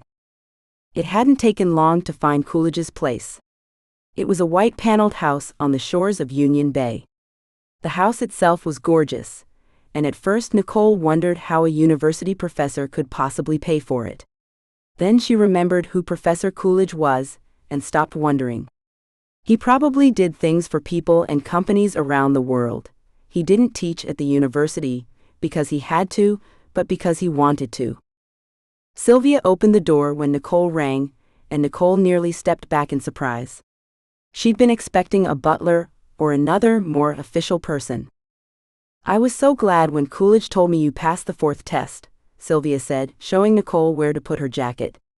And that dress is beautiful. Where'd you get it? Westlake. I'm glad you like it. Too bad it can't come with us to Arches, huh? Sylvia's tone implied she had something on her mind, and Nicole knitted her eyebrows, head cocked. What's the matter? Nothing, Sylvia said, turning to walk down the hall, beckoning Nicole to follow. She paused. Okay, so a couple of the guys are worried that you're too prissy. Nicole snorted. Are you serious? What gave them that idea? Get me near a campsite, and they won't be wondering that anymore. Well, your purses are Gucci, and you always dress nicely. Sylvia held up her hands. Don't get me wrong, I'm on your side. I think you'll totally kick trash and shame the men into little boys. I just wanted you to know what they've been talking about." Nicole folded her arms. "What does Coolidge think?" "He hasn't said anything. He doesn't usually, he lets us control the conversation." Nicole nodded. Coolidge was the same in her sessions with the cellists. "Well, I'll be sure to show them that I can keep up and beat any of them with starting a fire or staking tents." Sylvia grinned. "You and me both." They continued down the long hallway, through an open area with a piano in it, and into a plush sitting room where everyone else waited. The men looked fantastic in tuxes, and the women were beautiful in dresses. They were still waiting for Jason to arrive. Nicole took a seat and watched and listened. She wanted to see how they interacted with each other before joining the conversations. Right away she noticed that Austin didn't speak often, but when he did, the others listened. Even Coolidge. Austin seemed a lot more laid back here in Coolidge's house than he did on campus. Maybe because he was with people more on his level of intellect? While Lizzie had done Nicole's hair earlier, she'd repeatedly said that Austin wouldn't be able to keep his eyes off her. And Lizzie was partially right. He did keep glancing her way. Nicole couldn't help but wonder what he thought about her making the expedition. She wished she could have eavesdropped in on the earlier conversations. Nicole's phone chimed, signaling an incoming text message. It was from Toby. He was asking if they could do something together, away from Pete, after the expedition was over. Nicole smiled at the "away from Pete." Was Toby asking her out? Obviously, yes. But why had he waited so long to say something? He'd flirted with her just a bit in their first meeting, but hadn't since then, even though he'd had plenty of opportunities. "Toby's a good guy," Sylvia said. "And cute too." Nicole flushed, realizing that the girl had read over her shoulder. She tucked her phone away, deciding to answer him later, and struggled to control her embarrassment at Sylvia's comment. She glanced up. Austin's gaze was on her again. It was obvious he'd heard Sylvia, everyone had. They were all staring at Nicole. She cleared her throat, putting her hand to her neck, and felt heat rising from her skin. "Dang it, Sylvia. Yeah, he's a good friend." "Looks like he wants to be more than friends," Sylvia said. Nicole's blush deepened, and not knowing what else to do with her hands, she grabbed the blanket from off the arm of the couch next to her and laid it across her lap. Her hands fisted beneath it. She couldn't think of a way to respond, not without either confirming that she was interested in being more than friends, or rejecting Toby before she'd even had the chance to get to know him. With how quickly things moved in certain circles at this university, she was positive he'd hear either way. "Speaking of relationships," Sylvia said, "I heard that Jenna and Tom are tying the knot." Several members of the group jumped on the new topic, probably sensing Nicole's discomfort, and Nicole felt a tiny bit of gratitude towards Sylvia for obviously trying to distract everyone. But why bring attention to Nicole in the first place? Nicole glanced across the room. Austin's dark gaze was on her, his expression unreadable. She looked away, not wanting to understand him, not even caring what he thought at that moment. Finally, Jason arrived, and Coolidge's wife, Hayla, invited them into the dining room for dinner. Sylvia grabbed Nicole's arm as they were leaving the room. "I'm really sorry I embarrassed you," she whispered. "I've been told I'm abrasive and speak my thoughts too easily. Most of the time, I'm not aware I've done something wrong until after it's happened." Nicole took a deep breath, feeling her anger with Sylvia ease away. "I was embarrassed, but it's fine. I'm sure we'll all forget it soon." And they did. The food was delicious, brisket, shrimp, and loaded mashed potatoes. Nicole ate as much as she could, knowing she'd burn it off quickly when they arrived in Arches. After they finished, they retreated to the sitting room again. Nicole waited until no one was talking to Coolidge, then asked him if it would be possible to take her cello on the expedition. She rushed on before he had a chance to answer. "The more I thought about it, the more I realized I don't want to drop symphony. I worked too hard on my audition. And the conductor agreed to keep me in class, as long as I practice for the concert in December. But that means I need to bring my instrument. She took a breath. On the other hand, cellos aren't exactly cheap. If you think there's a chance it'll get ruined, I'll leave it behind. Coolidge rested his head on the back of the couch and stared at the ceiling. It should be fine. One of the professors from Armitage is bringing a lot of expensive equipment. I'm sure we could arrange for you to keep your cello in his air-conditioned shed. It'll be protected against weather and vandalism. Nicole thanked him and leaned back in her seat, grateful she wouldn't have to leave behind the one thing that had allowed her to produce magic so far. The others continued chatting as Hala, Coolidge's wife, brought around dessert. Nicole responded to Toby's text, saying yes, she'd like that, then ate her ice cream slowly. Sylvia was right, Toby was cute. But Nicole wasn't sure she wanted a relationship with him. Not yet anyway. She needed to know him better first. Nicole tried to follow the discussions, wanting to look like she fit in and understood all of the topics. But when Hala returned to gather the dishes, Nicole jumped to help. She was done pretending to know what everyone was talking about. She followed Hala into a huge kitchen complete with an industrial-sized grill that would have made a chef faint with envy. Nicole put the bowls and silverware where Hala indicated and surveyed the room. Dishes were piled high on the counters and in the sink. Leftover food covered a breakfast table tucked into one corner of the room. A couple of spills on the floor made it impossible to maneuver safely. Without asking, she turned on the sink and began filling it with water. "Oh, Nicole," Hala said, "that's really not necessary." "Of course it is. This could take you all night. Besides, I'd rather not return to the awkward conversations just yet." "I found them stimulating," a deep voice responded. Nicole didn't even need to turn to know it was Austin. What was he doing? Why'd he follow them? She felt more than heard him approach. Her back straightened as she went on the defensive. She wasn't in the mood for his crankiness or attitude. Austin placed a dirty ice cream bowl next to the sink and leaned against the counter several feet away. He folded his arms. Didn't say anything. Didn't look at her. What was his deal? Was he going to mood her into talking? Nicole decided not to rise to whatever the challenge was, and instead continued to wash dishes as Hala put the leftovers away. After several long moments, Hala left, mumbling something about the dining room table. She probably wanted to escape the awkwardness. Or was it to give the students alone time? Yeah, they didn't need any of that. Sure, Austin was hot, incredibly hot. But he was arrogant, and Nicole didn't want to be alone with him. Several moments passed. Nicole loaded the dishwasher, then scrubbed furiously at the leftover dishes. Still, Austin didn't say anything. Was he waiting for her to respond to his earlier comment? She couldn't even remember what it had been. Could a guy be any more clueless? Was her body language not enough? Go away. Austin surprised her by grabbing a towel. He started drying the pile of clean dishes that had accumulated. Nicole glanced sidelong at him. He was staring at her.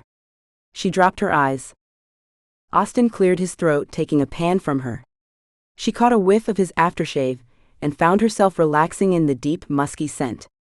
Oh, so that was his plan. Torture girls with amazing cologne and a rude personality. What a waste. Coolidge has been very impressed with you. Nicole raised an eyebrow, surprised at Austin's choice of conversation and the fact that he finally broke the silence. With me? Why? Austin shrugged. He says you have a good work ethic. Nicole scowled, knowing where Austin would take that. Good work ethic in no way equaled talent with arete abilities. Personally, Austin continued, I think he just didn't want to bring someone who'd invite drama. Okay, that wasn't as bad as it could have been. Austin met eyes with her again, a question there. He believes you won't. I'm not into drama, if that's what you're wondering. He nodded. I didn't think you would be. Anyway, Coolidge just told everyone. Ouch. Nicole jerked her hand out of the water when something sharp pricked her palm. Blood dripped down her fingers. Did you grab a knife? Austin asked. Nicole scowled at him, and then turned back to the sink, choosing not to respond to such a ridiculous question. Of course she hadn't grabbed a knife. She wasn't stupid enough to put one in the soapy water in the first place. She rinsed the blood away, and tried to inspect the cut. It kept bleeding though, preventing her from seeing anything. Ouch, she repeated. Austin reached for her hand. At first Nicole resisted.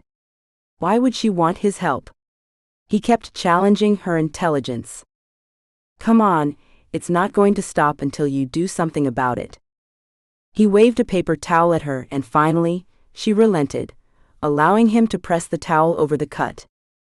I got it, Nicole said, trying to take over.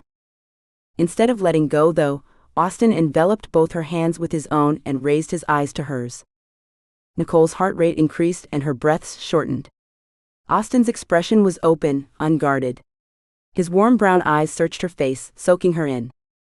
Why the sudden intensity? Didn't he hate her? Nicole opened her mouth to speak, and noticed his gaze wander there. She licked her lips automatically, hoping they didn't look rough. Of course doing so made her feel silly. What an obvious please kiss me action. She didn't want him to kiss her. At least, she didn't think so. She said, searching for something to talk about. What were you going to say? He blinked. What? About Coolidge. He told everyone something? Austin's hand still pressed against hers, his long fingers wrapped around her own. He said there'd been a fifth test, one he hadn't mentioned in class. Nicole tried to force her breath to return to normal. Should she pull away? Was he waiting for her to do that? Was she making herself look desperate by not pulling away? Deciding it was better to take charge of the situation, rather than appear too eager for attention, Nicole edged out of his grasp, acting like she needed to shift the position of the paper towel while still maintaining pressure on the cut. Would you look for a first aid kit? She asked, not wanting him to feel like her action was a rejection. Austin stepped back and nodded. Sure. He ran a hand through his dark hair, and turned to the cupboards over the sink. He stared at them for a moment before opening them, apparently readjusting his thoughts. Coolidge said that any student who couldn't get along with the others was eliminated. He said he'll send people home if they create problems. Nicole's thoughts flew to Judith Ann. So that was what happened with her. She caused too much drama. Nicole agreed. She was grateful she wouldn't have to deal with the girl while in Arches. Hala returned at that moment, and Austin asked her for a first aid kit. She paled, pointing to a cupboard. Is everything all right? Nicole nodded. I cut my hand on something in the sink. Don't worry, it's not bad. She didn't think so, anyway. And it wasn't. Hala was able to cover it with a single band-aid. But no more washing for you, Hala said. She drained the sink, revealing a broken glass at the bottom. There's the culprit, she said. Nicole blushed. I'm so sorry. I didn't even hear it break. Hala waved her off. Don't worry about it, it was a mismatched set anyway. She cleaned the shards out of the sink with a damp towel, and shook them into the garbage can. Thanks for your help. You were right. It would have taken me hours to get through everything. Coolidge wandered into the room just then, and kissed Hala on the back of the neck. He turned, seeing Austin and Nicole, who now sat at the breakfast table. There you two are. Nicole, I've been meaning to ask if you've seen the book recently. She shook her head. Not since yesterday. It disappeared after the test.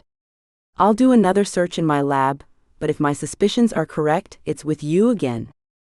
Nicole really hoped he was wrong. The drive home went quickly, as she struggled not to daydream about Austin and his brown eyes and dark hair.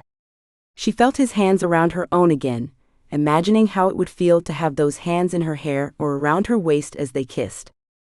Nicole shook herself. Forming a crush, right before she'd potentially spend a lot of time with him, was not what she needed.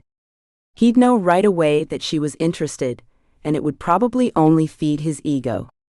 Except tonight, he hadn't been as arrogant as usual. He'd been gentle, caring, and warm, and that was confusing. "Come on, Nicole, drop it," she whispered as she pulled into her parking structure.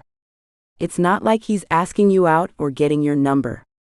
She flushed, realizing he hadn't really done anything to show his interest. Time to focus on the expedition, not the hot guy going on it.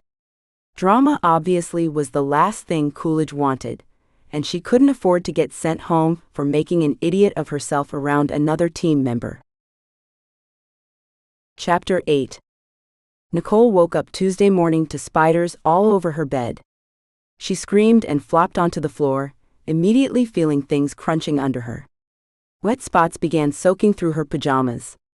With one motion, she was up on her feet, still shrieking, flicking on the light. Spiders were everywhere, the ceiling, her bed, the floor, the walls. Lizzie burst into the room, spider spray in hand. She glanced at Nicole. "Run, go change your clothes," Lizzie said. "I'll take care of this." Nicole threw away her pajamas.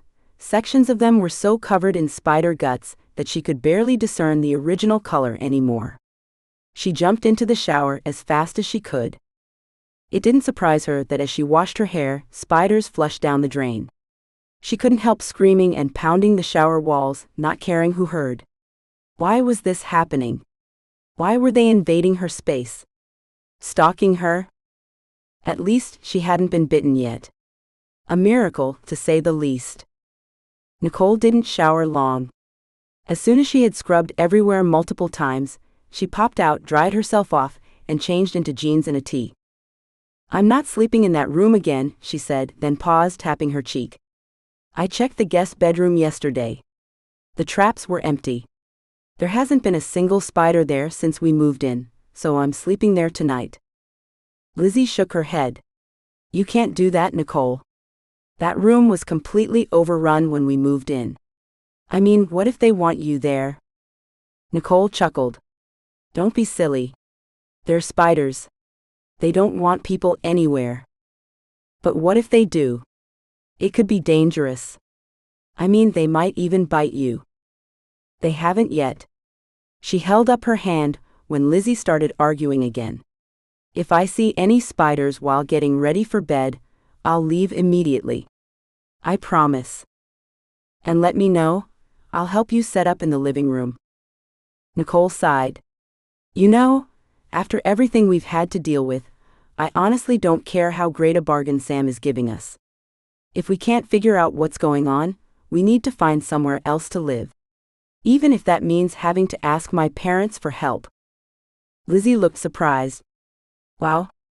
You're that serious?" "Of course." "Well, I agree. This is insane." The girls spent the next hour setting out spider traps and throwing the sticky things away when they got full. The lighter it got outside, the more scarce the spiders became, until the girls couldn't find anything anymore. Nicole turned to her queen-size bed, hands on hips. Several carcasses were on the sheets, and she'd bet there were plenty of living creatures buried beneath the blankets. She yanked off the bedding, and at least 100 spiders fell out, scurrying into the crevices of the room. Others rolled to the ground, already dead. But something else dropped to the wooden floor with a thud. Something that upset Nicole even more than the spiders. The leather book. "Oh my gosh, oh my gosh." She flipped the blanket away from herself and jumped up and down, screaming, shaking her hands. "It was in my bed. In my bed." Lizzie stared at the book in shock. "Oh, I can't believe it. The spiders were bad enough. But this?" She flung her hand toward the book. "I'm positive it's been here the whole time it was missing from Coolidge's lab." "Arg." She sat down, staring at Lizzie. "Call Coolidge. He'll want to know you found it." "And where has the shadow been this whole time?" Nicole jumped to her feet. "No wonder I felt someone watching when I'm in here." She kicked the book out into the hall. "Pervert." Nicole slammed the door and slumped back onto the mattress. It took her 5 minutes to calm down enough to contact Professor Coolidge. She was devastated to learn that he wouldn't be able to come until that evening.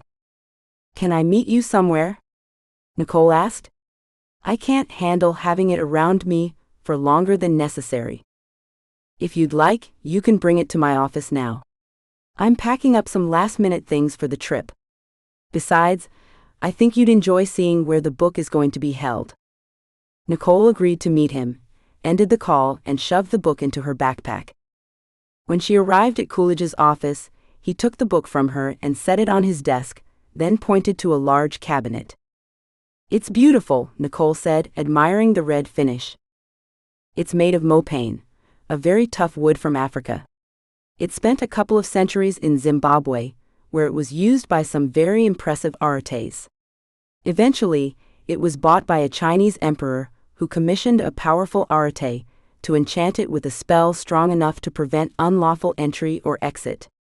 He glanced at her, his eyes gleaming with excitement. "Rumor has it that the emperor stashed people in here until they suffocated to death." Nicole raised her eyebrows. The cabinet was big enough to hold 2 or 3 adults. It couldn't have been cheap. "How much did it cost?" "Nothing. I traded for it. The Chinese government has been unwilling to let it out of their sight for over 100 years. You can imagine why. It's quite amazing. Anyway, when I told them of your situation and mentioned a few artifacts of mine they've had their eyes on for several years, we struck a bargain. They want to hear how well it operates with the book. Speaking of which," Nicole motioned to it on his desk. "Can we take care of it? I can feel it wanting me to pick it up." Coolidge nodded and grabbed it. He set it on the middle shelf of the cabinet and shut the door. "What about the shadow that follows me around?" "It's bound to the book. As long as that stays here, and the magic keeps it put, the shadow will have to stay as well." Coolidge put his hand over the lock and muttered a few words. Nicole heard a series of clicks and shifting gears on the inside of the cabinet. She raised her eyebrow. "Locks haven't worked so well to keep the book contained before." He grinned. "Ah, but watch." Coolidge set both hands on the front of the cabinet and again muttered words. This time, instead of clicks, the wood vibrated. A powerful magical pulse burst from the cabinet, causing the air to furrow visibly, nearly knocking Nicole down. She grabbed Coolidge's desk to hold herself up. The wood turned to golden liquid. The surface rippled like waves on a lake, and a strong turpentine and resin smell filled the office. Nicole's nose stung, but the aroma wasn't unpleasant. After several seconds, the cabinet glowed red for a brief moment, then the pulsing stopped, and the wood solidified again. Coolidge stepped back, wiping his brow. "That's harder than it looks, trust me." He motioned to the cabinet. "Go ahead. Check it out." Nicole touched the wood, noticing that the seams had disappeared. In fact, instead of 2 doors, there was now a solid piece of wood with a chunk of metal for the lock on the front. She inspected the sides and found that the same was true there. Each seam had melded together. It was a perfect box now, with no way in or out. "That's really awesome." She looked at Coolidge. "How'd you do it?" "I control molecules. I commanded the sections of the cabinet to become one. Because of the power the previous Arate put in the cabinet, until I release the molecules, anything inside will stay there forever." He pushed his hair back from his forehead. "You should be free from it in arches." She nodded, feeling the stress the book had caused melt away.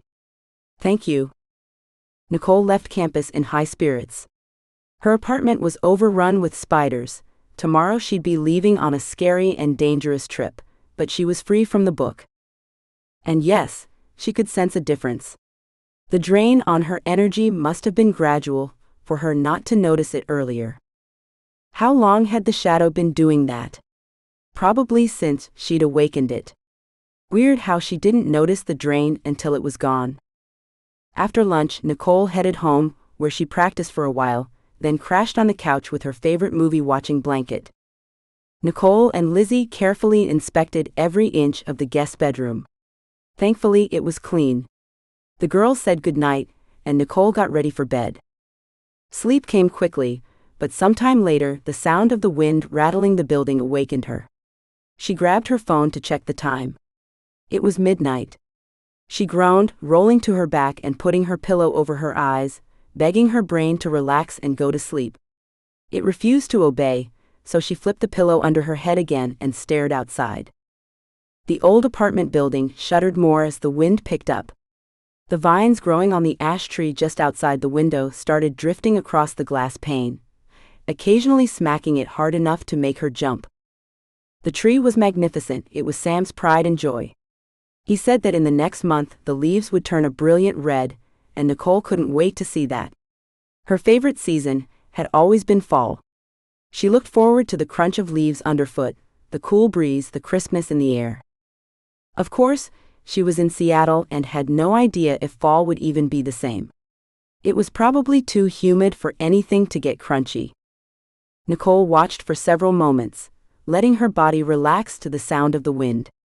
The motion of the vines was mesmerizing, and she couldn't seem to pry her eyes away. After watching for a couple of minutes, though, she tilted her head. The vines, still moving at the window and illuminated by the street lights, caught her attention. A few of them weren't moving the same as the others.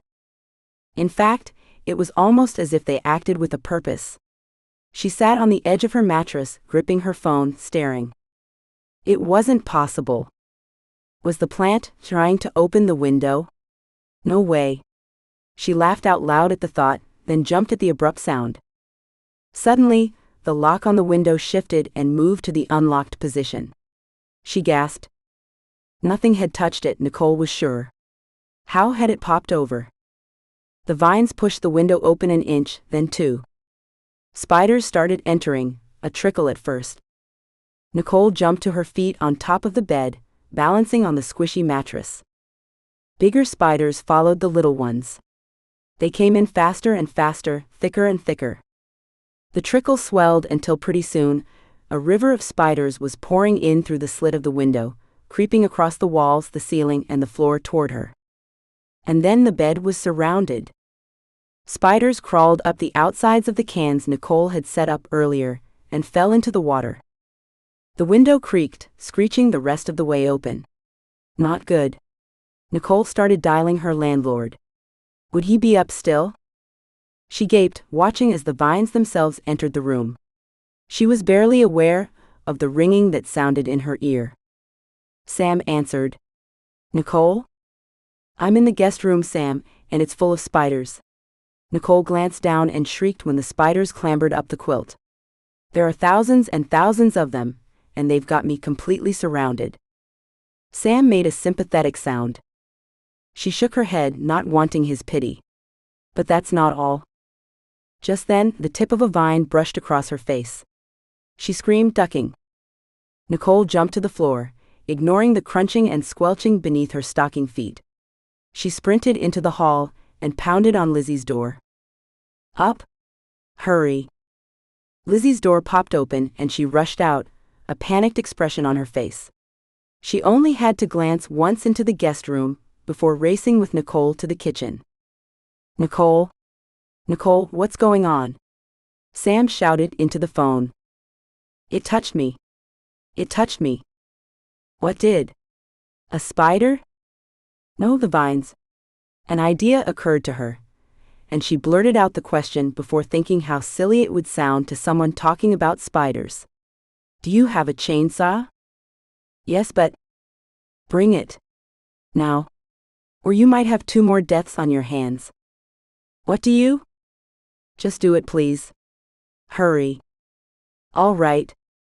The line went dead, and Nicole peered down the hall, grateful for the nightlights she and Lizzie had plugged into every socket. Sure enough, the spiders were exiting the bedroom. What do we do? Lizzie asked, clutching a blanket to her throat. Leave the building. But not through the front door, the tree and vines are right there. We're trapped then.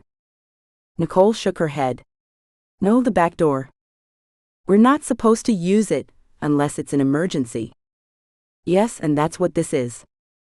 Nicole grabbed her keys and jacket, pocketed her phone, and dashed to the door to their apartment. She opened it quietly and slowly, checked that the way was clear, then motioned for Lizzie to follow. They ran to the stairs in the rear of the building and dashed down them to the main floor. The back door opened with a groan, and a red light above it started flashing. Nicole and Lizzie raced around to the front, getting there just as Sam arrived. "Why do I need to have a chainsaw?" he asked. Nicole pointed at the ash tree. Nearly half of it was bent over as the vines reached through the window that was now shattered. How long would it take before they realized she wasn't there anymore? And what about the tree? Was it possessed too? He swore. "What's it doing?" "The vines are trying to get me," she said. "They don't know I'm outside." He nodded. Sam revved up the chainsaw and dashed forward, lugging the heavy thing. He was only a little taller than Lizzie. Nicole hoped he'd be able to stop the plants. The moment the chainsaw touched the side of the trunk, the tree and vines started shaking violently. The ground below quaked. The roots churned. Dirt fell into holes as the roots attempted to unearth themselves. The vines started pulling out of the window. Lights turned on in neighboring buildings, and sirens blared a couple of blocks away. The cops must have been called or alerted when the back door alarm went off. Seconds later, police cars raced down the street and pulled to a stop in front of the building. Sam screamed and Lizzie pointed, one hand over her mouth. The vines were picking Sam up, lifting him higher and higher in the air, wrenching the chainsaw from his hands. The cops shouted, pulling their guns, shooting at the trunk of the tree. That didn't do anything. "Call an arborist," a cop shouted. The vines hit Sam with the chainsaw. Nicole gasped, expecting him to be torn in half, but nothing happened. Why not? She could still hear the motor of the machine. Had the blade stopped turning? Oh, please let that be the case. The cops swarmed around the tree and vines, clubbing them, trying to get Sam free. Nicole noticed several officers using phones, probably trying to get hold of a tree trimmer. She wrung her hands, wishing there was something she and Lizzie could do. An idea occurred to her. They were Aers, and it didn't seem like any of the police officers were. Could Lizzie use her magic to get the tree to release Sam? Not giving herself time to formulate a plan, she grabbed Lizzie's arm and the girls bounded across the grass, leaping over holes and pits, joining the cops. Instead of staring up at Sam, though, who was now 50 feet in the air, Nicole turned to Lizzie. "Start a fire. Focus on the trunk." Lizzie nodded and took a deep breath. She immediately began drawing on her palm. A flame appeared, and she held it to the bark in front of her. As soon as the flames licked the tree, the vines whooshed down, grabbed Lizzie, and flung her 20 feet away. Nicole watched, mouth open. Suddenly a vine picked her up, throwing her after her best friend. She sprawled and somersaulted across the grass, gasping for air. Her lungs refused to work. A whizzing sound alerted her to a vine flying toward her. She rolled to the side, dodging it just in time. She wasn't fast enough for the other vines, though, and scrambled to crawl away, still gasping for air, as rope after rope whipped at her and Lizzie. Most missed, but several got in painful hits. Yeah, she'd be covered in welts. A cheer went up and she glanced back. Sam had been released and was tumbling to the ground, falling branch to branch through the tree. The chainsaw was pelted into the sky, over the apartment building. Nicole hoped it didn't crash through anyone's house. Someone, a woman, grabbed her by the arms and yanked her the rest of the way to the curb, putting her out of reach of the vines. "Oh, what an awful situation," her rescuer said. Nicole glanced up. It was Denise, the friendly woman from the laundromat. Sandy, the ornery one, was behind her, helping Lizzie to the curb as well. That surprised Nicole, but also warmed her heart. The woman obviously didn't hate Ares enough to let them get whipped to death by evil vines. Both women rushed away and returned moments later, leading Sam and placing him next to the girls. An ambulance pulled up, along with the arborist. A paramedic started treating the girls and their landlord while Denise hovered, tucking blankets around Nicole and Lizzie's shoulders. Sam took a shuddering breath and looked at Nicole. "I've always wondered if the apartment building, specifically your unit, was cursed. I've got my answer now. My beautiful ash tree. His eyes glazed over, but he continued speaking. While up in the air, I caught a glimpse of a huge hole in the center of it. There's something inside it, I swear I saw something. He looked at her. It has to be cut down. Nicole nodded. He was right. Nicole yawned as she pulled a branch to the bonfire Lizzie had started at Sam's request. It was in the middle of the huge lawn between the building and the parking structure, and was growing very large and very hot. No one complained though, and none of the cops had asked to see any sort of permit. Nicole couldn't blame them. Nearly every person had been whipped by the vines. They were eager to destroy everything. The sky was just lightening, the sun would rise in another hour, and Nicole paused, wiping sweat off her face. The vines had stopped thrashing and attacking anyone who got too close. Apparently, the arborist had finally cut enough of them and the tree away, and whatever curse that had flowed through their veins had given up.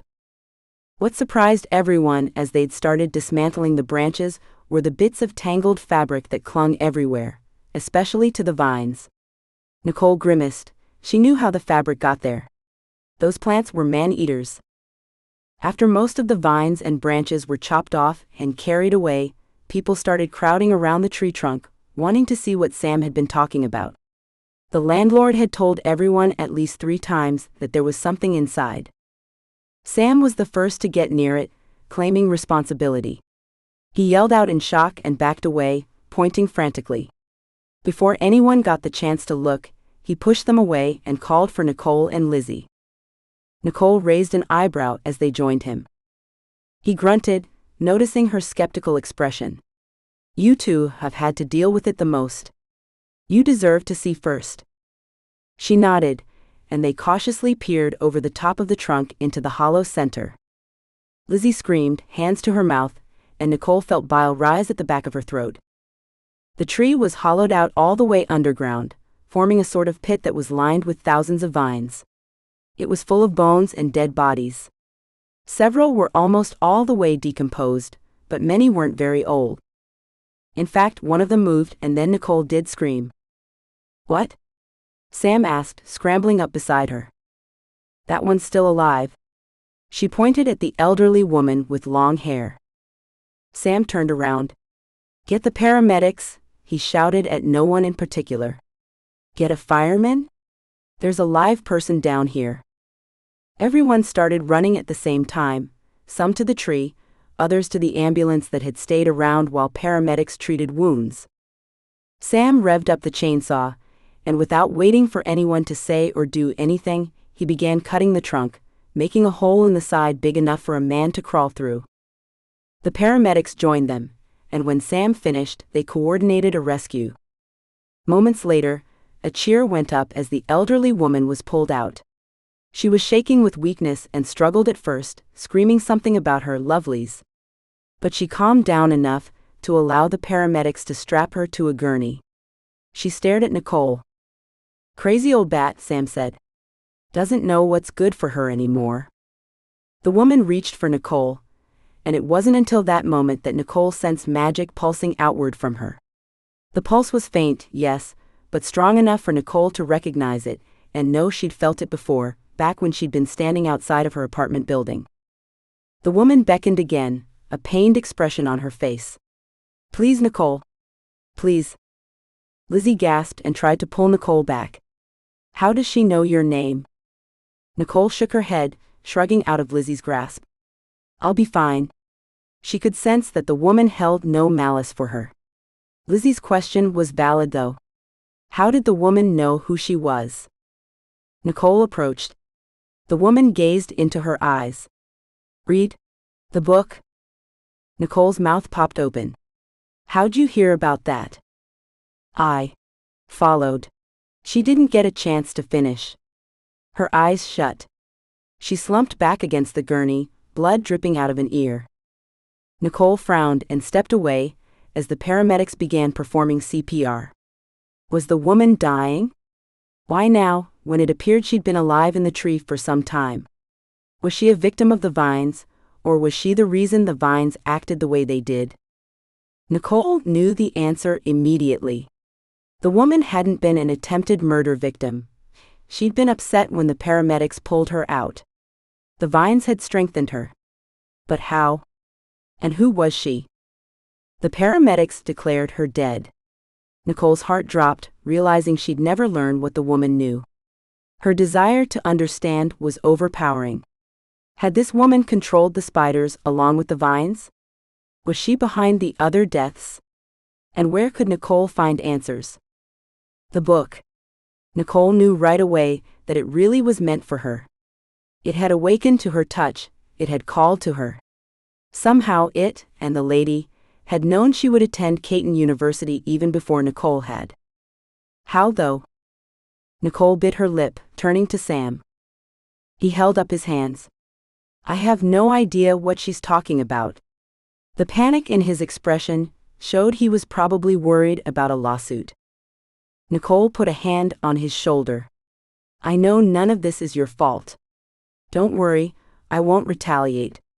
But is there anything you should be telling me about the tree or that woman? He shook his head. No. I mean, deaths and disappearances have been going on for quite some time, years. A couple here and there. I never suspected it was the vines. No one else has experienced what you two have gone through, or at least if they did, they never mentioned it to me. Nicole chewed on her thumb, watching the ambulance pull away. How did the lady know I'd end up here? She mulled the question over, then turned to Lizzie. You said all the other apartments were full. Lizzie nodded. I toured many and made offers, but every single one called back saying I was too late, all their vacancies were gone. Is it possible they weren't really full? Nicole asked. Sam grunted. That, I do know about. He glanced at Nicole. But I'm pretty much sworn to secrecy on it. Nicole and Lizzie faced him. Tell us, Nicole said. Please. Sam slumped onto the curb. In the last couple of days, I've been hearing from other landlords. They've been paid quite a lot of money to, well, make sure a couple of college-age girls didn't move in. He took a deep breath. The descriptions matched the two of you. He bit his lip, watching Nicole and Lizzie closely. That's not all, though. He wrung his hands. I'm going to be losing a lot of money over this, but I've never felt good about the arrangement, especially after hearing from the other landlords. Nicole waited expectantly. He took a deep breath. I charge several hundred more a month than what I've been having you two pay since Lizzie reserved the apartment back in May. He motioned to Nicole. Your mother has been paying me the difference, and then some. I think she really needed you to stay here. Nicole shook her head, feeling anger boiling up inside. She pulled out her cell phone. Apparently so. And she's going to tell me why. Nicole quickly dialed her mother's number and didn't give her a chance to say hello before starting to talk. What did you hope to accomplish, Tiffany? I've just learned everything from, Nicole saw the panicked expression on Sam's face, from an old lady who used to live in the tree in my front yard. And to think I was proud of myself for living on my own, for being independent. But for the past several months, you've been paying for me behind my back. Since before we'd even moved in. She flung her hand into the air, storming back and forth in front of Lizzie and Sam. Why did you want me here? Why your visit? Why your sudden interest in my life? Nicole froze as something occurred to her. Wait a minute. You were dusting my shelves, asking me about books. You were searching for it, weren't you? Tiffany was silent for several seconds. Then, I don't know what you're talking about.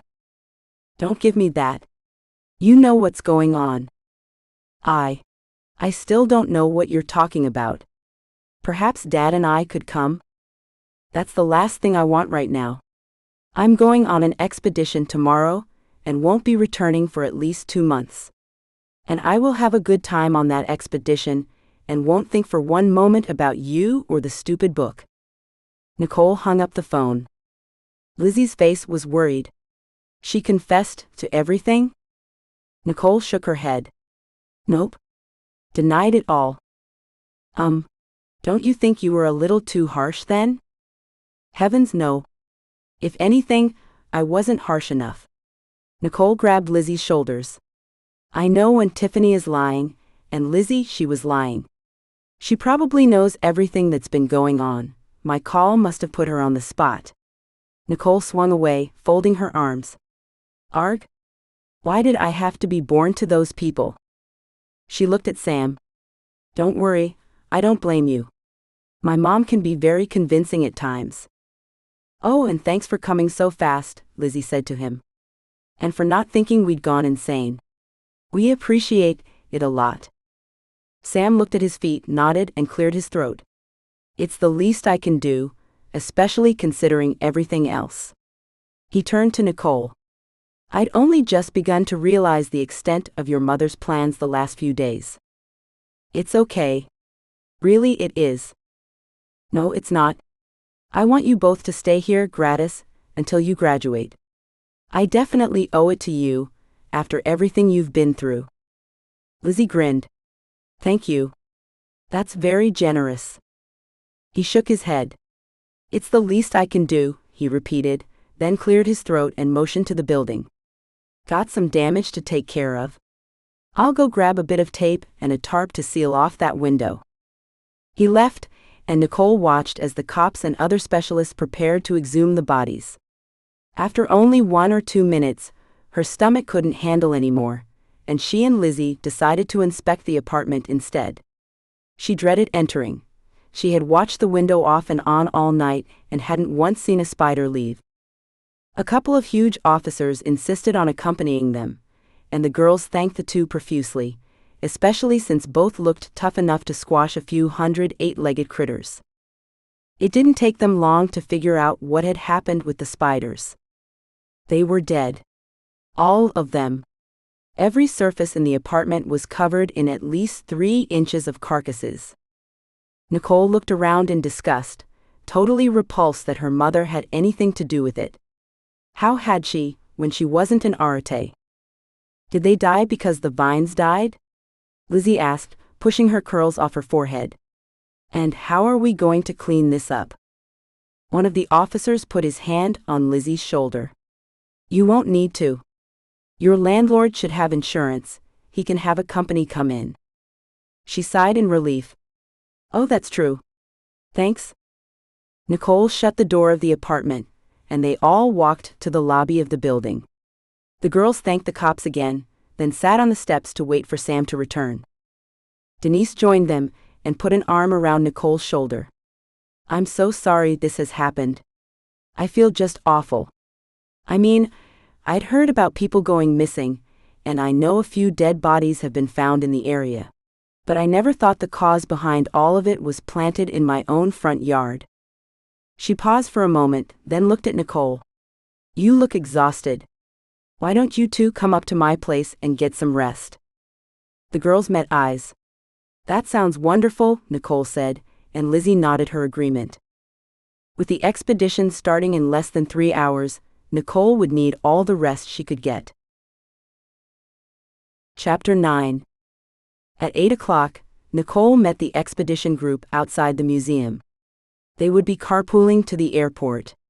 Even though the drive was only 30 minutes or so long, Nicole was hoping to get in a little more shut-eye. It seemed like everyone else also wanted more sleep. They were tired and grumpy. No one said anything as they waited for Coolidge to arrive. 10 minutes after 8, 2 cars pulled up. One was Coolidge's. The other was driven by a brunette, who, when she stepped out, gave Nicole a glance of triumph. Judith Ann.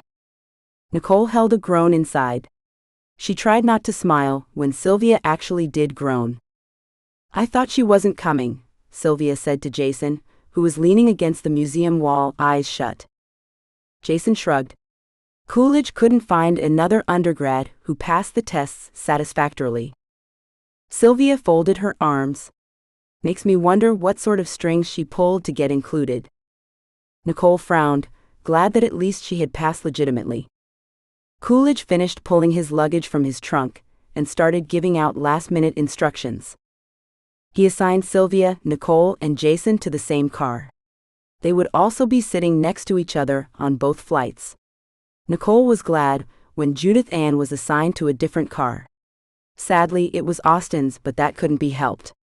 He'd either fall for Judith Ann's annoying personality or he wouldn't, and Nicole had no control over the situation. Even knowing that, though, didn't stop her heart from aching just a little. 7 hours and 2 flights later, with Nicole fitfully sleeping while in the air, they touched down at the small airport in Moab, Utah. It was sunny and hot, a welcome break from near-constant rain. Nicole had learned to appreciate Seattle's beauty, but had seriously missed seeing the sun on a regular basis. She raised her face now, enjoying the warmth that melted through her skin to her muscles. Every ounce of her body heated up, and suddenly she felt more alive than she had in days. Coolidge signed off on the jeeps and met the drivers, then they headed to the motel and unpacked in their designated rooms. Later that day, the group from Armitage University would arrive. In the meantime, Nicole took a walk down Main Street, immediately falling in love with the city and its tourist attractions. Right after they'd met with the people from Armitage, Coolidge took Nicole aside. The professor who was bringing the air-conditioned shed pulled out at the last minute. Fortunately, Judith Ann's father has access to the same type of equipment and is trusting her and us with it. I've already talked to her, and she's willing to allow you to store and practice your cello there. Nicole tried her hardest not to let her dismay show. She'd be in debt to Judith Ann, of all people. If she'd known this would happen, she wouldn't have brought her cello. At least now she understood why Judith Ann had been chosen. Coolidge must have sensed her frustration. I know it's not the best situation, given her previous interactions with you, but it's the only thing we could do on short notice. Why did the professor back out? Coolidge frowned. He felt the expedition would be too dangerous. Too dangerous? Nicole was beginning to wonder why she didn't sense the danger. Just then, Judith Ann pranced up. Coolidge has informed you of the arrangements? You'll be given an extra key and can use the shed, but only as long as you promise not to touch anything. It's very expensive equipment, and I doubt you could afford to replace it if something gets damaged. Nicole glared at Judith Ann, deciding not to bring up the fact that her parents could probably afford to buy triple sets of the equipment. She wasn't the type to flaunt their wealth, unlike Judith Ann. The girls sauntered off and linked arms with Austin. Nicole turned away, refusing to listen as she bragged to him about all the places she'd lived with her ever-important father. The next day, everyone was separated into groups of 3. Nicole wasn't surprised to be assigned to Sylvia and Jason again. That seemed to be a trend Coolidge would probably follow for a while, and she eventually figured out why. They were his most powerful students, and evened out Nicole's inexperience. Their object was to follow the magical pulses, measure them, and compare their findings with the other groups at the end of the day. Based on what the groups found, Coolidge and his colleague Professor Howard would determine where to start digging. As luck would have it, Nicole's group didn't find anything. That was fine though, since the area they'd been assigned to had several beautiful arches in it, and they spent the day exploring. Occasionally, Jason or Sylvia would sense something, but most of the time Nicole couldn't feel any of the pulses. It disappointed her, but didn't surprise her. Late in the afternoon, they hiked back to their jeep and returned to the hotel for showers and a dinner with the others. Coolidge and Stan Howard, the professor from Armitage, spent several minutes discussing the results of the day before presenting their decision to the group. Howard was a portly man of probably 60 years of age, who sported his gray hair proudly. It curled past his shoulders, and he had a frizzy white beard to boot. At first, Nicole called him Santa Claus in her mind, until she heard him address the group. His gruff personality and mannerisms definitely did not match Santa's warm joviality. Howard now relayed their decision. They'd be setting up camp just outside of an old pioneer homestead. It was far enough away from the motel that they wouldn't be able to come back most of the time, so they'd have to let their rooms go.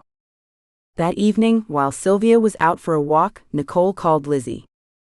"How's Arches so far?" Lizzie asked. "Beautiful. I got some fantastic pictures." Nicole curled up on her bed.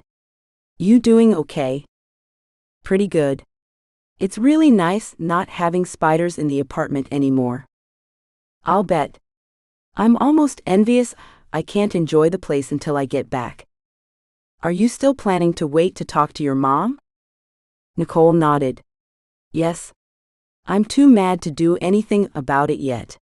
I don't believe she wanted to hurt us. It had to be that old woman, but something is going on. Oh, totally. Lizzie paused. So, how are things with Austin? Nicole waved her hand, rolling over. Fine. I haven't really seen him. I'm beginning to think that night with him in Coolidge's kitchen didn't mean as much as I'd thought it did. Lizzie made a sympathetic sound. Besides, Nicole continued, Jason isn't too bad looking. And he's a lot more approachable than Austin. He and Sylvia were talking a lot about relationships today. Apparently, his ex moved to Denver and he still hasn't found someone else. Is he hot? Nicole rolled her eyes. Only you, Lizzie, only you. What? Attraction is important. Yes, he's cute. I didn't ask if he was cute, I asked if he was. Oh hey, Sylvia's coming. Gotta go. Nicole ended the phone call and pretended to be texting when Sylvia entered the room. Had she heard any of Nicole's conversation? Nicole hoped not, that would be embarrassing. The next day was another scorching one. Instead of wandering and exploring though, they left the motel and drove all of the jeeps out to the old pioneer log cabin. The first thing Nicole noticed as they neared the cabin were the magical pulses. They weren't constant, but occasionally a really strong one would wash over her, making her heart skip a beat. It was disconcerting. As the group started setting up camp, Nicole was surprised to find that Sylvia was right. The guys all treated Nicole like she was some sort of prissy princess. At first, instead of allowing her to help, they had her carry the small things. It didn't offend Nicole. She couldn't blame them, especially after seeing how Judith Ann acted upon arriving.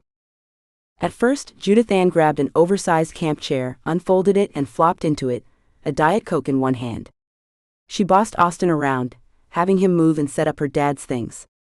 When someone complained that she wasn't helping, she joined the others and whined about having to carry a half-empty duffel bag, saying it was too heavy. Nicole rolled her eyes, stepped around the girl and grabbed the bag. It hardly weighed 25 pounds. Nicole carried it over to where Jason pointed, feeling Judith Ann's glare on her back. At least we've found something for you to do, haven't we? Judith Ann said. Nicole raised an eyebrow and stared at Judith Ann until the girl looked away. She refrained from verbalizing her thoughts, knowing that anything she said would only make things worse. Judith Ann was the prissy one, and it wouldn't take long for the others to figure that out. Instead of waiting for someone to tell her what to do, Nicole grabbed a tent, a dark green one made of heavy-duty canvas, and tossed it over a shoulder, then dropped it where Coolidge indicated it should go. It's a difficult one to set up, Coolidge said. Let me know if you need any help. Nicole nodded, grateful that Coolidge was giving her a chance to prove herself. She unfolded the tent, staked it and set it up. She could feel Austin's eyes on her, but ignored him and the others, pausing only once to redo her ponytail when her hair started coming loose. Good thing her father loved the outdoors. She knew her way around pretty much any kind of camping equipment.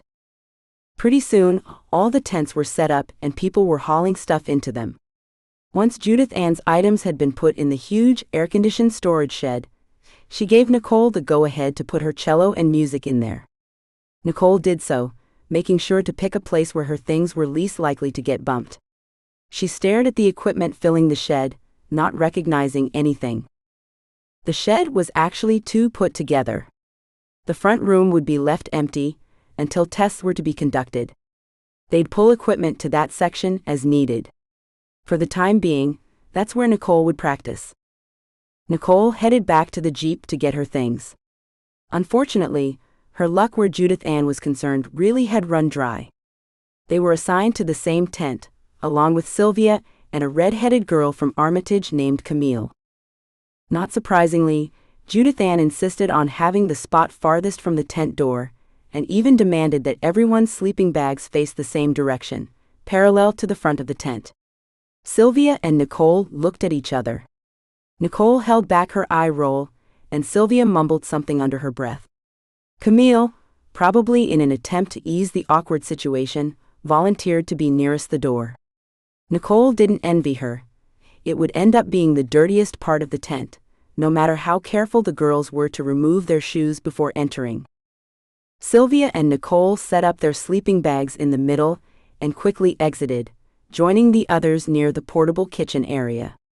Nicole unfolded a camp chair and slumped into it. She drained a bottle of water in seconds, wiping the sweat off her forehead.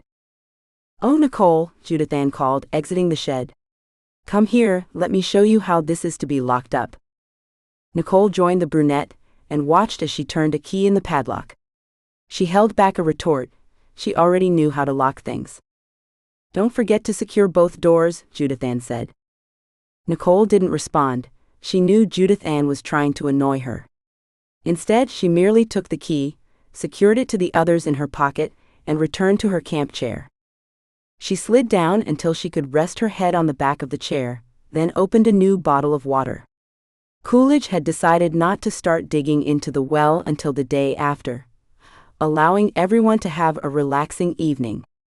They definitely earned it. Setting up camp had taken several hours. Nicole still didn't feel comfortable being there.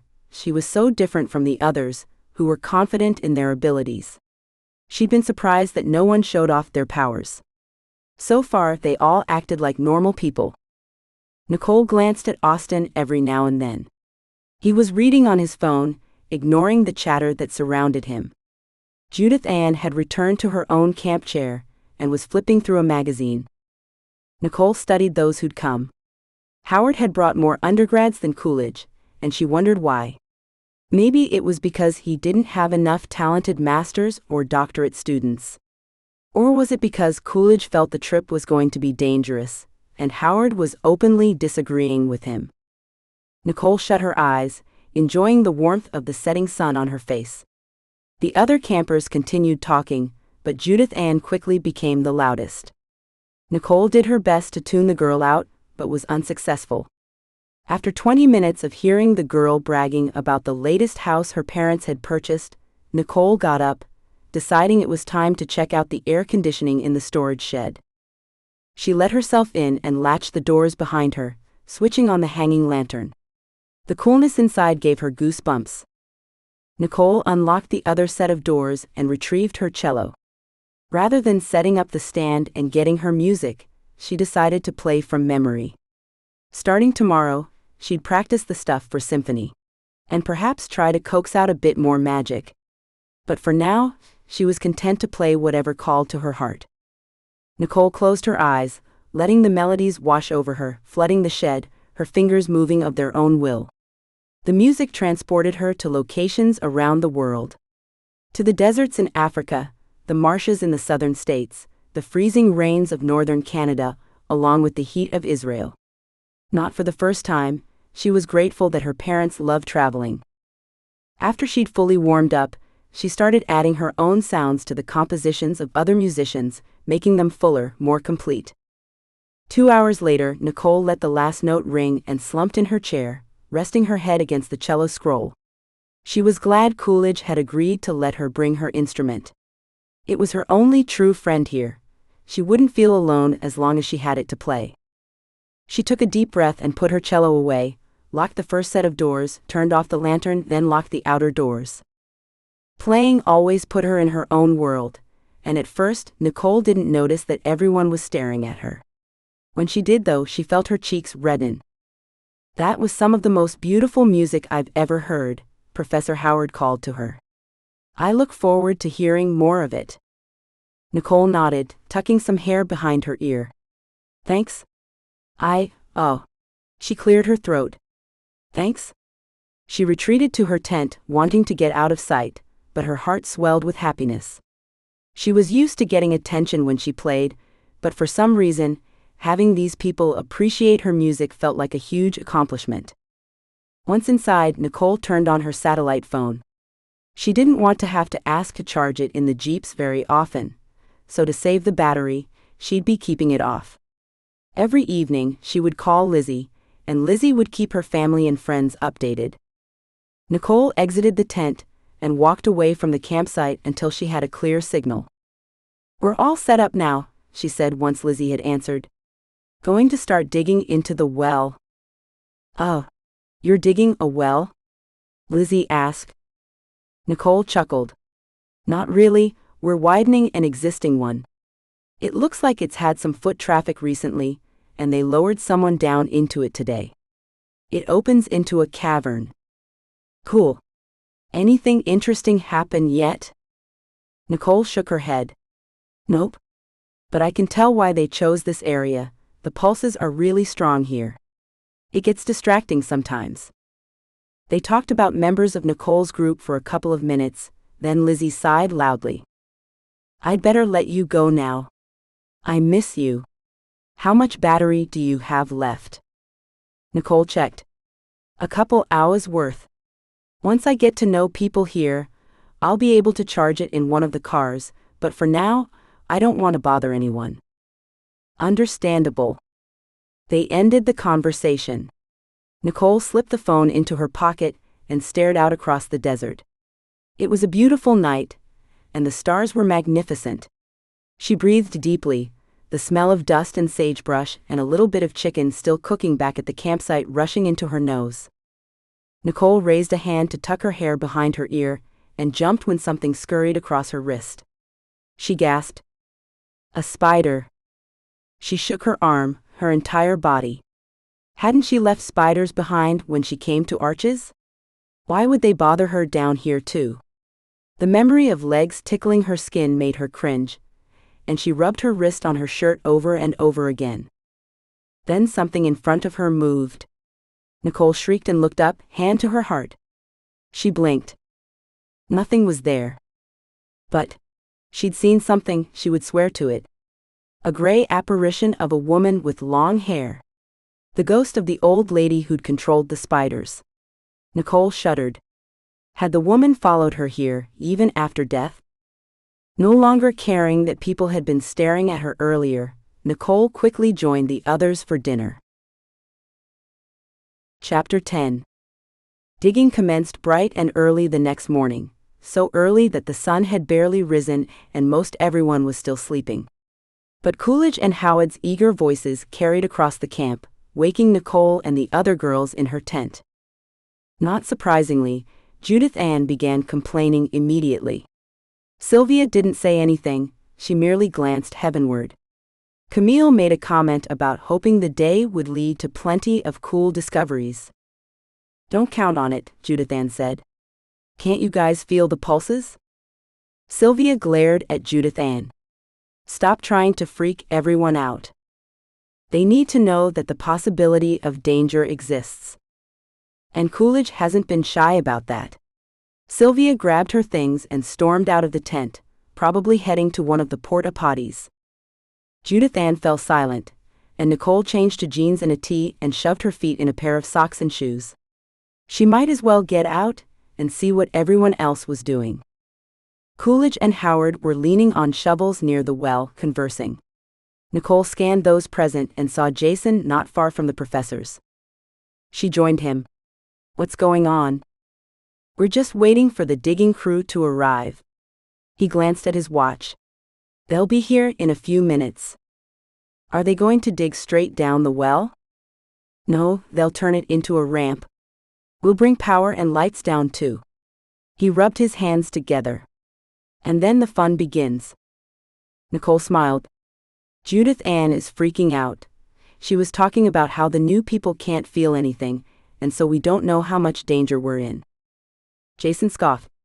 "She's exaggerating. Nothing's going to happen."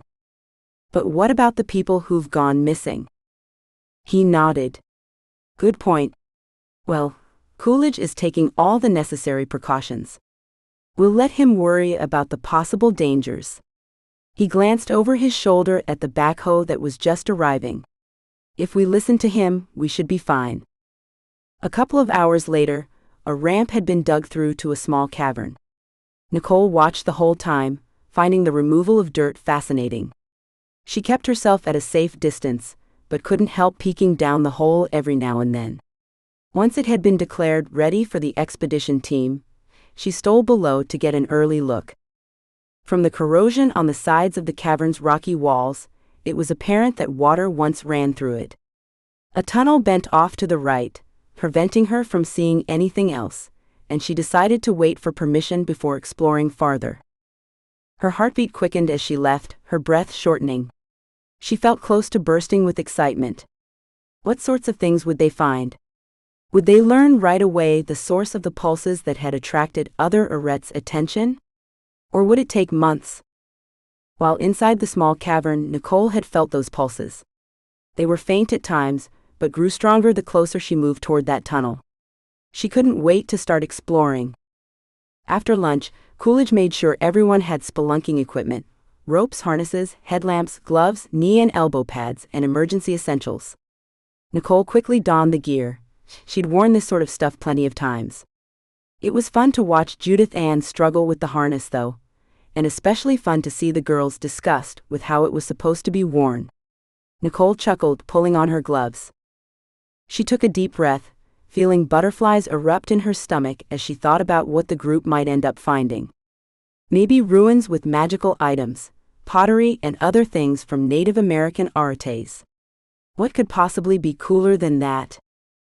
Coolidge said it was time to head down, and he began issuing warnings about being alone and doing stupid things. As he spoke, everyone gravitated into groups. Nicole stood awkwardly for several seconds, fidgeting with her gear, not sure where to go. She had no desire to be a third wheel for the umpteenth time.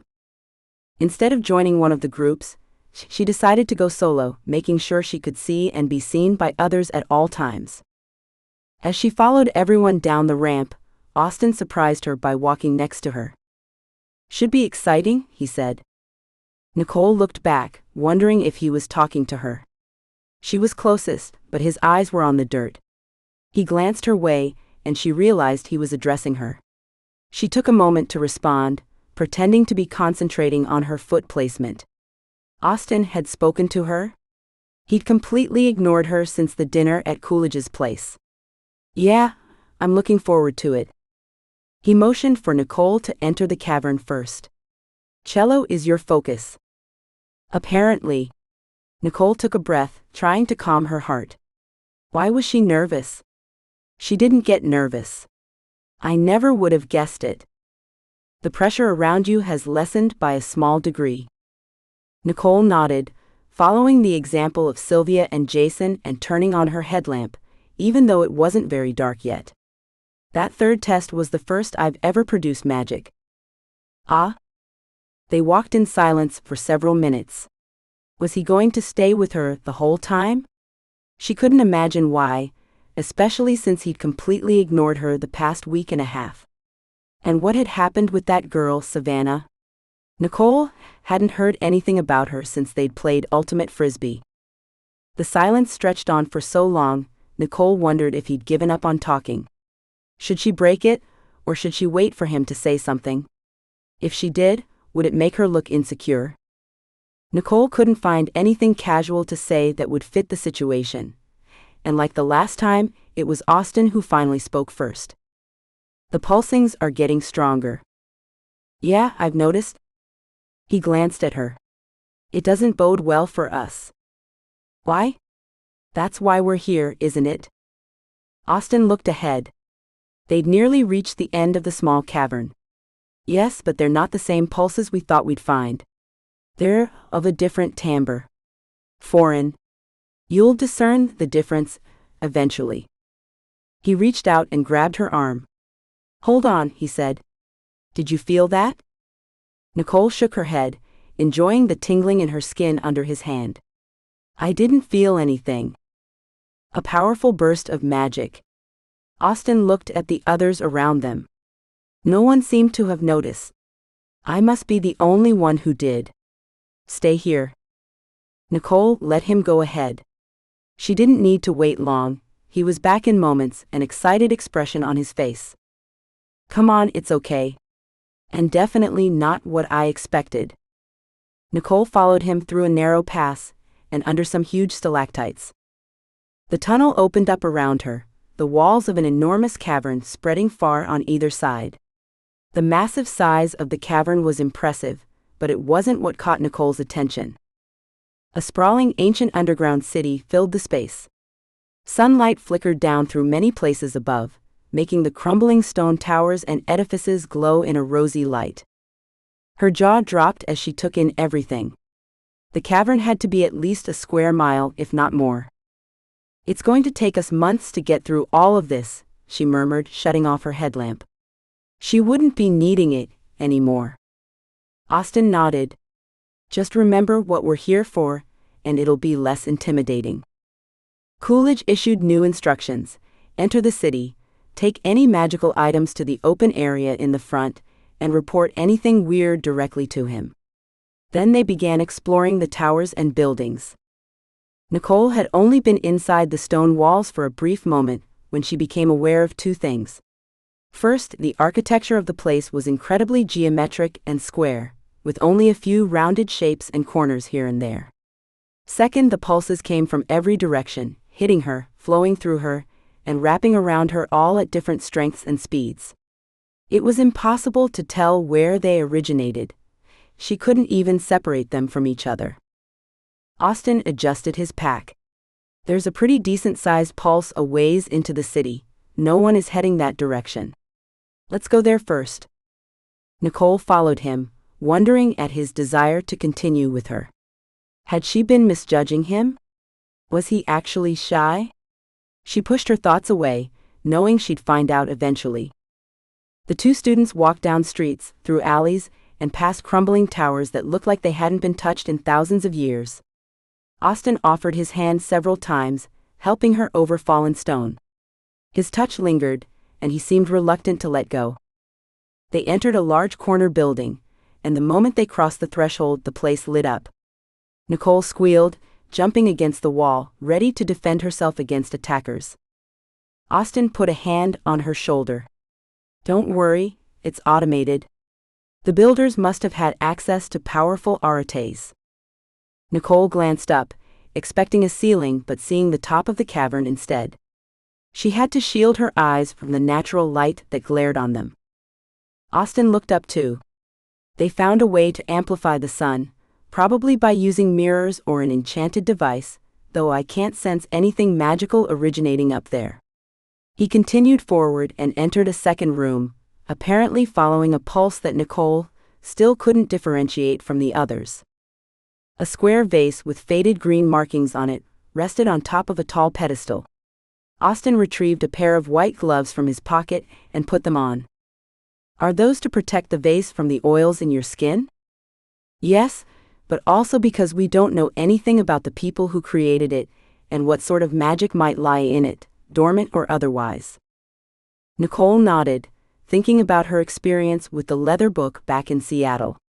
She breathed a sigh of relief, realizing she hadn't seen the stupid thing in days. But then she remembered what she'd learned about her mom. She quickly put those thoughts away, not wanting to dwell on them. Austin reached up to grab the vase, and for the first time in a while, Nicole allowed herself to check him out. His t-shirt hugged his torso, showing the strong lines of his back, accenting his broad shoulders and narrow waist. She pictured herself with her arms wrapped around that waist. It was a good image. She'd save it for later. Nicole averted her eyes when he pulled down the vase and turned to her. "That's unexpected," he said, looking at it. He glanced up. "It's old. Hundreds of thousands of years old." "How can you tell?" He stared at her for a moment, eyebrow raised. "I'm an earth arate." She nodded, as if that explained everything. Obviously, she had a lot to learn. Austin dug out another pair of white gloves from his pocket and handed them to her. Nicole pulled them on and took the vase from him. As soon as it was in her hands, a magical energy twisted around her, tugging at her skin. "Whoa," she said. "Weird." The pulses were unlike anything she'd sensed before. The magic was powerful, probably like those who created it. She couldn't put her finger on what made it different. Maybe it was the length of the pulse, but she also sensed a slight color to it, a sea green.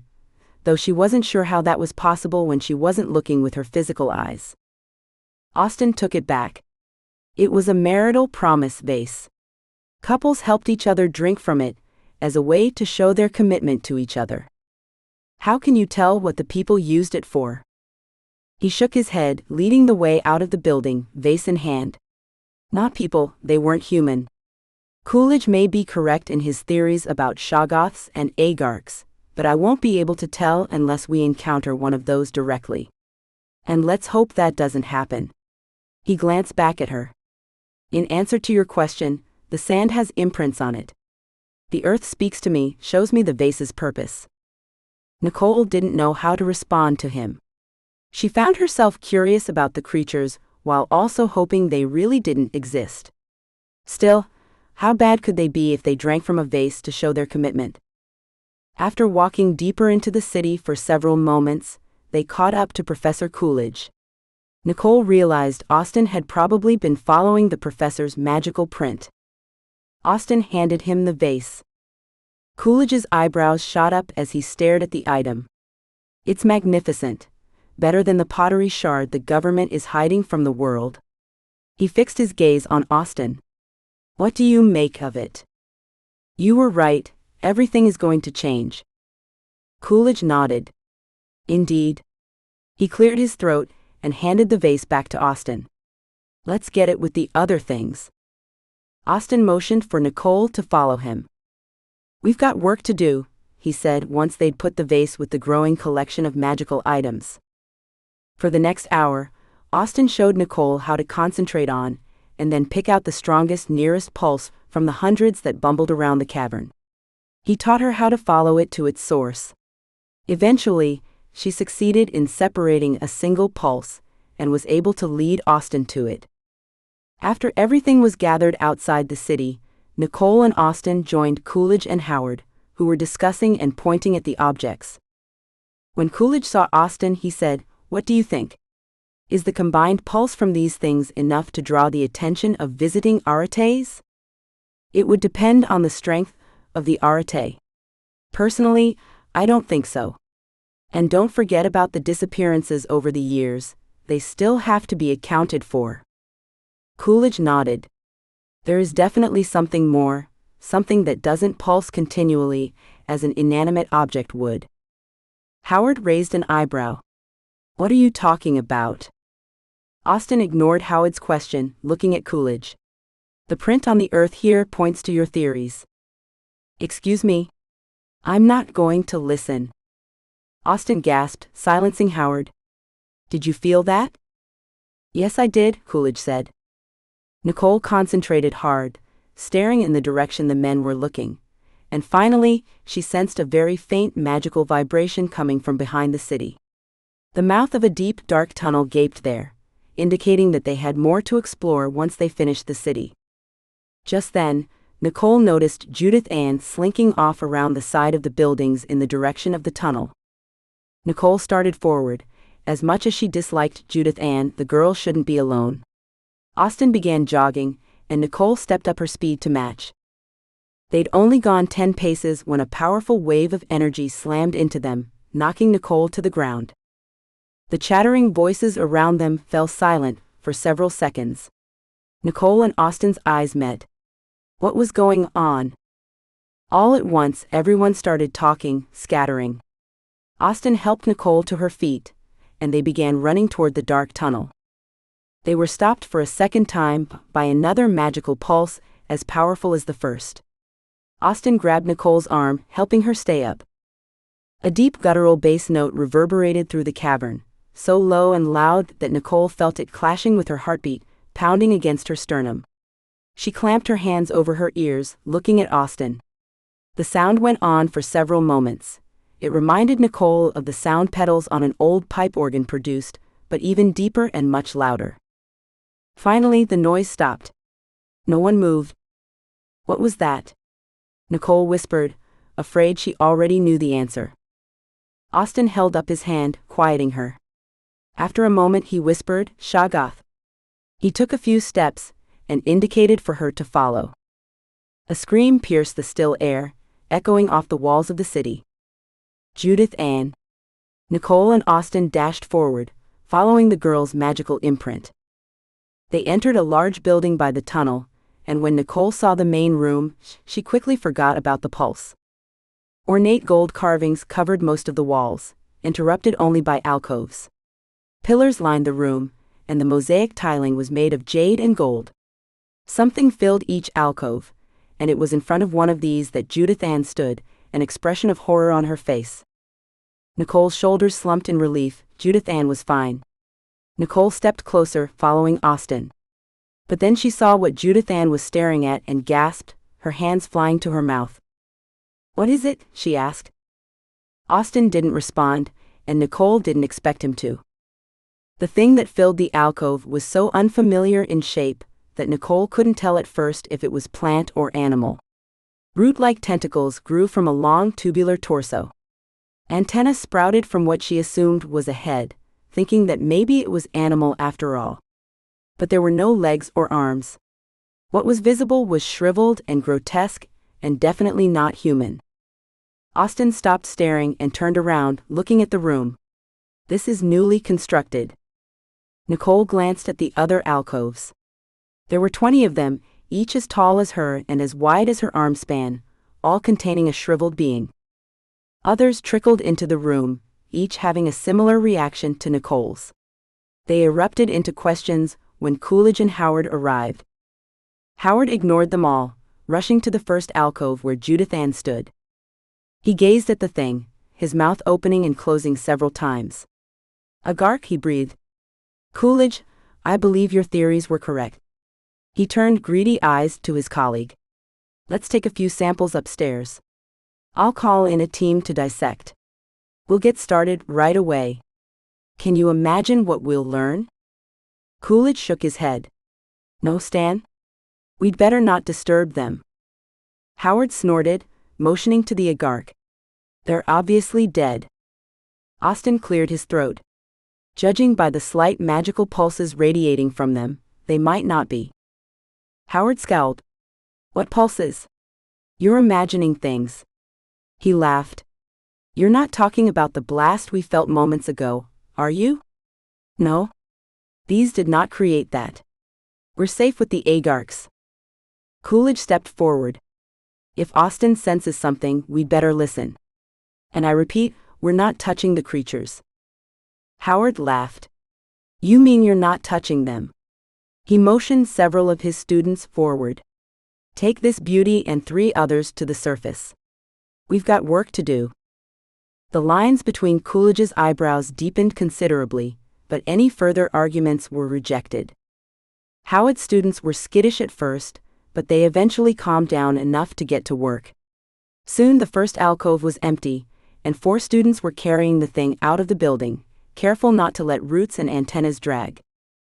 Nicole looked at Austen and shivered at the dark expression on his face. "Howard's a complete idiot," he whispered. Nicole nodded. She took a breath and bit her lip. "Agarks? What about the Shoggoths?" Austen turned back to the empty alcove, holding his hand into it. He closed his eyes. They must be nearby, because Howard was right about something. That pulse wasn't created by these creatures. He looked back at her. "We'd better get above ground. I don't want to be a part of this." Nicole agreed with that, and the 2 of them hurried past the city and through the cavern. She wasn't surprised to see many others, including Judith Ann, doing the same. The sun was about to set as the rest of the Agarks were brought above ground. No matter how excited Howard and his students were, Nicole couldn't shake the hollow, sick feeling in her stomach. Despite Coolidge's warnings, she'd expected dangerous criminals, arites with a history, and even wild animals. But not things from legends. And it seemed many shared Nicole's feelings of apprehension.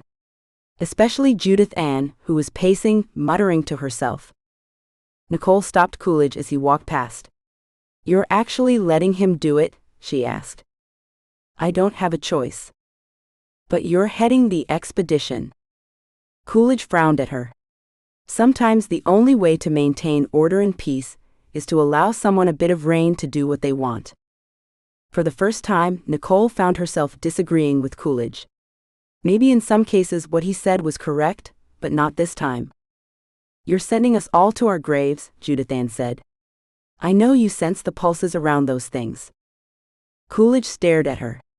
"Yes. There's danger. How many times have I tried to warn everyone about that? He's inviting problems, creating danger." Coolidge passed a hand across his face. "I agree, Judith Ann," he said quietly. "Then do something. Complain to someone." He folded his arms. "And who would I complain to? The government? They'd come in, shut us down, kick us out, and finish what Howard has started. No, I must do what I can to protect the location and the students. Including Howard's students." Judith Ann flipped her hair back. "Well, you're on your own. I'm not waiting to get killed." She stormed off to her tent, yanked the door open, and disappeared inside. Moments later she emerged, carrying her unfolded sleeping bag over one shoulder and her duffel over the other. "Who's taking me back to town?" she demanded. One of the Jeep drivers got to his feet and unlocked a door for her. They left quickly, a cloud of dust billowing out in their wake. No one said anything for several minutes. Was Judith Ann right? Should Nicole go too? She wasn't sure what the right answer was and needed to talk it out with someone. Nicole turned, looking around. Austin skulked by the shed that was still full of Judith Ann's things. She almost went to him, but still wasn't comfortable enough to do that just yet. She spotted Jason and waited until the others had resumed their activities before approaching him. "Judith Ann might be right," he said after she voiced her concerns. "I can't help but wonder how intelligent we're being by taking on this sort of project without knowing what we're up against, without even knowing what those things are, aside from legends that have been passed down for generations. Legends that probably contain a lot of untruths." He scowled at Howard, who was walking by just then, talking to a student about needing help with these beauties. After several moments, it became apparent that Jason was finished talking. Nicole thanked him, even though he hadn't made her feel better, and retreated to the shed to play her cello. The next morning, 5 people arrived to help with the dissecting.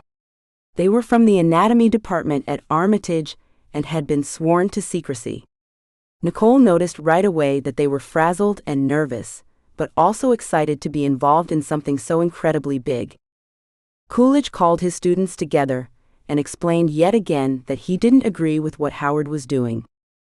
"I'm going to ask that my students stay away from the dissections, just in case. At least until we know more about the city and the Agarks. We'll be working extra hard to understand the magical objects. Once we have a satisfactory answer for both the pulses and the disappearances, we'll leave as soon as we can." A Jeep pulled up while Coolidge was talking, and Judith Ann flounced out. "I thought she was gone," Sylvia murmured. Everyone watched as the girl approached. "Change your mind?" Coolidge asked when Judith Ann joined them. She shook her head. "Of course not. But I knew I couldn't trust any of you with my father's things. I'll just stay in a hotel for the remainder of the expedition, so you can continue to enjoy my family's hospitality." Her eyes narrowed. "But don't expect me to help with anything. I'm no longer taking part in this atrocity you call university credit." Coolidge raised an eyebrow but didn't respond.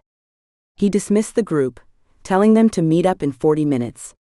Sylvia caught Nicole's eye, and the two walked together to their tent. "Have you seen Jason lately?" Sylvia asked. "Not since talking to him last night." Sylvia sighed. "I bet he pulled a Judith Ann, he was getting a bit jumpy." Nicole nodded. Jason had expressed concern, but leaving without saying something was odd. The girls watched as Judith Ann made a show of investigating the air-conditioned shed. Apparently satisfied, she and her driver left the campsite, dust billowing up behind their Jeep. "The more I get to know her," Sylvia said, "the more I wish murder wasn't illegal." Nicole snickered and unzipped their tent. "Believe me, I understand." They retrieved their things and headed back to the kitchen area. As they were talking, a disgusting stench, like burned sewage mixed with rotted algae, wafted through the air. It didn't take long to figure out where the odor originated. The dissections had begun. Odd that something so shriveled and old could stink so badly, Nicole said to Sylvia, who nodded in response. Sylvia walked away, and Nicole, who'd been ready since before Coolidge's meeting, wandered the camp, staying as far away from the dissections as possible. Her clothes were starting to stink. She decided to practice and made her way to the shed. But apparently the filter on the air conditioner was dirty, or the shed was too close to the dissections, because it stank nearly as badly there. Nicole didn't even bother getting out her cello. She left the shed, locked up, and hesitated, wondering where to try next. The sun beat down on the dirt, increasing the baked smell of the agarks. She glanced around camp, letting her eyes settle on the old pioneer homestead. No one ever went inside it, even though it wasn't in bad condition. It was probably far enough away that the smell would be greatly diffused there. Nicole crossed camp and hiked the slight incline to the homestead, tucking her hair back into her ponytail. She swung the heavy wooden door open and stepped inside. It was slightly cooler and much darker there than outside. Already, the smell was fading, and once she shut the door behind her, the difference was noticeable. "Thank goodness," she mumbled. It didn't take long for her eyes to adjust. Light filtered in through the smashed windows, landing on a broken table with only 2 legs propped up against the cabin wall. She stepped across the floor and ran a finger along the table's edge, surprised there was any furniture left at all. A pile of garbage in the corner of the room was evidence that someone had camped out there at some point. At first, she thought she was alone, but something heavy dropped in the back of the house, followed by the shuffling of fabric. "Hello?" Everything went quiet. She froze, still by the table, staring down the hall. It was then that she noticed a trail of dark liquid on the hard-packed dirt floor leading from the middle of the room and into the hall. The shuffling sound began again. Nicole tried to swallow, but her throat was too dry. Could she sneak out of the cabin without drawing more attention to herself? Just then, the door swung open, making her jump. "Whoa," Austin said. "Calm down. I saw you." She put a finger to her lips. "Someone's in the cabin," she whispered. She pointed at the streaks in the dirt. Her heart beat twice its normal speed, but at least Austin was with her. He was powerful enough to protect both of them. Austin placed a hand on her arm and nodded, showing he understood, then knelt and hovered his hand over the smears. "Human blood," he murmured quietly. "A few hours old." He got to his feet and reached out. An earthen pot Nicole hadn't seen sailed from a corner of the room, landing silently in his palm. He walked quietly down the hall, holding up the pot, looking ready to attack. Nicole followed, staying as close to him as possible. They peered into the first room, and Nicole gasped. Jason's head lay on the ground, facing the door. His body was crumpled in a mess on the other side of the room, under the window. His clothing was torn, the flesh on his arms and legs chewed and mangled. A shadow passed over Nicole from the hall, and she shrieked, jumping into Austin. Austin pushed Nicole into the room and flung the pottery. It hit its target with a thump and crash. Something growled. Austin was yanked through the doorway. The only thing Nicole saw was a beefy human arm. She heard scuffling and thuds. She scrambled to her feet, needing to help Austin. She sprang into the hall and raced into the back room. Austin was on the floor. Nicole got a brief glimpse of a man's back as their attacker jumped through the window. She rushed to Austin and helped him to his feet. "It's gone," he said. "It? You mean he?"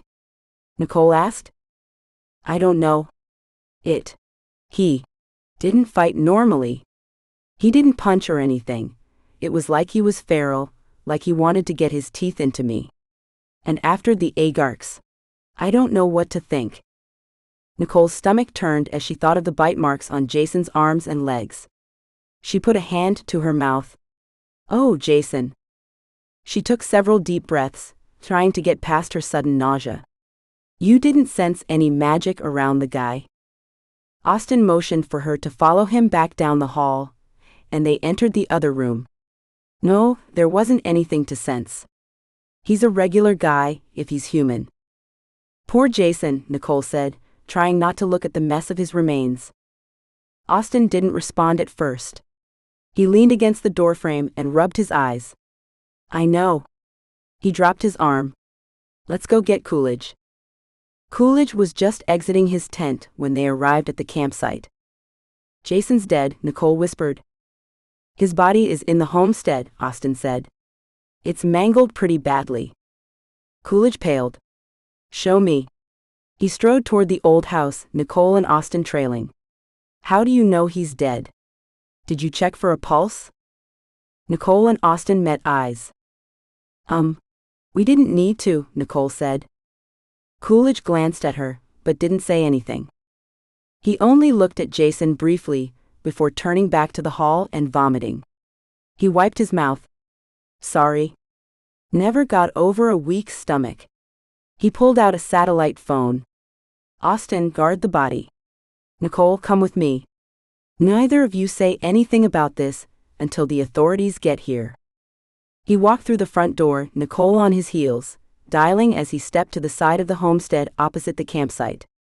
He quickly reported the body, frequently pausing to ask Nicole questions, relaying her answers to the person on the other end. While he was finishing up the call, she stared at the ramp, wondering what or who had killed Jason. Something moved at the mouth of the ramp and she took a step forward, squinting. A man was staring at her, peering over the rocks. He scampered down the ramp on all fours when he noticed her watching. Nicole rubbed her arms, feeling a chill despite the blazing heat. Coolidge ended his call. They're on their way. He shook his head. If this doesn't convince Howard to stop dissecting, I don't know what will. He had Nicole explain again what happened. She told him everything she could remember, including seeing the man just now. We need guards and weapons. Have to keep this place as safe as possible. Coolidge looked at her. Go talk to Austin, see if he remembers anything new. I'll bring the authorities when they arrive. He grabbed her shoulder, stopping her. Don't tell anyone. We'll let the cops take care of that. Can't risk Jason's family learning things secondhand. Nicole found Austin pacing the front room of the cabin. He rubbed the back of his neck, shaking his head. The more I think of it, the more I'm sure it was a man, he said. He turned to her, stopping. But Nicole, I'm serious, he didn't respond normally. If he's really human, there's something totally wrong with him. Maybe he's disabled? At his questioning expression, she told him what she'd just seen, how he'd scampered instead of run. I'm really getting the creeps now, she said. I know. Do you think he killed Jason? Austin shrugged, shaking his head. It's possible. Probable, even. A wave of exhaustion flooded over Nicole, and tears pricked the back of her eyes. She sank to the packed dirt, leaning against the cabin wall, and buried her face in her hands. I can't believe it, he's gone. Dead. She looked up. I mean, I've been assigned to work with him several times. He and Sylvia are the only ones who've talked to me this whole time, until yesterday. Her voice started shaking. She cleared her throat, trying to make the wobble go away. And he's been brutally, horribly murdered. Austin looked at her sympathetically. I'm sorry. Suddenly, Nicole wanted nothing to do with the homestead or Jason. She couldn't be there any longer. She jumped to her feet. I have to go. Nicole rushed out of the cabin and through the campsite, ignoring the curious stares. She quickly unlocked the shed and shut the door behind her, then got out her cello and practiced angrily until her fingertips burned. What was she doing here? Someone had died. Someone she knew had been killed. The adrenaline from running and playing left her system, exposing her raw emotions. She put down her cello and sat on the floor against the wall of the shed, tucking her knees up. She rested her head on them and cried. A moment later, a soft knock on the shed door made her jump. Nicole frantically wiped the tears off her face, cringing when her hand came away black. Great. Her waterproof mascara had smeared. Typical. The door opened and Austin stepped in, an expression of concern on his face. "Coolidge is with Jason's body. How are you doing?" She shrugged. "As well as can be expected, I guess." He nodded and sat next to her. "How about you?" she asked. "Same." He stared at the wall across from them and swallowed a few times, his Adam's apple bobbing. "I've seen something like this before, though." Nicole cocked her head, frowning. "You have? When?" Austin leaned back, resting his head on the hard plastic behind them. "Two of my older siblings." "Whoa. His siblings? How horrible." "I'm sorry. What happened?" He took a breath. "It's a long story." Did that mean he didn't want to tell her, or was that an invitation for her to ask? She hesitated for a moment, then put her hand on his arm. "Are you comfortable talking about it, or will that just make things worse?" Austin glanced at her, and she was surprised to see tears in his eyes. He blinked them away. "My parents are very pro-Arate, so you would think their children would be as well. That wasn't the case with my two oldest siblings. They were bitter they didn't have powers, and when I was 14, they left us to join the Tarians." Nicole nodded. This happened around the time when a special group of them were charged with conducting human testing. Sarah and Josh badly wanted to be Arates, and the Tarians badly wanted to breed their own magical people. Unfortunately, the tests didn't work and the Tarians realized it.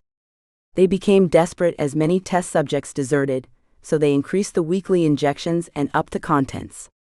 When Sarah, a scientist, found out what she and Josh had been given, it wasn't difficult for her to convince him that they also needed to desert.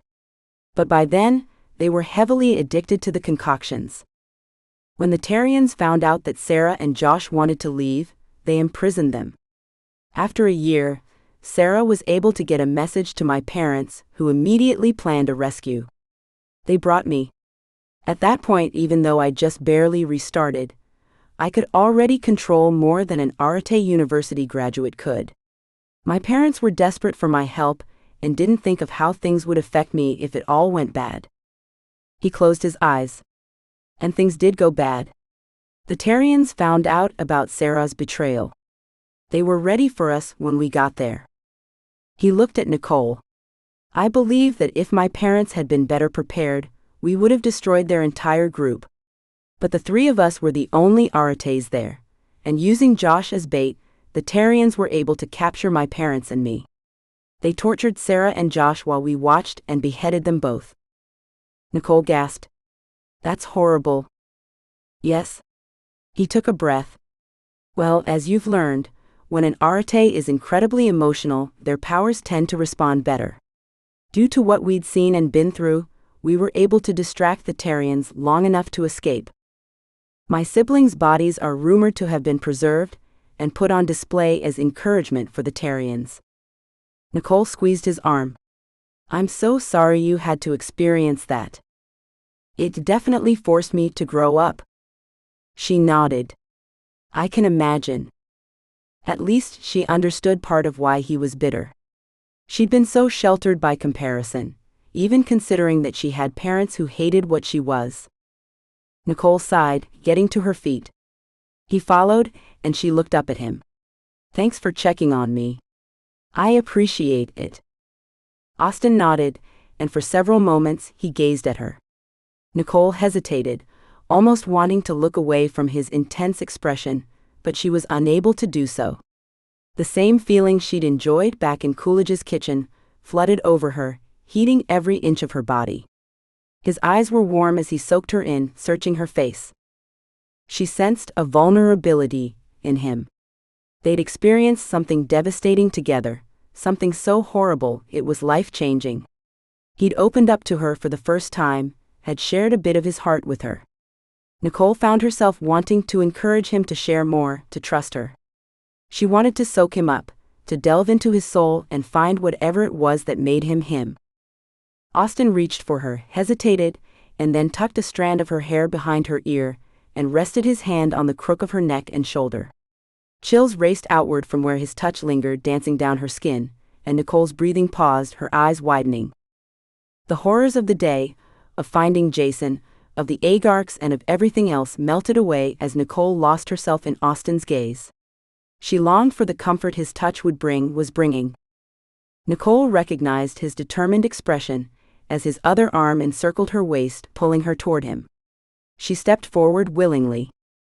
Austin lowered his head, his lips meeting hers. The kiss was tender and gentle at first, almost questioning. Then Nicole shivered and reached both arms around him. He tightened his hold on her, eagerly, hungrily exploring her face with his lips. He worked his way back to her mouth, dropping his arm from her shoulder to clasp his hands behind her back. He brushed his lips across hers, kissed one corner of her mouth, then brushed to the other side and nibbled along her jaw, making her shiver once more.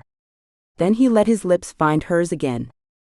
Nicole relaxed into his embrace, releasing the stress that had accumulated during the last few weeks, marveling at the change she'd witnessed in Austin since their first conversation. Finally, he turned and rested his cheek on top of her head.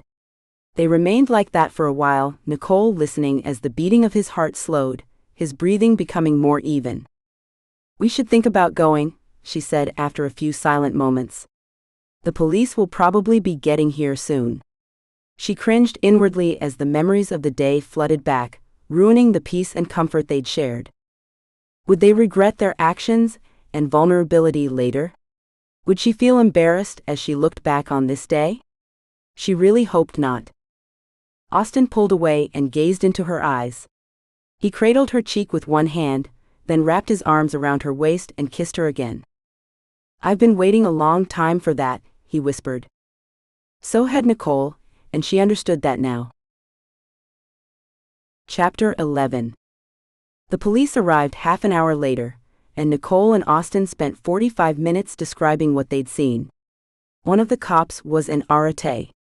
He volunteered to stay at the campsite and help guard while the others investigated Jason's death. "It should help having a cop around who can sense magic," he said. Nicole couldn't agree more. "We'll need to search the caverns for the murderer," the lead officer told Coolidge after he'd finished questioning Nicole. "Go right ahead," Coolidge said, watching as Jason's body was removed. "I'd certainly feel better if the suspect wasn't running around our research site."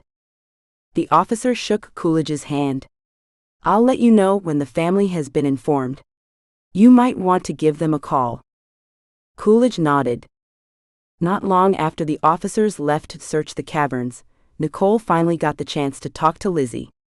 The second she heard Lizzie's voice, she started crying again. It took some time, but eventually she calmed down enough to tell Lizzie what had happened. "He's dead?" Lizzie asked. But we were just talking about him." "I know." Nicole shook her head. "I'm having the hardest time believing it." "Oh, Lizzie, I wish you were here so much." "Yeah? Well, I don't. I wish you were here." Nicole agreed with her. Then she sighed, wanting to talk about something else. "Austin kissed me." She had to hold her phone away from her ear when Lizzie squealed. "You're serious? He actually kissed you?" Nicole smiled, hesitant to enjoy Lizzie's excitement after everything that had happened. "Yeah. He did. It was good." Lizzie peppered her with questions, and they talked until Nicole was comfortable with hanging up. She was so grateful Coolidge had suggested she buy a satellite phone. She couldn't imagine not being able to contact her best friend while she was away. And not for the first time, she was envious of people who could talk to a close parent or sibling whenever they needed it. She'd never experienced that. The cops finished with the caverns. They didn't even find evidence that someone other than those on the expedition had been there in the past several hundred years. The rest of the day flew by, as Nicole and the others returned to the caverns and the underground city. Coolidge had them comb every inch, looking for the trigger of the current of magic they'd all felt the day before. He was positive there was a hidden room somewhere that contained a powerful item that could somehow be responsible for the disappearances and the pulses. While examining the city, Nicole found another spider crawling on her body. She flicked it off and shuddered, then gasped when she saw the ghost of the old woman standing near a stone wall. She stared at Nicole, her expression somber, then disappeared. Nicole trembled with frustration, wishing she could strike out, scream, hit the apparition. Instead, she waited until the other students had left the area, then began to whisper. "I can't see you anymore, but I know you're there and that you followed me here, woman. I know what you want. But I need more time. I need to finish what I've started here. Please, just leave me alone for a while longer. And I promise you this, I will read that book." Nicole glanced around, half expecting the woman to show up again. Instead, she saw the spider slinking off around a corner. A slight breeze brushed Nicole's cheek, similar to the wind that always seemed to accompany the book, but different. With it came the feeling of agreement, of compromise. The woman would bide her time, she would give Nicole space. For now, Nicole knew it was the best she'd get. But she wouldn't put off reading the book for too long after returning home. Nicole had nightmare after nightmare about Jason, the old woman, and spiders that night, and woke frequently. The next morning, whispers outside the tent roused her. She raised herself to her elbows, exchanging glances with Sylvia and Camille. The whispers obviously belonged to Howard and Coolidge was again trying to convince Howard to stop the dissecting. "It's not why we're here," Coolidge hissed. Howard laughed. "It's why I'm here, and this conversation is wasting my time. I've got things to attend to." "Stop. We have to discuss this." "Why now?" "One of your team members is missing." For a second, Nicole thought Coolidge was referring to Jason. But Jason wasn't from Howard's group. She glanced at Camille. The girl's eyes were huge. "An unfortunate accident, if anything," Howard whispered. "What about the Agacha's body? It couldn't have walked off on its own." "We'll just get more." Coolidge growled. "Howard, can't you hear yourself? What is going on with you? Unlike you, I don't have things made for me. I struggle to get my research projects approved, while you barely have to lift a finger." Howard's voice got quieter, as if he'd turned away. "And I'm not letting you ruin this for me."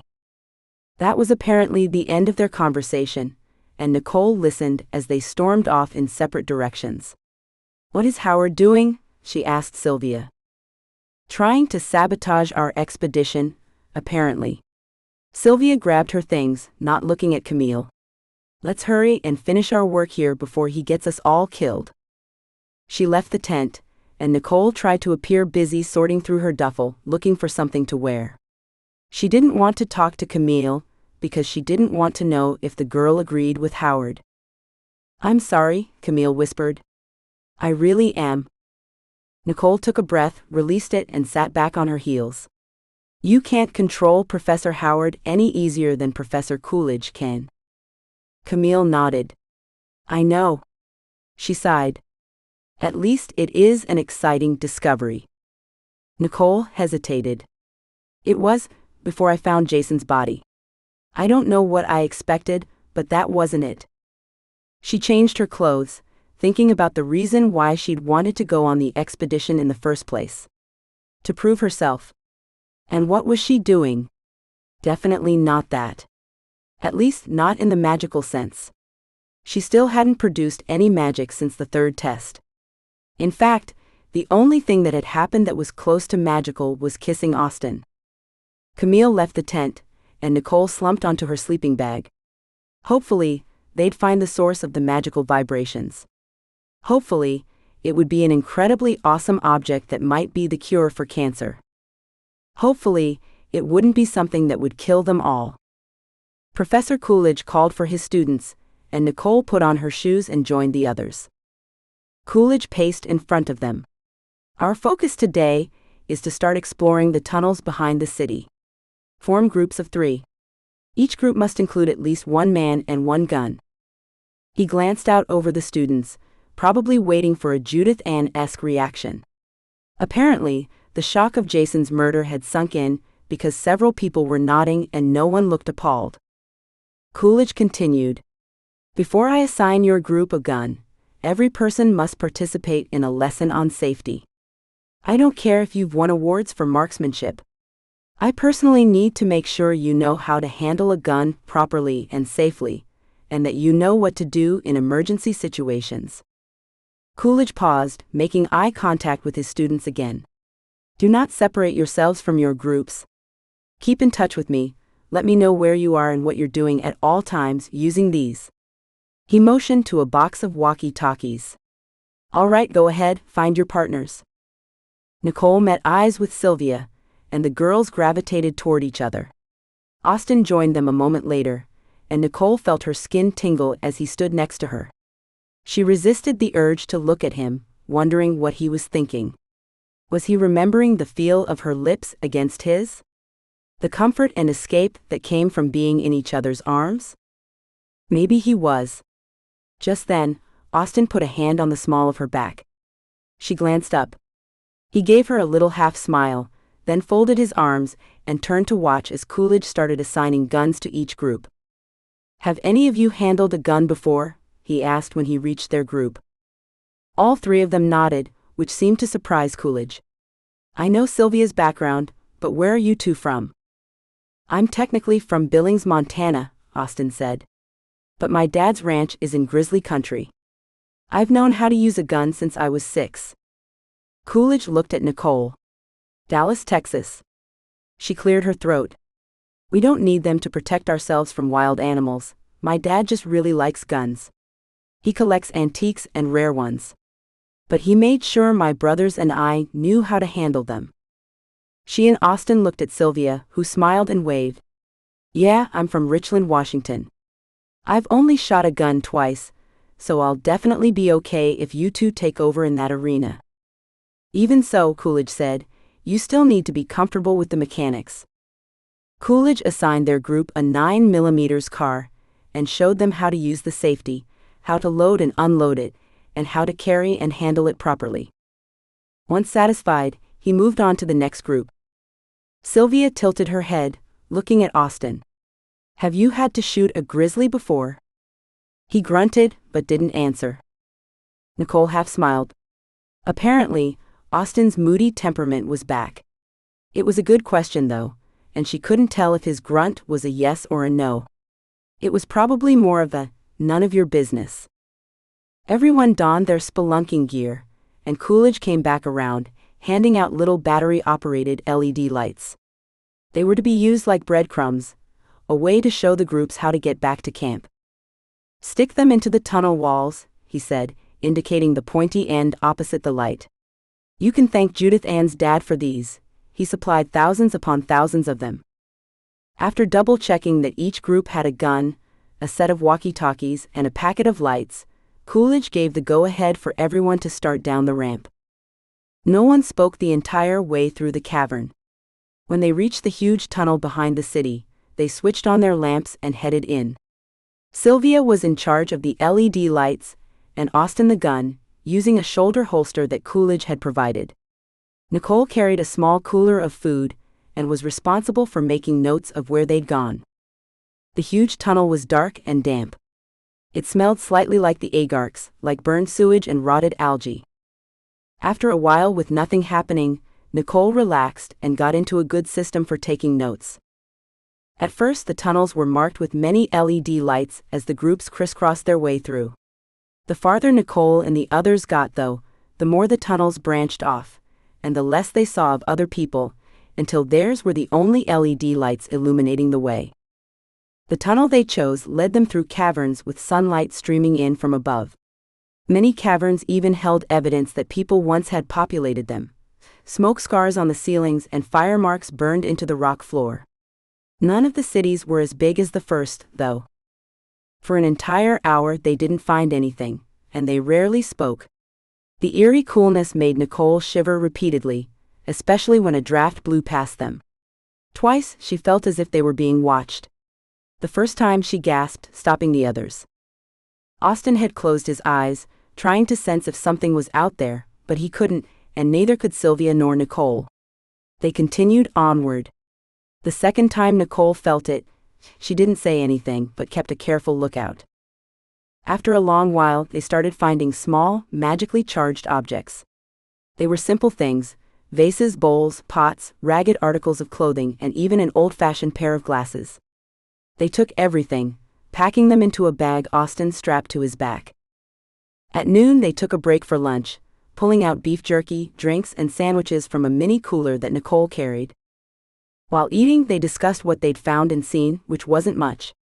The conversation eventually died off, and they packed up and continued forward. Remembering the kiss Nicole had shared with Austin made little slivers of happiness cross her thoughts. She wanted to get to know him better, but felt weird asking him questions. He'd made it clear he wasn't comfortable with that sort of directness. Plus, having Sylvia there made it awkward. Around 1 o'clock, Coolidge gave word over the walkie-talkies that it was time to head back. Sylvia put away the rest of the LED lights, and Nicole stopped taking new notes. They followed the lights, deciding to leave them stuck to the tunnel walls as markers for future explorations. At first, Nicole didn't pay attention to where they were going. But when they walked through a cavern she didn't recognize, she pulled out her notepad and examined what she'd written. She glanced over her shoulder, trying to see the cavern the way she would have while headed in the opposite direction, but it didn't draw out any memories. The cavern ended and they entered a short tunnel, which again Nicole didn't recognize. She paused. Guys?" The other two stopped walking and looked back. "This place doesn't match my notes." Sylvia raised an eyebrow. "The LED lights are here. We must have come this way." Nicole didn't respond, and Sylvia continued walking. Austin shrugged and also walked forward, and Nicole, not wanting to be left alone, rushed to follow. Sylvia might be right. Maybe Nicole hadn't paid attention as closely as she'd thought. But not 5 minutes later, Sylvia stopped. "You're right." She motioned to one of the lights. "It's not pointing in the right direction. I had them all facing up." Austin pulled out the gun. Nicole was also right about something watching us. He motioned down the tunnel to a dark shape that was creeping along the tunnel floor toward them. Nicole's first thought was of the shadow from the book, but no, this wasn't a shadow. It was tangible. Light glinted off a pair of eyes and Nicole gasped, stepping back. Just then, Austin yelled out and dropped to the ground. Nicole only briefly saw something, an arm in the shine of his headlamp before the light died. "Austin!" Sylvia shrieked. He didn't respond. Sylvia shrieked again, and her headlight fell, then also went out. Nicole froze, unsure what to do. Something brushed up against her and she screamed. A sharp pain at the back of her neck radiated outward, and everything went black. Nicole's eyes fluttered open. A hunched figure was pulling her roughly down the tunnel by her arms, her legs dragging in the dirt. Ouch! Lucky for her, she was wearing jeans. She squirmed, finding that her wrists and ankles were bound, and was rewarded with a kick to the ribs. Someone was walking by her side. They didn't go far before she was dumped in a brightly lit alcove alongside Sylvia and Austin, both of whom were unconscious. Nicole looked up at the sunlight, at least 20 feet above them. She struggled to a sitting position and gasped when she saw their captors. A woman and 2 men gawked at her. The woman had bumps on her face, and her eyes were bulging. One protruded farther than the other and was surrounded by a mass of bone. The eye was a stunning shade of blue, the other a dark brown. The woman grinned, showing twisted, dirty teeth. She crawled forward, grunting, and Nicole pulled away until she hit the wall behind her. "She wants to know why you're here," one of the men said. Nicole glanced at him, surprised to hear clear English. His eyes were brown, his hair blonde. He stood tall, his broad chest pushed out. One hand rested on Coolidge's gun, now shoved halfway into his belt. The woman poked at Nicole and grunted again. Nicole swatted the woman away. "We're trying to find the reason for a number of disappearances in the area." The man's eyes narrowed. "Disappearances?" He laughed, mocking her. "The only disappearance I'm concerned about is my own. I'm Will Stevenson, and if anyone mentions me, you just let them know." The other man slapped Will so hard across the face that he was knocked to his knees, the gun spilling out and sliding away down the tunnel. The man glowered at Nicole with mismatched eyes like the woman's. His face was nearly as distorted as hers, but his teeth weren't as crooked. Still, when he spoke, she couldn't understand anything. He mumbled something, turned away, and bent to pick up the gun, seeming to be fascinated with it. The woman joined him. Will got to his knees, wiping blood off his face, and looked at Nicole. "You will leave this place. Immediately.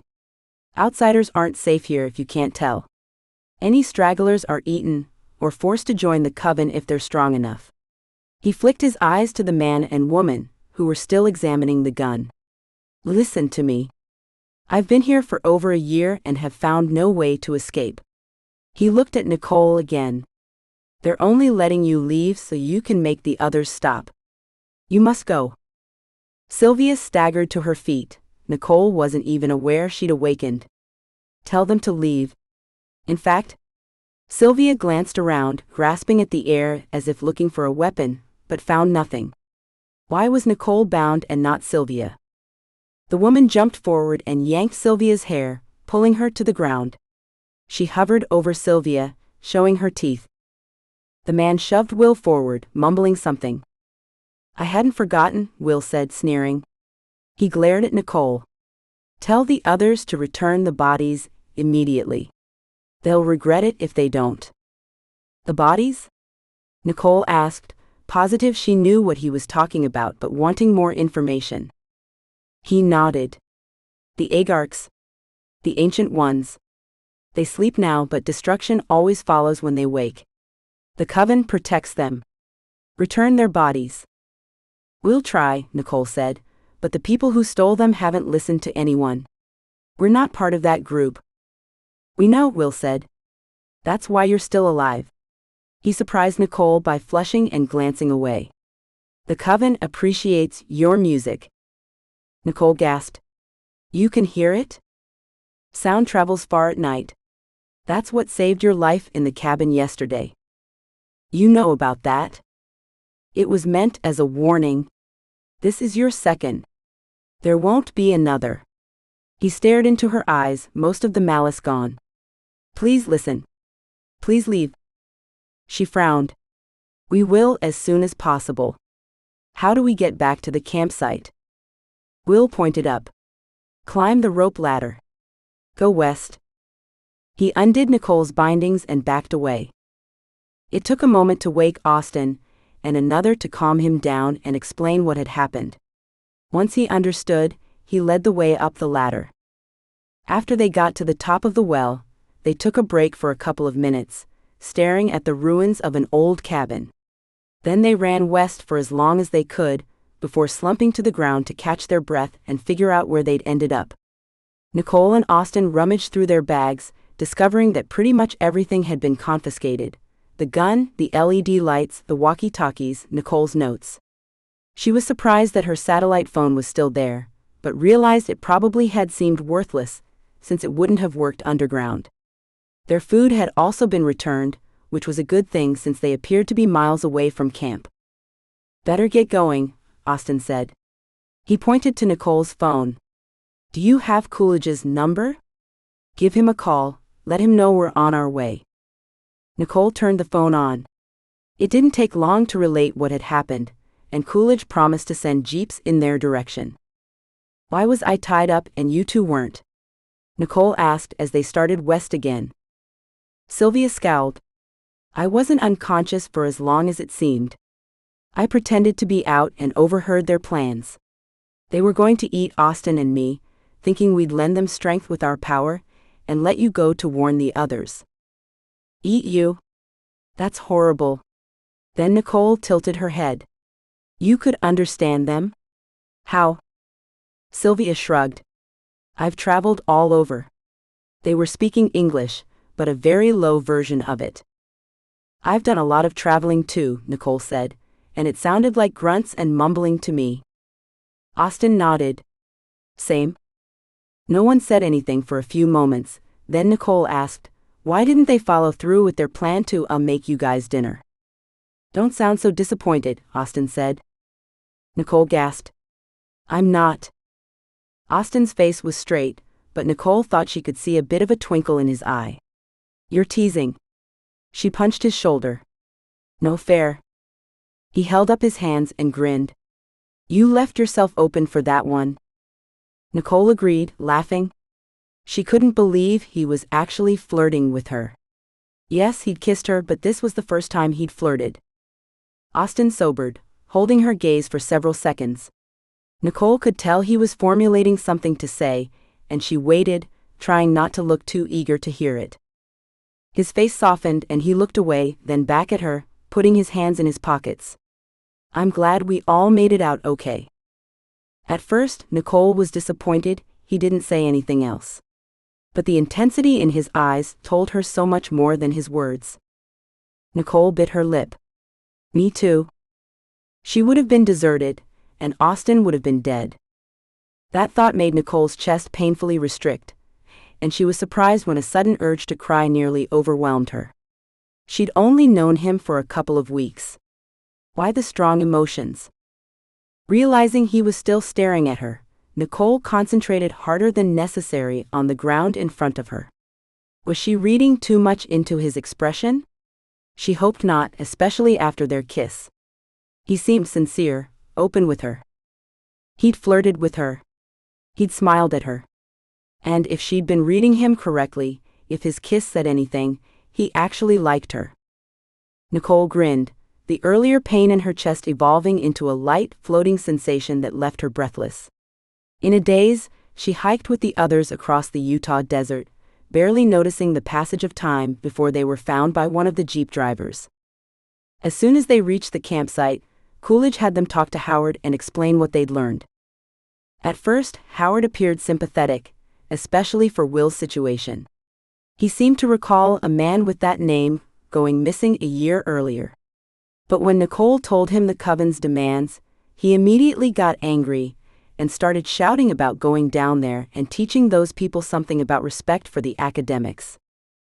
He was adamant about not returning any of the bodies. No one tried to calm him down, and after several minutes of ranting, he stormed away. Coolidge rubbed the back of his neck. Any chance we could get Will out of there? Possibly, Nicole said. And I think he may even accept some help. I hope so. But he did mention that people don't escape once they become part of the coven. Coolidge sighed, sitting on a trunk. I don't know what to do. On one hand, we've been given grants to fund the expedition, and we've already used a lot of that money. We'd have to return every dime if we don't fulfill our promises. But on the other hand, we're putting ourselves into further danger the longer we stay here. Sylvia rolled her eyes. It's not like you didn't warn us. And Will's situation is why we're here. She looked at Coolidge. We need to call in a search and rescue team. We now know that people have been kidnapped. How many others are down there? How many are being held captive? We can't desert them. We may not have a choice, Coolidge said. Though I definitely agree with you. He stood and paced for a moment, hands behind his back. From your description of the others, I'd guess that the disappearances in the area are happening as the coven realizes they need to increase their breeding pool. The more a group of people interbreed, the more likely it is that their offspring will exhibit bad recessive genes. He turned back to them. That gives me enough to tell the government about the disappearances. But what of the magical pulses? We've only felt one that was strong enough to catch the attention of casual visitors, and we still haven't found what created it. He paused, obviously thinking. None of the other groups saw anything magical today, not even items. You three were lucky. Austin snorted. Lucky? Hardly. Will and the others probably lured us farther away from the campsite with the items. Coolidge nodded. They probably did. He rubbed his face. Go get dinner. I'll call in a team to start searching first thing in the morning. It's too late to begin now. And am I correct in saying that Will isn't in any immediate danger? Austin nodded. He seemed fairly comfortable, though a little surly. Good. We'll plan on leaving after we've got as many people out as possible. We may have to forget about that magical pulse. He strode away, and Nicole walked to her tent to change. Judith Ann was there, apparently waiting for her. Austin and I are going shopping. Because I won't be here, you have to make sure my father's things get put away and that the shed is locked up. Nicole said she would, hoping the pain she felt didn't affect the expression on her face. How had Judith Ann convinced Austin to go? Why had he agreed to it, especially after what he and Nicole had experienced together? Were her earlier concerns being proven right? Was he regretting their kiss? She took a deep breath. Had to get in control. Be happy. Pretend to be happy. Nicole returned to the kitchen area, filled her plate, and sat in her camp chair to eat. She ignored Judith Ann's excited chattering, but watched them leave. Her dampened spirits sagged even more, and she ignored the tears pricking at the back of her eyes. Instead of helping the others gather and compare notes, she retreated to the shed to practice. And practice she did, releasing all her pent-up emotions and frustrations and fears. The first songs she played were strenuous and difficult. Her fingers practically flew over the fingerboard, several bow hairs broke, and she made many mistakes. After an hour of frustrated playing, she calmed down and transitioned to slower, softer, more melodic compositions, pouring her quieter emotions into the music, focusing on perfection. It was nearly dark when she finally left. She stepped aside as a couple of students carried a heavy box into the shed. She decided to lock up later. No eyes followed her, at least none that were visible. She shivered when she remembered what Will said about them listening to her. She glanced toward the hole. Nothing moved. She was on her way to her tent when she caught a whiff of the horrible agark smell. It seemed more potent, and Nicole felt her stomach clench when she realized what that probably meant. She took a detour, and a quick glance and count told her what she feared. Howard had brought up all the agarks. They lay on individual tables, open to the night sky. Howard was strapping on a utility belt, a huge grin of satisfaction on his face. He'd set up several high-powered lamps, and a bunch of his students bustled around him, preparing for the dissection of the newest set of specimens. Nicole saw Armitage University's dissection team there as well, one of them still missing. They didn't look nearly as excited as Howard and his students. Nicole groaned when she saw that Camille had joined them, a big smile on her face. Had the girl lost her mind? Coolidge stormed past Nicole. He entered Howard's area and flung a hand toward the bodies. Do you have no respect? Howard laughed at him, wrapping an arm around Coolidge's shoulder. I have respect for the money this will make us. You've gone insane. Coolidge rubbed his neck. What am I to do with you, Stan? You'll lose your position and all respect over this. Howard laughed again. Nicole strode away, not wanting to hear more. She needed to put as much distance between herself and that group as possible. Wind ruffled her hair, blowing the stench away and bringing a familiar and welcome smell. Rain? She turned her face to the sky, breathing deeply. Please let it rain. She enjoyed the wind for several moments, watching the clouds darken as the sun finished setting and the moisture in the air increased. Then she went to get her phone, wanting to call Lizzie. As she was exiting the tent, a big raindrop hit her face. She couldn't help but grin. The rain started slowly, the clouds growing heavier, and after a moment it became apparent that this wouldn't be just a quick shower. While waiting for the phone to power on, Nicole returned to the tent and grabbed her jacket from her duffel. She zipped it up around her, pulling the hood up, and after making sure the phone was protected from the gently falling rain, she called Lizzie. It took 5 minutes of precious battery time to explain to Lizzie what had happened that day, and another 5 minutes to calm her down. I'll be fine, I promise, Nicole said. How can you promise that? Lizzie asked, sounding like she was practically hyperventilating. Nicole shrugged. I don't know, Will, the guys said they like my music. Lizzie snorted. Like that's going to protect you. It has so far. Stop it, Nicole. Nicole sighed. I am taking it seriously, I promise. I was completely freaked out earlier. But Coolidge is doing everything he can to protect us. Lizzie grunted. Good. Neither said anything for a moment. Nicole tightened her jacket, making sure the phone was still covered. She briefly wondered how Austin was doing with Judith Ann. She shut her eyes, unwilling to picture the two of them together. They ended the call, and Nicole jumped when someone grabbed her wrist. It was Sylvia. "Can you feel that?" Sylvia asked. Nicole squinted at the girl. "Feel what?" Sylvia bit her lip and turned to stare at the dissecting area. "Concentrate really hard." Nicole closed her eyes. She knew Sylvia was probably talking about magical energy, so she pushed outward with the part of her that was still strengthening. And she sensed something. It was slight, barely noticeable. But as she concentrated on it, she quickly discerned a magical pulse that was growing very slightly, very slowly. She opened her eyes, meeting Sylvia's gaze. "What does it mean?" Sylvia's eyes were wide, the pupils almost fully dilated. "Something's coming." Nicole felt goosebumps rise across her flesh. "How do you know it's headed this way?" "Because it is." Sylvia wrapped her arms around herself and looked at Howard's area again. She glanced back at Nicole.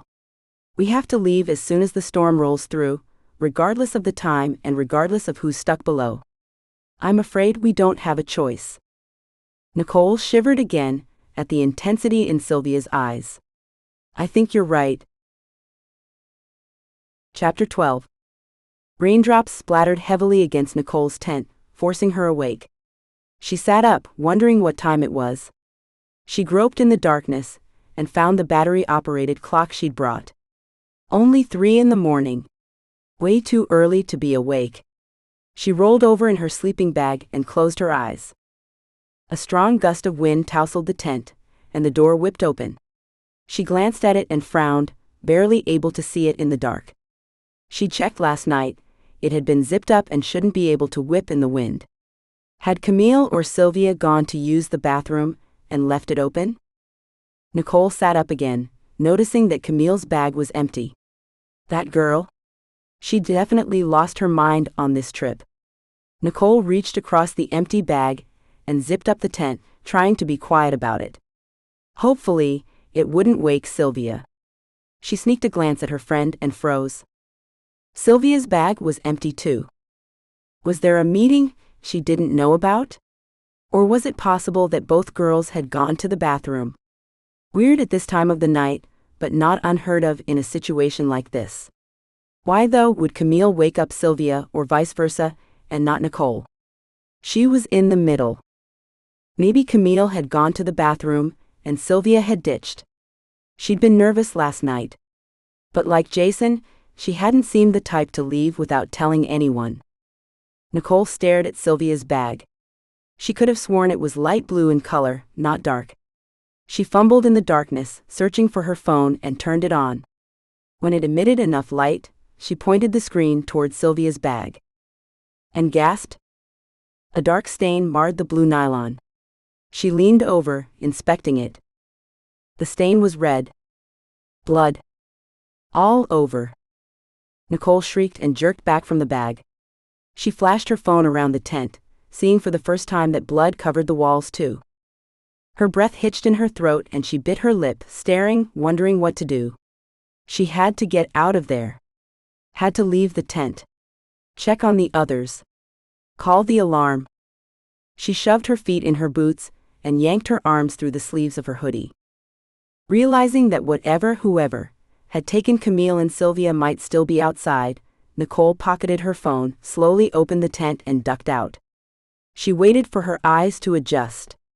It was no longer raining, the storm was finally blowing over. Stars lined the horizon to the east, and the crescent moon was just rising, casting a slight glow over everything. Nicole screamed at what she saw, then clamped a hand over her mouth, cursing her instinctual reaction. The camp was crawling with things, people, Agarks. Nearly all were carrying bodies to the hole. Some Agarks were still on the dissecting tables, but others were walking around, using their root-like tentacles to pivot themselves forward. Her scream echoed for several seconds across the desert, carrying through the still night.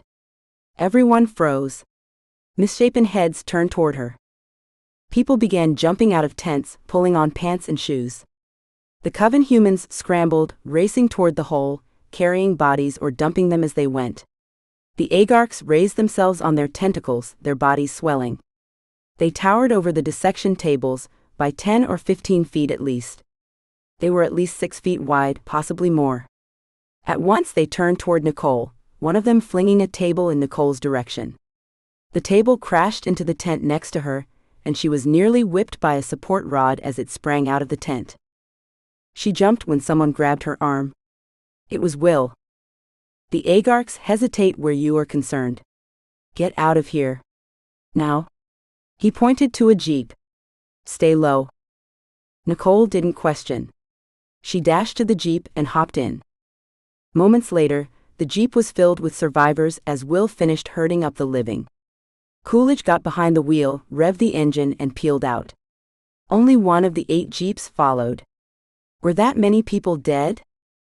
Nicole looked back at those in the jeep with her. She'd hoped for a miracle, but Sylvia wasn't there, and neither were any of Howard's people. She looked at Coolidge. What about the others? He didn't respond. Coolidge drove far too fast for the dirt road, and several times massive waves of muddy water splashed the jeep, drenching those inside as they bounced through huge potholes. The entire time they were on the dirt road, Coolidge kept looking in the rearview mirror. Finally, they reached a paved road and Coolidge loosened his grip a little. They're not following anymore. Nicole looked behind them. The other jeep was still there. Was he talking about the Agarks? She glanced forward as Coolidge careened around a bend. He was going 60 miles per hour, obviously still in a hurry to put distance between them and the campsite. What had he seen? Was it the Agarks? Or had his more sensitive abilities discerned something she hadn't? After only a few minutes, they passed the visitors' center and got on the highway, heading toward Moab.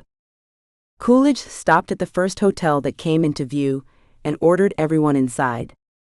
Nicole joined the others in the lobby. The man behind the counter watched the dirty, panicked people enter his hotel and quickly started assigning rooms. As Coolidge handed out keys, he asked them all to help in the search for survivors when it was light enough. They'd be leaving at 8, only 3 hours away.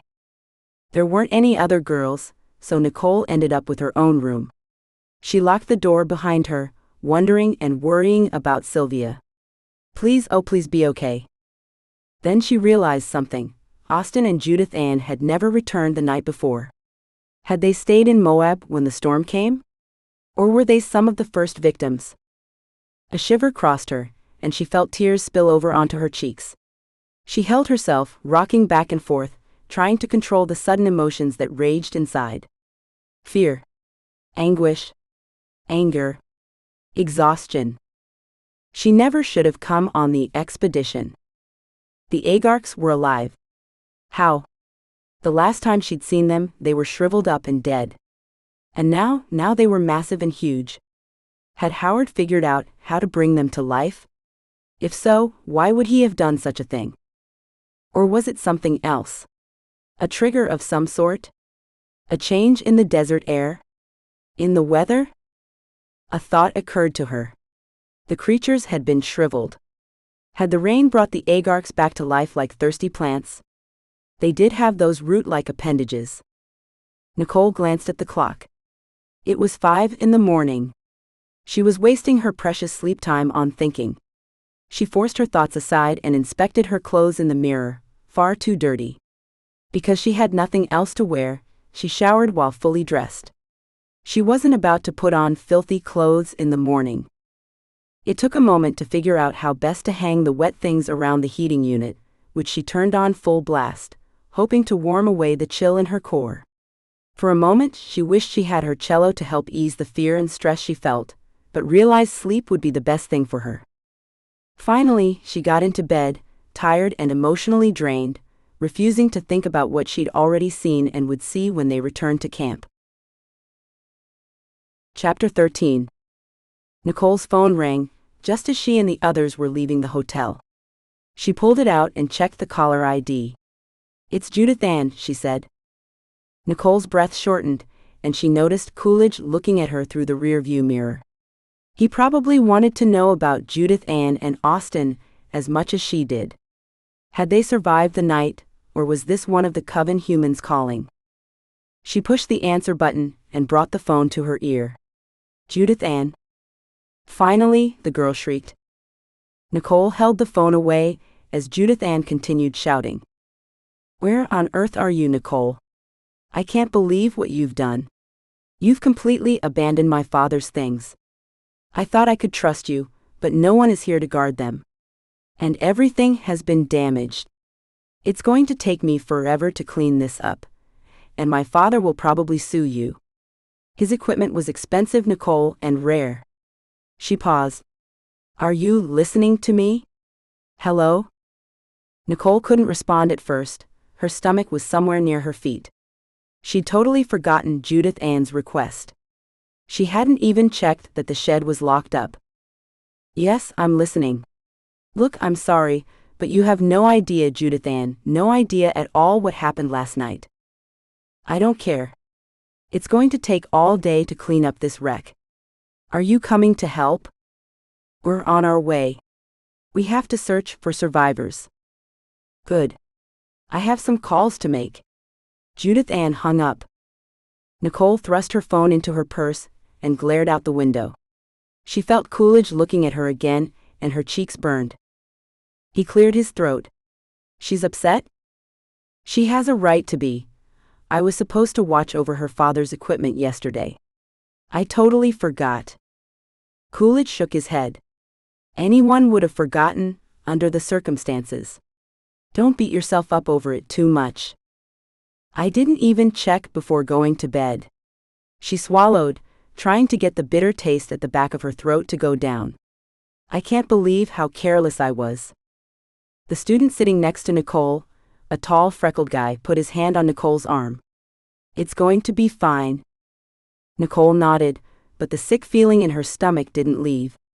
Almost everything that had happened after going to bed had been out of her power, but before that, she should have at least remembered to make sure Howard's people had locked up when they were finished. Are she and Austin at the campsite then? Coolidge asked. Judith Ann, yes. I don't know about Austin. No one said anything the rest of the drive. Nicole's stomach gradually returned to its proper place, and the sick feeling was replaced with determination. She would make things right. And as soon as possible. Coolidge pulled up near the campsite, and Nicole hopped out of the Jeep. She immediately spotted Judith Ann by the shed, talking to a police officer, probably tattling on Nicole. Great. Nicole turned and surveyed the rest of the campsite. Seeing the destruction in the light of day was shocking. She couldn't believe how much damage the invaders had caused. It looked like they'd continued rampaging after she and the others had left. Tents were strewn across the ground. Food items had been scattered into the wind. Sleeping bags were shredded and dragged everywhere. The jeeps had been knocked over. Only a few structures remained upright, a couple of the tents, Nicole's included, and the shed. No bodies or survivors were in sight, and Nicole wondered if the coven humans had returned to take them below. The first thing she did was get the rest of her stuff. Her stomach curled when she saw the blood inside the tent. She probably shouldn't have been surprised, but her belongings were still where she'd left them.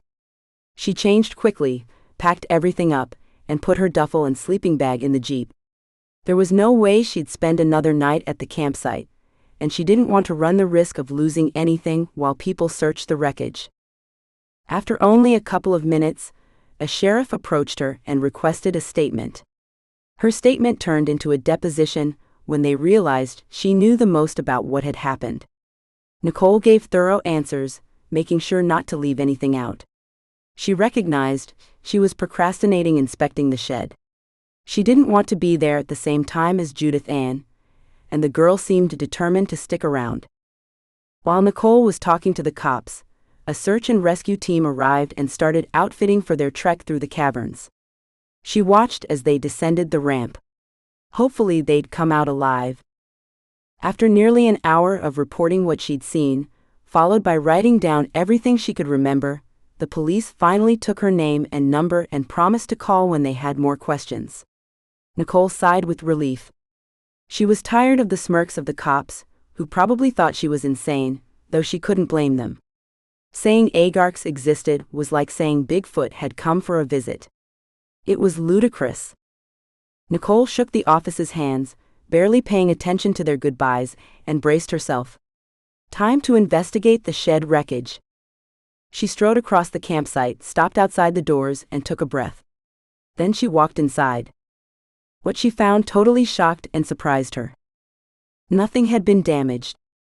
Not one single thing. Sure, the padlocks on both sets of doors had been ripped off, but nothing inside the shed had been touched. She stepped outside, listening and watching as Judith Ann ranted to Coolidge about suing him and Nicole and everyone else. Why would the girl lie? And so blatantly? Nicole couldn't comprehend it. Austin turned from where he'd just finished talking to an officer and caught her eye. He joined her and glanced into the shed. So, she exaggerated, huh? Nicole nodded. She didn't trust herself to speak. The only thing she wanted to do was to wring Judith Ann's neck, demanding the whole time that the girl take back her lies. One search and rescue team is already in the cavern, and another is on its way, Austin said. Nicole nodded again. She watched Coolidge placate the very angry Judith Ann. Nicole glowered when they started walking in her direction. Austin put his hand on Nicole's arm. She was so upset, she couldn't even appreciate his voluntary contact. Be nice, he whispered. There's something off about her. She's a little messed up inside, and it's gotten much worse since we arrived this morning. Tell me about it, Nicole hissed. Judith Ann stopped in front of Nicole and flung her hand toward the shed. You saw? Coolidge raised an eyebrow, stepping inside. What was damaged? Judith Ann's mouth popped open, forming an O. Are you blind? She pointed at Nicole. And you? You are so going to pay for this. No, I'm not, Nicole said. Nothing's damaged. Coolidge stepped beside Austin, facing Judith Ann. None of your father's equipment has even been touched. Only the padlocks. And it's no thanks to any of you, Judith Ann said. I've been cleaning the place since the sun came up. Austin raised an eyebrow. That's not true. We've only been here for a couple of hours. Judith Ann glared at him, folding her arms. She stared at them in turn. I see how it is. Realizing she wasn't going to find a sympathetic ear, she huffed and stormed away, flinging more insults and threats back at them. Coolidge let out a breath of air. Unhinged. The other two nodded and Nicole turned to Austin, not wanting to spare another thought on Judith Ann. There's a second team coming? Yes, and possibly a third. Over 20 people are missing. Coolidge shook his head. I wish the first team had waited for me. Do they know what they're up against? Austin shook his head. They asked, but I didn't know what had happened. There's blood everywhere. We thought everyone was dead. He glanced at Nicole. Judith Ann and I both freaked out. I'm sure her reaction is due partially to what we saw. Coolidge ran a hand through his hair. Better head down and help find survivors, if at all possible. His gaze flicked to Nicole and Austin. Lock up here as best you can, get outfitted and come join me. He jerked his thumb in the direction of the dirt road. Stuff's in the jeeps? Hurry please. He walked away, and Nicole attempted to shut the shed door. It wouldn't close, the padlock was too broken. Let's try the inside one, Austin said, leading the way. The inner door shut and locked easily. It alone would have to be enough. They turned to leave, but Nicole grabbed Austin's arm, realizing something was missing from the shed. She whirled, whipped out her key, and unlocked the door again. It only took a glance to confirm her suspicions. My cello. What? Austin asked. She turned to him. It's gone. Why would they take my cello? A line appeared between his eyebrows. Will did say they enjoyed the music. Maybe they thought they could use it themselves. Nicole bit her lip, trying to control the urge to scream and cry. I'd like to see them try to play it. She folded her arms and glared at the place where she'd last seen her instrument. She couldn't believe they'd steal it. Did they think she wouldn't come back, that she'd leave it here in the desert? Well, they were wrong. Nicole and Austin crossed the campsite, ignoring the official-looking people who searched through the debris for evidence. They reached the jeeps and quickly pulled out the necessary equipment: headlamps, flashlights, matches, first aid kits, and a couple of guns which they strapped to themselves. They joined Coolidge near the hole. "I've made the necessary calls," Coolidge said, "but the government is unwilling to close off the caverns, especially after what we discovered. They're sending in more people." He stopped Austin from heading toward the ramp. "That's not the only thing.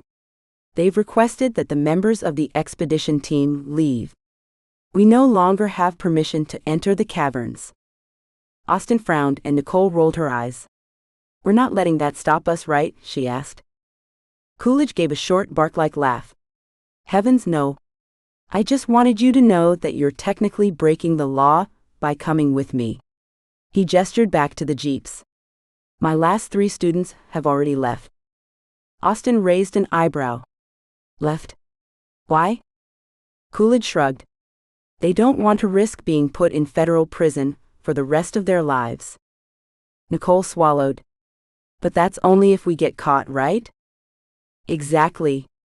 I haven't mentioned to anyone what the feds told me, but I suspect information will be trickling back soon. If you're willing to continue, we need to go now." Austin and Nicole met eyes. "We're going," Austin said. Nicole nodded. "Good," Coolidge said. "Follow me." Coolidge strode toward the ramp with Nicole and Austin trailing. The front caverns were full of search and rescue people. Some were carting off body parts. Others were searching the city. It was obvious they were realizing that this might be bigger than they thought. Someone in the city called out, saying they'd found an intact body, something that apparently hadn't happened yet. Nicole swallowed. Was it Sylvia? Camille? She and Austin looked at Coolidge, but he shook his head. "Let them clean up the mess and figure out which body belongs to which person. We need to search for survivors." Nicole knew right away that he planned to go into the tunnels behind the city. Where else would the coven take living people? Austin led the way, showing Coolidge where he, Nicole, and Sylvia had gone before. They'd only walked maybe 10 feet when Judith Ann ran up to them, panting, holding her hand to her heart. "I'm coming too," she said. "Have to recover my father's stolen things." Nicole rolled her eyes, but Austin and Coolidge didn't seem to have a problem with it. They continued onward, not conversing. At first they followed the LED lights, but after a while the lights ended. Coolidge and Austin discussed options, and Nicole leaned against the cold dirt wall. The moist air of the tunnels was making her nauseated. She sank to the ground and put her head between her knees, concentrating on breathing in and out, watching dust particles floating in the narrow shafts of light. "You okay?" Austin asked. Nicole didn't respond at first, and he dug out his canteen of water and handed it over. She accepted it gratefully and took a couple of sips before giving it back. "Just a bit queasy." "Understandable," Coolidge said. Judith Ann snorted, folding her arms. Nicole didn't respond, though she did glare at Judith Ann, eyebrow raised. If she was going to puke, let it be in the girl's direction. The others gave her a couple of minutes to get the nausea under control, then Austin offered his hand and pulled her to her feet. The group continued onward. Moments later the nausea returned, but much stronger. Nicole grabbed the wall and retched against it, ignoring the splatters that hit her jeans. "Something's wrong," she said, wiping her mouth. Before anyone could reply, the nausea returned, but this time it was accompanied by the strongest magical pulse she'd ever felt.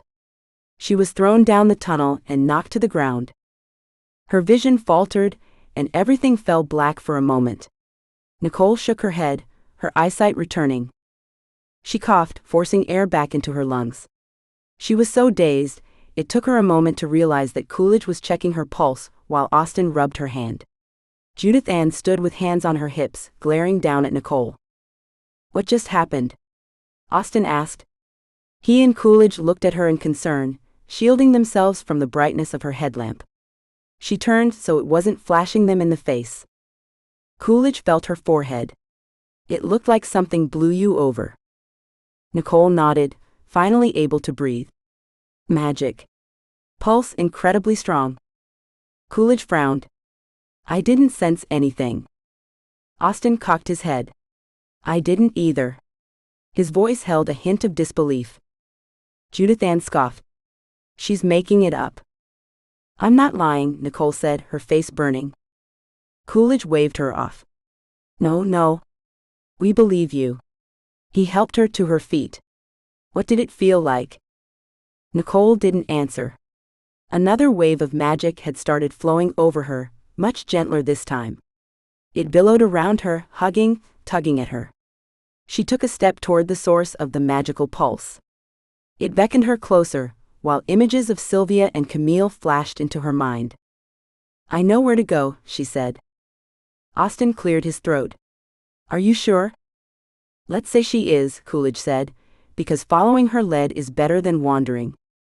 Judith Ann folded her arms. Being led to our death by a possessed woman is not better than wandering. Coolidge ignored her. Go ahead, Nicole.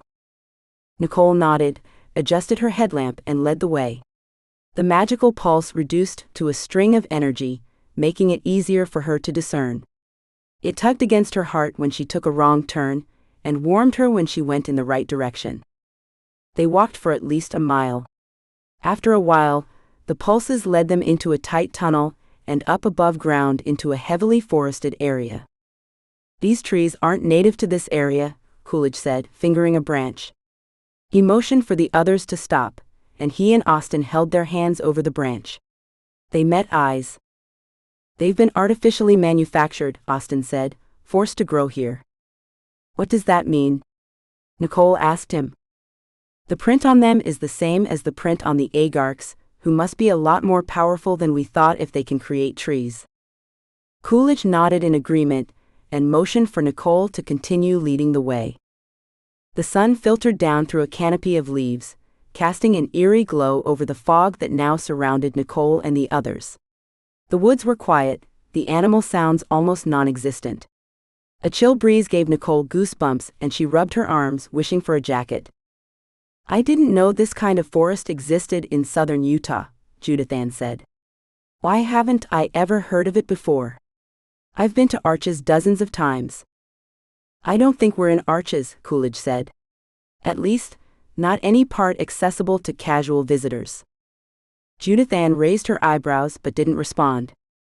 They walked through the forest for half an hour, passing ruins, deserted cities that resembled those found in the caverns. Nicole led them to an old rock wall with a crumbling archway. The forest broke for a moment, revealing huge frosted mountains that loomed above. The sun was farther west than it should have been for that time of day. Nicole raised her face, eager to have it warmed by the light. She felt the dankness of the tunnels and caverns leave as the breeze stirred around her. The group had just walked under the archway when Nicole came to an abrupt halt, staring to the left of her. She gave an excited yelp, dashed forward, and picked up her cello from where it had been leaned against a tree trunk. She turned, grinning. It's fine. The Aers didn't destroy it.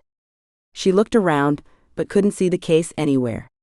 At least the cello was okay. And she hoped her bow was fine too. Judith Ann scowled. I don't understand what the big deal is with that thing anyway. Nicole ignored her and looked at Austin and Coolidge. Why is it here? Neither of them answered. They were staring at something behind her. Nicole turned and gasped. Will stood under the arch, holding a gun, the one that had been confiscated from Austin. The instrument is here for you to play, he said. The Aers have requested your help. Her help? Judith Ann asked. With what? The Shoggoths. Coolidge pinched the bridge of his nose, and Nicole and Austin looked at each other.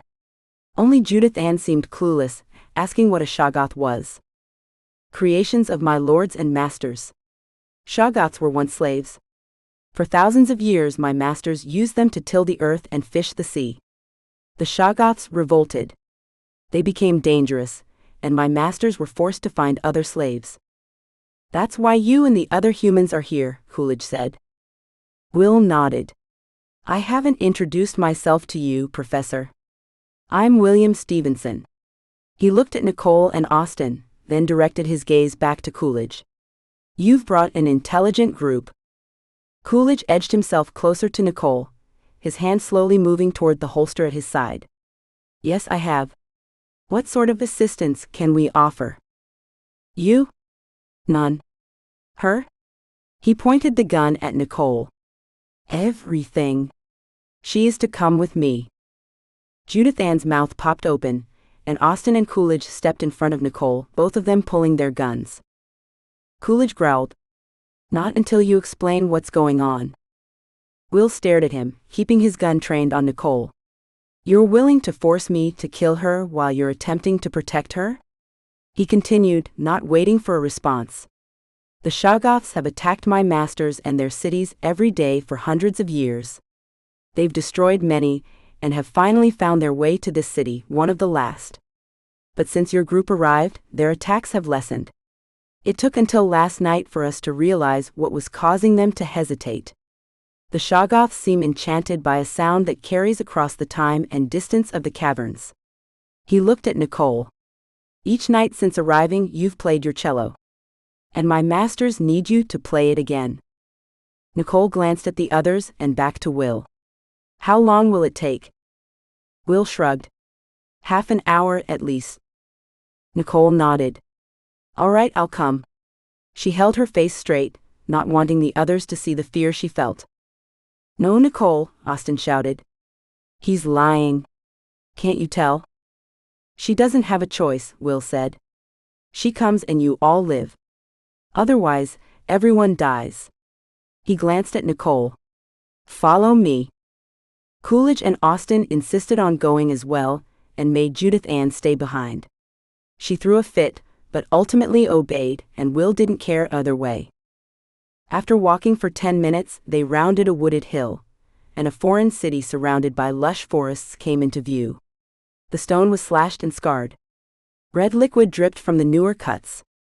A rusty, salty smell permeated the air, amplified by the heat of the sun. The road they followed gradually changed in color from dark to bright red as they entered the city, and the stone became slick with fresh blood. Nicole cringed with every step she gingerly took, trying not to slide on the stuff. Will strode ahead of them, seeming unaware of the hesitance of his followers. It breathes, Austin said. The city breathes. Coolidge put a hand next to the nearest wall. Living stone. How is that possible? Nicole asked. Will paused, glancing back. My lords made it so. The city obeys their will. Here they have no need of slaves or guards. The city sees to it that no one comes or goes, unless my lords and masters command it. The city doesn't seem to be doing so well, Coolidge said. Will shrugged. It will heal itself. Nicole grew tired of carrying her cello, and Austin took it from her. The moment it was no longer in her hands, though, the ground beneath her rippled, nearly knocking her down. Everything around them started quaking, and Nicole barely stayed upright. Will looked back. Ah. Chivalry. He murmured something to the wall, nodded, and murmured something more. The shaking stopped, and Will continued forward. Nicole frowned, realizing what this all meant. She and her friends might never be able to leave, unless the Agarks gave permission. Would they, though? Half an hour of playing might well turn into a lifetime of slavery. Nicole took a deep breath, trying to control the panic welling up inside her chest. There had to be a way out, and she had to believe they'd find it. The road eventually led to a huge palace, built into the side of the nearest mountain. The walls of the palace showed extensive damage. Scarred ridges bumped up almost everywhere, and the face of the building was discolored and grotesque. It looked like someone had slashed it multiple times with knives. Nicole couldn't stand to look at the palace. It was disgusting. Will paused in front of a set of huge wooden doors and smiled up at them. The cellist is here. The doors swung open. Will stepped up the stairs and entered, beckoning the others to follow.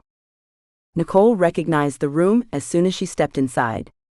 It was a replica of the one with the shriveled Agarks back at Arches, only this one was much, much larger. She turned, looking. Thank goodness, the alcoves here were all empty. Maybe they wouldn't be granted the honor of meeting the Agarks face to face. Her hope was short-lived. Moments after she and the others arrived, a side door creaked open, and several Agarks entered the room. Nicole felt herself both intrigued and disgusted by these creatures. Their many root-like legs propelled them forward, and the antennae sticking out from the top of their tubular bodies twitched and flitted through the air. They were at least 10 feet tall and 4 feet wide. She felt a magical pulse flood over her, accompanied by feelings of pleasure. They really had wanted her to come. The Agarks seated themselves in the various alcoves that lined the rooms, and Nicole counted. 9 Agarks. 11 empty alcoves. Where were the others? Probably dead, dissected by Howard. Speaking of Howard, what had happened to him? And the rest of the people? She quickly forgot her question when a weird sound filled the room. A sort of clinking or clacking, similar to the sound that fingernails make when hitting keys on a piano, but much, much louder. Will stepped forward and bowed. Yes, as requested. He grabbed Nicole's arm, pulling her toward the center of the room, then took the cello from Austin and handed it to her. They want you to play. Nicole looked down. I need a chair. As she was speaking, the stone of the floor rippled and rose, forming a stool. Nicole shrieked and jumped back, giving a nervous giggle. She took a deep breath, hand on her chest. She'd made it this far without having an emotional meltdown. She could do this. Nicole sat on the provided seat and glanced at the others. Austin and Coolidge looked worried. Their gazes flitted between her and the Agarks, and she wondered if the men sensed something she didn't. To her, the room felt peaceful. Of course, the Agarks could very well be messing with her emotions, making her feel comfortable. I also need a rock stop, Nicole said to Will. There's no way the end pin will stick to this floor. It's too smooth. Will frowned. What is a rock stop? She pulled out her end pin and pointed at it. It's something that keeps this from sliding all over while I play. Ah, Will said, though Nicole could tell he didn't have a clue what she was talking about. However, the city seemed to know what she needed, and a divot appeared in the stone in front of her. Nicole got her cello in position and stared at Will. He motioned to her instrument with jerky movements. Well? Where's my bow? He knitted his eyebrows. Your what? My bow? The stick? Nicole glared at him, though she knew her reaction was a little over the top. Most non-musicians didn't know the various parts of instruments. Yes, the stick. It's incredibly expensive, and without it, I can't play anything spectacular. Not like what you've heard, anyway. It was with my cello back at our campsite. The Agark started tittering and swelling, and Will glanced at his feet, clearly chagrined. I didn't realize you'd need it. I know right where it is. I'll be back. Nicole bit her lip, hoping he'd find it, hoping he wouldn't be gone long. She turned to the Agarks. Without eyes or a proper face, it was impossible to tell if they were looking at her or not. She started, glancing at her friends. Can we get a place for them to sit? The chair beneath her vibrated slightly as the stone floor rumbled, forming a long bench for Austin and Coolidge. They sat, sending her grateful expressions. Well, Nicole said when the silence grew uncomfortable. I guess I could pluck something. She'd learned many songs over the years that didn't require a bow. Unfortunately, none of them were very expressive, not like the songs she played in the shed, and they weren't long. As soon as she started plucking, one of the Agarks approached, its antennae squirming toward her. Nicole shied away and stopped playing, but the Agark grabbed her chair with one of its root-like legs and gave it a hard shake. The creature tittered something at her, the sound of fingernails on keys filling the air around her. She felt the magic she'd sensed earlier filling her soul, asking politely, begging, then threatening to destroy her and those she loved if she didn't keep playing. So she kept playing. The Agach's tentacle-like antennae advanced on her once more. She shuddered when the first tendril touched her face, brushed her hair back, sensed her breath as it rushed in and out of her lungs, through her nose and mouth. More and more of the antennae brushed over her face, touching her lips, nose, eyes, hair. It took her a couple of minutes, but she finally realized what the Agark was doing. It was seeing her, feeling her emotions as she played, discerning her, who she was, through her senses. She wished Will would hurry. She'd be able to play so much better if she had her bow. She'd gone through the songs 3 times before he finally returned. He ran into the room, face flushed, sweat dripping. Will chucked the bow to Nicole, and she barely caught it. Half the hairs were gone, but she didn't care. Anything was better than plucking through those songs a 4th time. Nicole raised the bow, about to start, when a thought occurred to her and she lowered it. I won't do this unless they promise to stop kidnapping people. Play. Will flung his hands at her, clearly exasperated. You aren't in a condition to make demands. She scowled at him. How do you know that? She motioned to Austin and Coolidge. I've got 2 of the most powerful arates in the world with me. Will scoffed. The power of an arate pales before my lords and masters. Trust me. Nicole decided to change tactics. Don't you want to get back to your family? They're dead? Come on. A wave of energy blasted at Nicole, knocking her cello to the ground with a crack, and flinging her off the stool. She landed sharply on the stones, skidding an elbow. She didn't need to look at the Agarks to know it had been them throwing the tantrum. Austin jumped to help her up, and she brushed herself off and turned to glare at the beings. Fine, I'll play. But you're only getting half an hour out of me. And you'd better tell us where the others from our group are when I've finished. The words were scarcely out of her mouth before another pulse of energy washed over her, again knocking her down. She could tell right away this one didn't originate from the Agarks, because they immediately stood in their alcoves and pressed themselves against the stone. For a moment Nicole thought they were cowering, but when the walls around them sparkled brightly and ripples in the stone flowed out in all directions, she knew they were communicating with the city. The bench Coolidge was still using melted into the ground. He and Nicole scrambled to their feet. The wave finally ended, and was followed by the same deep, guttural bass note they'd heard the first day in the caverns. It reverberated through the palace, pounding against Nicole's sternum, making her gasp for breath. The room fell silent. No one moved. That's them, Will said. His eyes were wide, and he stared at Nicole with a crazed expression. It's too late to play. Run? Will dashed across the room and out of the palace. The Agarks ignored as Nicole and the others ran to follow, but the city was paying attention. The huge doors slammed shut, apparently knowing the group's intentions. Nicole knew she should probably start playing her cello, especially if they were about to get attacked, but there wasn't any way she'd even be able to hold it. She was shaking too bad. Had to find a way out. Austin put his hand to the wooden door and closed his eyes. Coolidge grabbed Austin's shoulder, shouting no, and trying to pull him back. He wasn't fast enough. The wood grabbed Austin by the arm and lifted him into the air, tossing him across the room. Coolidge reached a hand toward Austin, slowing his descent. At first Nicole thought he was controlling Austin's body, but as buttons in Austin's shirt started popping off, Nicole realized that Coolidge had command over the clothing, not the body itself. The shirt stretched from the sudden weight. Nicole dashed across the rippling stone floor, arriving just as the last couple of buttons popped, and Austin dropped out of the sleeves, his upper body falling. He wasn't far from the floor. Nicole grabbed him around the torso, slowing him, and they both tumbled to the stone. Coolidge joined them, helping them to their feet. That was foolish. What happened? Nicole asked. He tried to control a living entity. Our powers don't grant us control over flesh. I had to do something, Austin said. The palace quaked as something struck it. The sound of falling rock filled the air, so close it had to have been in the next room. Nicole wished she could see what was happening.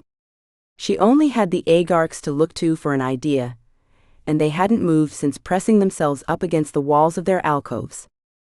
Coolidge rushed around the room trying each door, finding them all locked.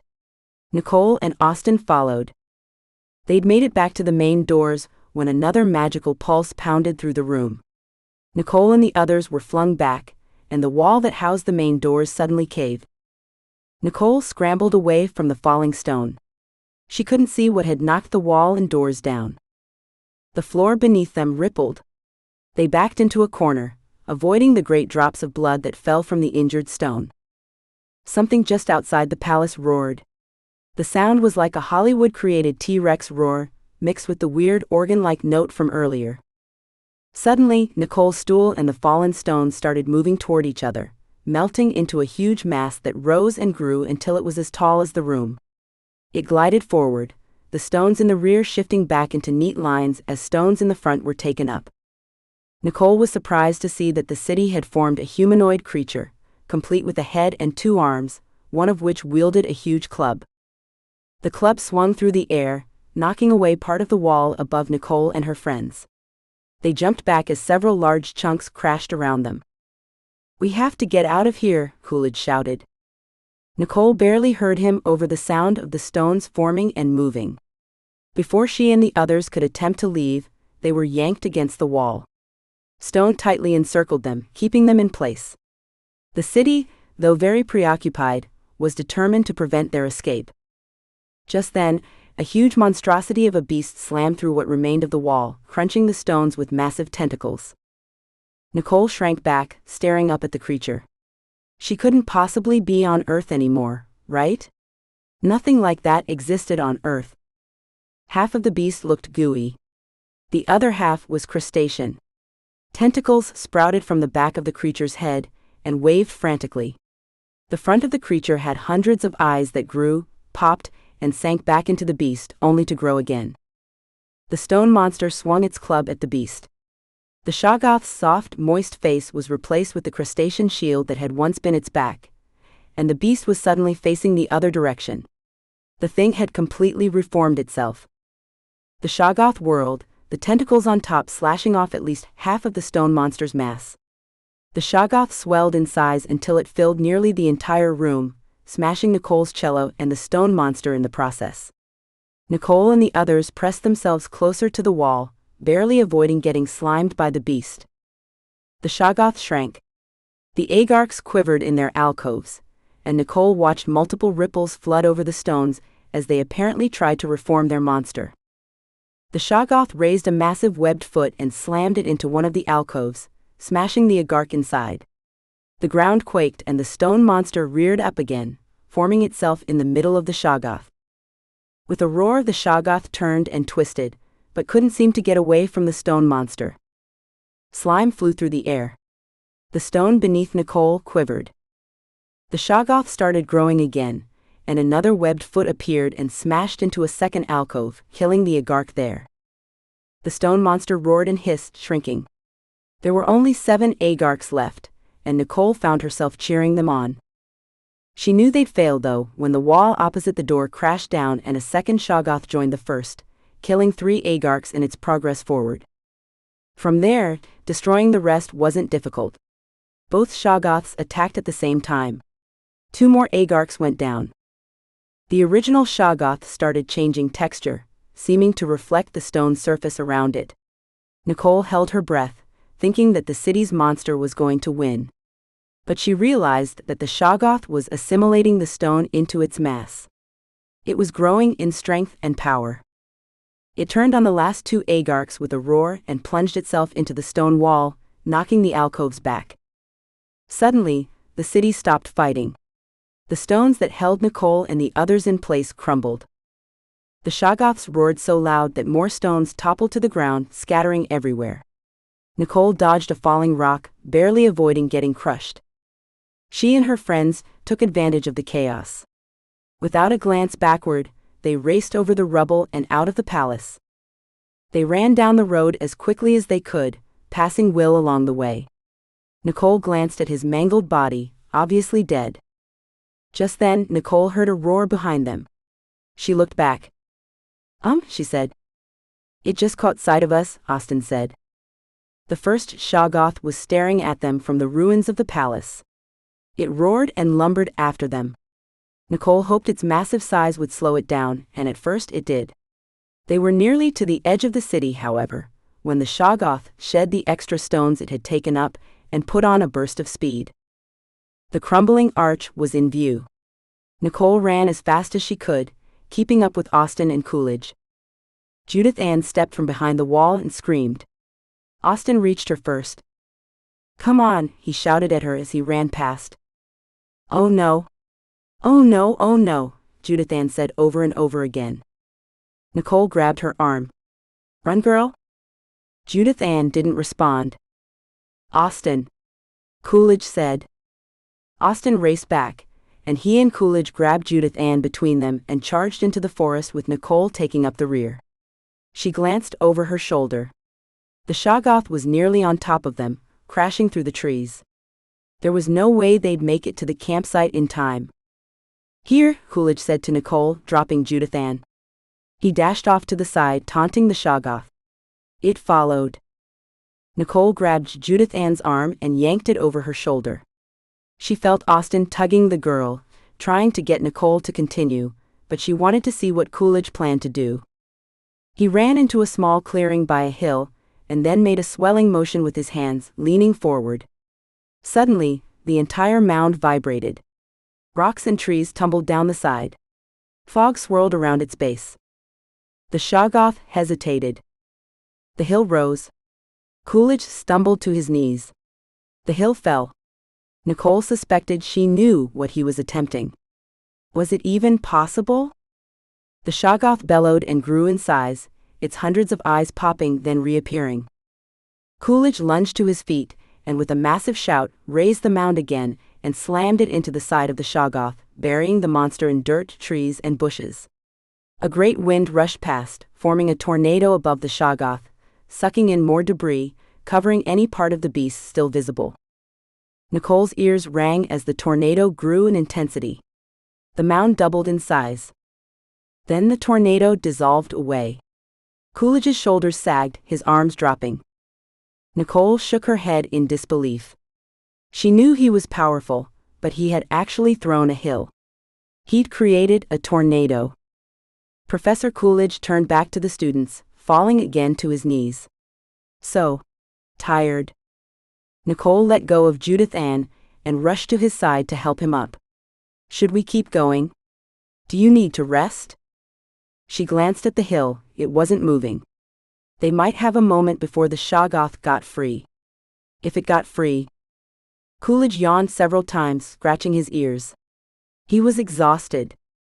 "Don't worry about me," he said loudly. "Must continue." Nicole rejoined Austen, and together they dragged Judith Ann back to the tunnels and caverns, Coolidge following at a slower pace.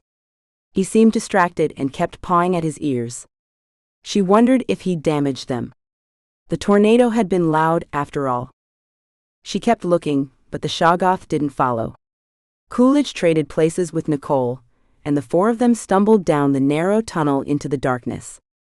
Nicole and the others turned their lights on. She had forgotten she was still wearing the headlamp. "Take a break," Coolidge said, panting.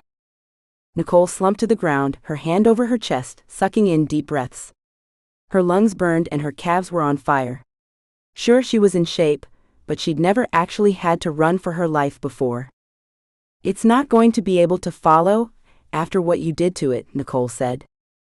"And if it does, the tunnel will stop it," Austen said. "It's too small and the Shoggoth's too big." Coolidge shook his head. "Don't be so sure," he said loudly, confirming Nicole's fears that he'd damaged his ears. "You saw it change shape and size as it absorbed and discarded things. It'll do the same again." Austen hesitated, and then nodded. "We shouldn't have gone there," Nicole said. "I should never have followed those magical pulses." She expected Judith Ann to agree, to say something snarky, but the girl only stared at the light filtering down from above. Coolidge put a hand on Nicole's shoulder. "There's no way we could have known. We hoped to find survivors, and instead we walked into a trap." Coolidge didn't let them rest for long, and after a couple of minutes they continued running. He paused every now and then to listen. It was on their next break that they heard something coming. A low note sounded somewhere far behind them. "It's entered the caverns," Coolidge said. He and Austin grabbed Judith Ann, hoisted her up, and started forward again. By the time they reached the large cavern, they could feel the Shoggoth gaining on them. Magical pulses slammed into their backs, coming faster and faster as the Shoggoth drew nearer. The group raced out of the tunnel and past the city. The place was teeming with search and rescue people, still carrying body parts to the surface and collecting evidence. Coolidge shouted, "Run, people, run!" Everyone hesitated, stopping what they were doing, and stared at Nicole and the others, but the roar of the Shoggoth as it crashed out of the tunnel woke them from their stupor. En masse, the people turned and raced for the exit. Instead of following, Coolidge led Nicole and Austin to the side of the cavern. He met eyes with Austin. "We need to do something. Any ideas?" The two men quickly talked about options while Nicole watched the Shoggoth race back and forth, momentarily distracted by the puny humans that scampered beneath it. Judith Ann started wandering away, still completely out of it, and Nicole had to grab her arm to make her stay put. The discussion ended seconds after it began, and apparently satisfied with whatever plan they'd made, Coolidge and Austin shut their eyes. They held their hands over the rock wall. A rumbling sounded overhead, and the ceiling began caving in. "That should do it," Coolidge shouted over the noise. He grabbed Judith Ann by the armpits while Austin supported her torso, and Nicole picked up the girl's legs. They stumbled toward the exit of the cavern, joining the others. Some of the search and rescue people noticed and helped carry Judith Ann. Bellows sounded behind them, and Nicole looked back. The Shoggoth was slogging through the falling stone. How was it still moving? She turned and continued forward, entering the small cavern, shielding her eyes from the bright sun as they raced up the ramp. Nicole wasn't surprised to see that many more official-looking people had joined the others while she, Coolidge, and Austin were gone. They were obviously panicked. "Go!" Coolidge shouted at them. "Now!"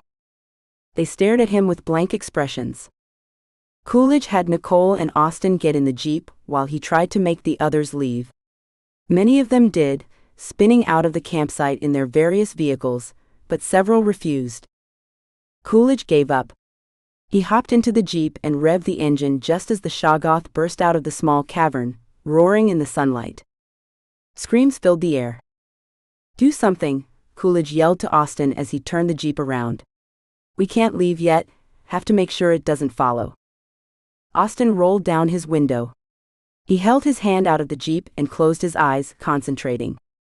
A huge windstorm swept into the campsite, swirling around the jeep and the Shoggoth. Massive amounts of dirt and debris flew through the air, pelting the beast. Nicole felt the magical pulses flowing off Austin. They were powerful, even dangerous. They mingled with the pulses coming from the Shoggoth and brushed up against her, then billowed past. But the Shoggoth's magic was stronger, and Nicole felt Austin begin to quake beside her. Realizing that her efforts would probably be in vain, Nicole closed her eyes for a moment, wanting to do something, wanting to help. She couldn't control magic itself, but maybe she could add to Austin's, strengthening it. She breathed deeply, feeling her hands and toes tingle as she exerted and pushed out, imagining herself adding to the power that forced the dust to blow around the Shoggoth. Something tickled at the edges of Nicole's brain, and she opened her eyes. With surprise, she watched a juniper tree nearby glow for a moment before fragments of it shredded off and joined the dirt that Austin was controlling. Did that happen because of her? Only one way to find out. Taking another deep breath, Nicole pushed toward the tree. She grinned as more of it glowed and broke off. A sudden warmth flooded over her, starting at the back of her scalp and flowing down, covering her face, neck, and arms. Goosebumps popped up as the warmth rushed through her system, and Nicole smiled when she realized what was happening. The heat was chasing away every ache and pain she'd felt since the entire ordeal began, even the residual bruising from the vines back home. She felt rejuvenated, less tired, more alert. Better than she'd felt in months. But why? What was causing it? Nicole stared at the tree, her eyebrows knitted, thinking. The feeling had started when she'd pushed at the juniper. Could she get it to continue, to increase? She bit her lips, watching the tree, imagining it disintegrating bit by bit, adding to Austen's mass of swirling dust. And as she watched, her will became command, and even more of the bark glowed then flung away. She could do something. She could help. But the juniper wasn't enough. Austen still struggled next to her. If wood responded to her call, what about the old pioneer homestead? Could it help Austen destroy the beast? With a sweep of her gaze, Nicole glared at the cabin, then watched in surprise as a great river of bright, pulsing lights flowed away from her and surrounded the wooden structure. Had she broken the wall of ocean? She couldn't tell. The entire cabin glowed for a brief moment, before exploding with a blast that rocked the jeep and made her ears ring. Shards and slivers pelted Nicole and the men, but Nicole was easily able to ignore them as she melted into the seat of the jeep, enjoying the warmth that cascaded down her back. Now to use the wood. At her encouragement, the fragments got sucked into Austen's storm, and she felt him increase in strength. His struggling stopped. His storm grew. And Nicole craved and hungered for another wave of heat and well-being. She turned her attention to more wide-scale things, every tree and bush she could see. She focused hard, enjoying the feeling as the warmth enveloped her entire body, making her skin tingle. Only a little more focus, and she'd be able to force the wood she now pictured in her mind to join the rest of the dust. "Nicole, no!" Coolidge shouted, glancing back at her. "Stop it, you'll kill yourself." Her mouth popped open. What was he talking about? "You're pushing yourself too hard. Please trust me. Let it go. You've done really well, better than most of my graduate students would have done, but Austen can handle the Shoggoth on his own now. He must do it on his own. We can't risk your life." Disappointment flooded over Nicole. Would she not even be allowed to help? Wasn't that why she'd come on the expedition? To prove herself? To prove her abilities? And the first chance she'd been able to do something, to assist in any way, her professor shouts at her. Realizing he probably knew what he was talking about, she released her hold on the trees, watching as the bits of wood that had broken away dropped to the ground. The heat dissipated from her body, leaving her cold and stiff, but mercifully the pain stayed away. Rain began pouring from the skies. Austen forced lightning to crack overhead, striking the Shoggoth. Bolt after bolt slammed into the monster. It roared, fighting against the wind and dust. The juniper tree Nicole had been working on suddenly uprooted itself and joined many other trees as they bashed against the Shoggoth over and over.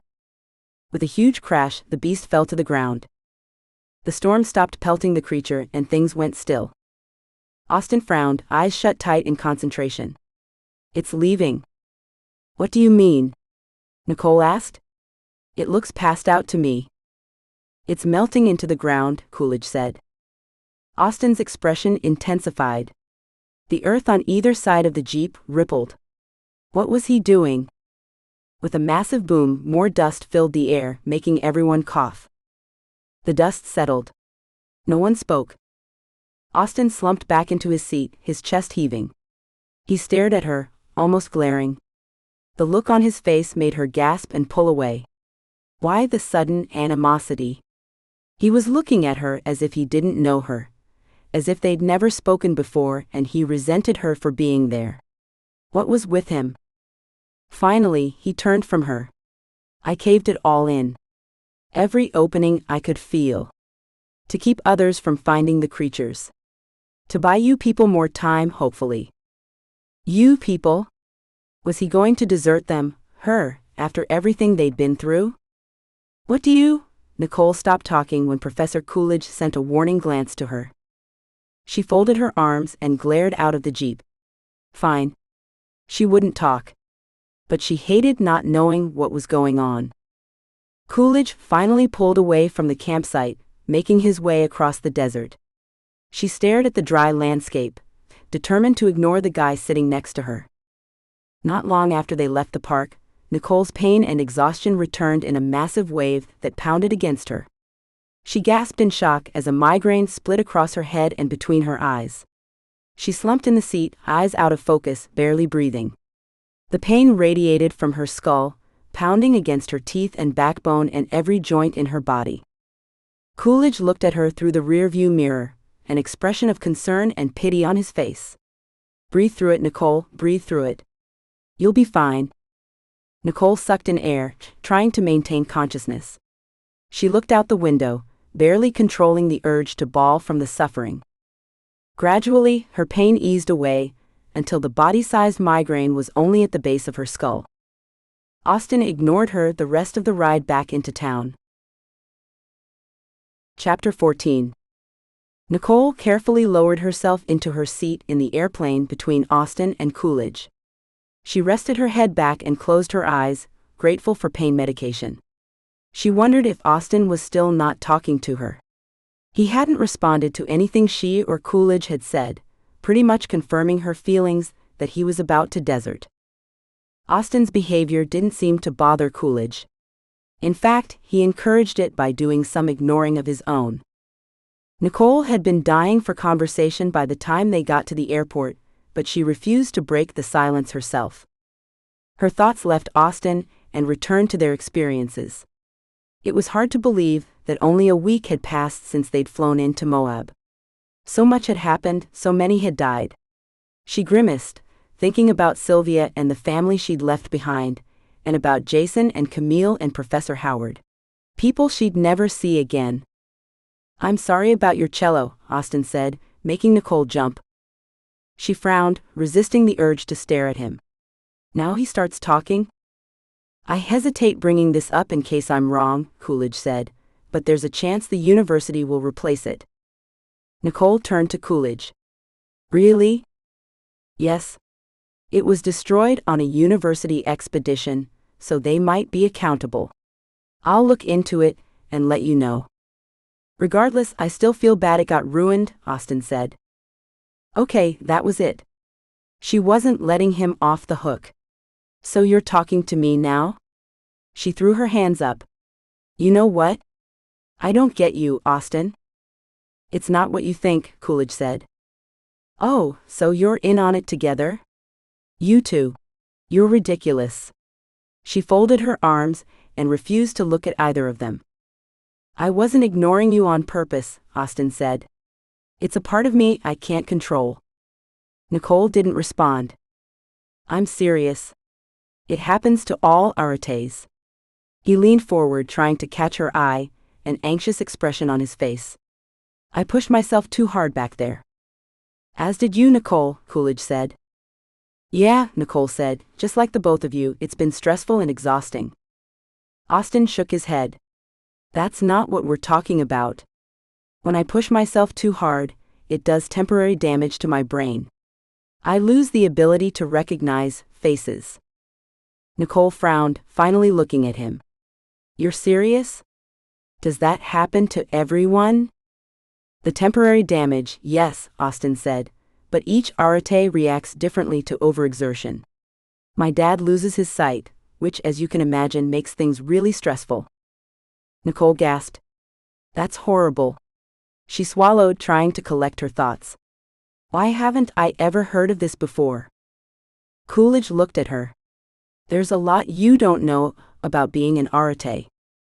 I want to understand. I want to learn, to know more." "And that's a good thing," Coolidge said, leaning back in his seat. "Then tell me more." Coolidge took a deep breath. "Basically, when you push your Arate powers too far, the pineal gland is forced to borrow energy from other areas of the brain, and your body suffers accordingly. As Austin said, it's different for everyone. I lose my hearing when I push myself too hard." "Oh, that explained him yawning and scratching at his ears earlier." "How do you think it'll be for me?" Nicole asked. "We can figure that out now," Coolidge said.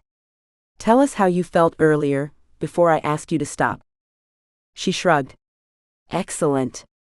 Energetic. I didn't hurt anymore, and it was as if I'd gotten plenty of sleep last night." Coolidge and Austin met eyes. "Pain?" Austin said. Coolidge saw Nicole's skeptical expression. "The part of your brain that recognizes pain was targeted. It removed your suffering." "Yes, the pain left, but I also felt energized." Austin spoke over the sound of the jet engines starting. Pain is on the cellular level. When individual cells no longer suffer, you experience a surge in energy. Nicole internalized that, realizing the implications. If that's true, it could be very bad. She looked at Coolidge, then Austin. If I stop feeling pain while using magic, how will I know if I'm getting hurt? Exactly, Austin said. His gaze met hers, and then he glanced away. Thanks for your help. I was too distracted to know what you were doing, but I sensed the assistance immediately. If it hadn't been for you, the Shoggoth would have broken through my storm. Coolidge shook his head. Yes, it helped, but she nearly killed herself in the process. She was controlling wood. Oh crap, Austin said. He looked back to Nicole. You're not ready to start working with earth abilities. Her mouth popped open. Earth abilities? He nodded.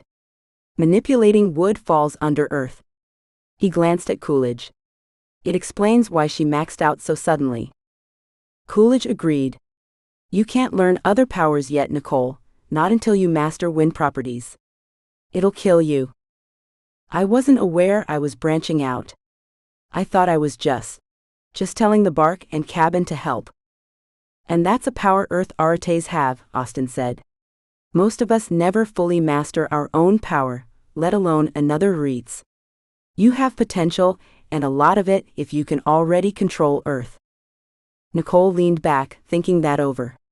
She couldn't help the smile that stretched across her face. So I used my magic then. Yup, Austin said. He smiled back at her.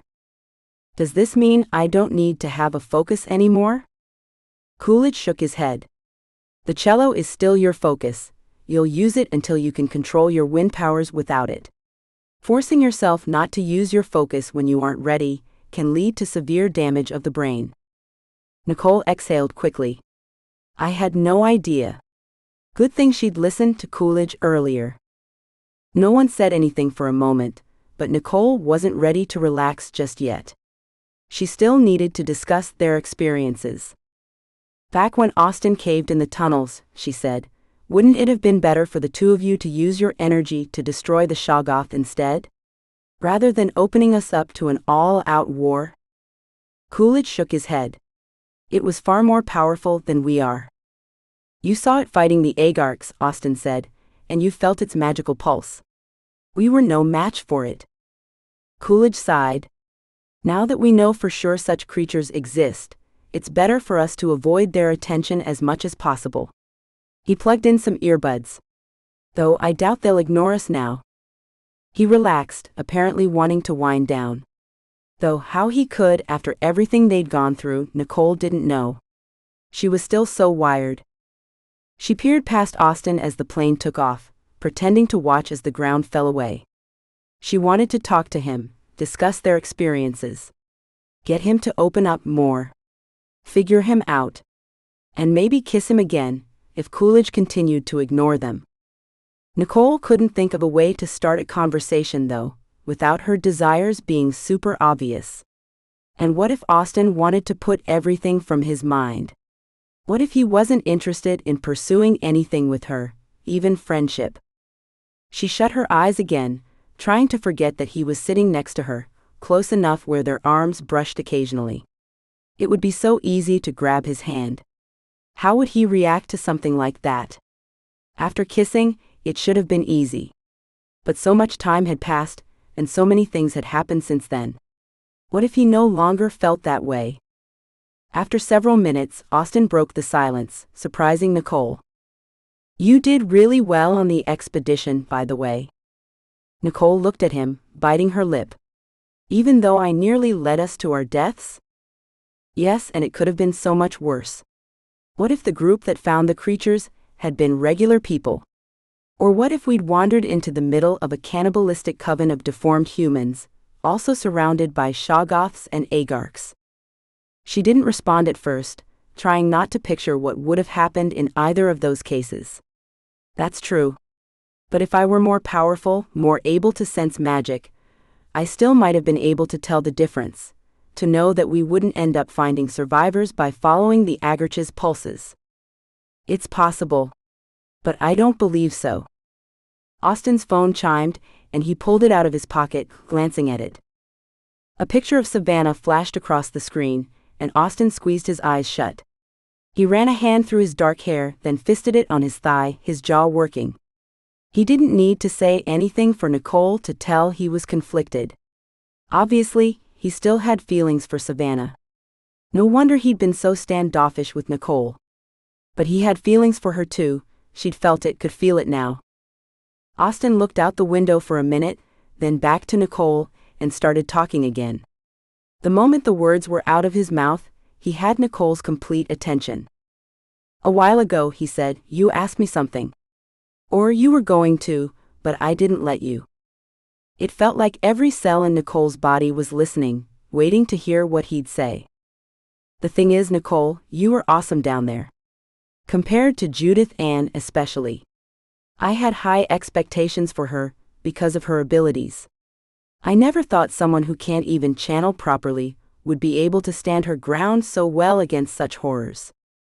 Nicole waited for him to continue, hoping he had more to say. "So yes, I'd love to help you figure out your powers." A huge grin split across Nicole's face. "Really? Oh, Austin, I'd appreciate it so much." He grunted and looked out the window again. Nicole's grin widened. Such an Austin reaction. She touched his arm. "I am serious. It means a lot to me." Austin glanced at her hand, then raised his gaze to her face. His expression was intense, and Nicole couldn't read the emotion behind it. She hesitated and pulled away, but Austin stopped her, interlacing his fingers through hers. He brought her hand up, brushing the back of her fingers across his lips, a smile raising one corner of his mouth. He set their hands down but didn't let go. "I'm excited to begin." Nicole returned his smile with a grin of her own. So was she. Obviously, Austin had decisions to make, and Nicole didn't want to compel him to pick her. It was his choice, and only he would know what was best for him. But she hoped he'd fall for her and forget Savannah. The moment Nicole stepped into the apartment, Lizzie's arms flung around her. "Oh my gosh, Nicole, I missed you so much." "Same," Nicole said. She cringed as Lizzie hugged her. "Too tight, girl, too tight. I'm really bruised." Lizzie stepped back. "Oops. Sorry." She studied her friend's face. They'd had time to talk on the phone during Nicole's layover in Salt Lake City, so she knew what had happened. "You doing okay?" "As good as can be expected." Nicole dropped her things onto the leather couch and sank down. "Coolidge called me right before I pulled up. The officials have released the names of the dead, those who are still missing, and the survivors." "And?" "Sylvia lived. Actually, most of Coolidge's students are still alive, thank goodness." "Really?" Lizzie squealed. "But didn't you say her blood was all over?" "Yeah. She was really badly injured, was in surgery for several hours at the hospital in Grand Junction, Colorado, apparently, but she's going to make it." Nicole relaxed against the back of the couch, feeling the worry seep from her system. "I can't even begin to say how relieved I am about that. And you probably won't be surprised to hear that she's dropping out of school. A part of me doesn't blame her. But on the other hand, we've got so much to learn, Lizzie. We have no idea what we're up against." "What are you going to do about the book?" Nicole turned to her friend. "Coolidge says he'll keep it where it is, until I tell him otherwise. I have to go to Ohio to work with Professor Nielsen. I need to control my powers better before I face my parents or the book." "You're really going to read it?" She sighed. "I don't see that I have a choice. I didn't tell you, but the spirit of the old woman followed me to Arches. I saw her twice, very briefly. It was as if she was there to remind me about the book." Lizzie looked at Nicole with a troubled expression, but she didn't say anything. Nicole continued. "And I can feel the book now, reaching out to me. By using my powers, even just a little, I've become more aware of certain things. I couldn't feel the book while in Utah, but I can now. And that feeling is getting stronger. I think, and Professor Coolidge agrees, that eventually the book will sap my energy completely if I don't address it. I'd rather do that while I'm still strong. Hey, you could sign up for your classes again. You were only gone a week. Nicole shook her head. No, I'm going to Ohio first. I fly out tomorrow. And after that, Austin has promised to help me. It's time I learned how to defend myself. Lizzie knitted her eyebrows. You're right. It's better to be prepared. Neither spoke for a moment, and then Lizzie returned to the movie she'd been watching. Nicole sat next to her, staring at the TV, not seeing what was playing. She couldn't wait to get started with Professor Nielsen. Ohio, here I come, she whispered. This has been Discern, Mosaic Chronicles Book 1 by Andrea Pearson. Thank you for listening. Would you like to know what was on Austin's mind when he first met Nicole? Why he was so upset when she talked to him? Austin's Perception, a short audiobook story, is available only to members of Andrea's Readers Group. Click the link in the description to join.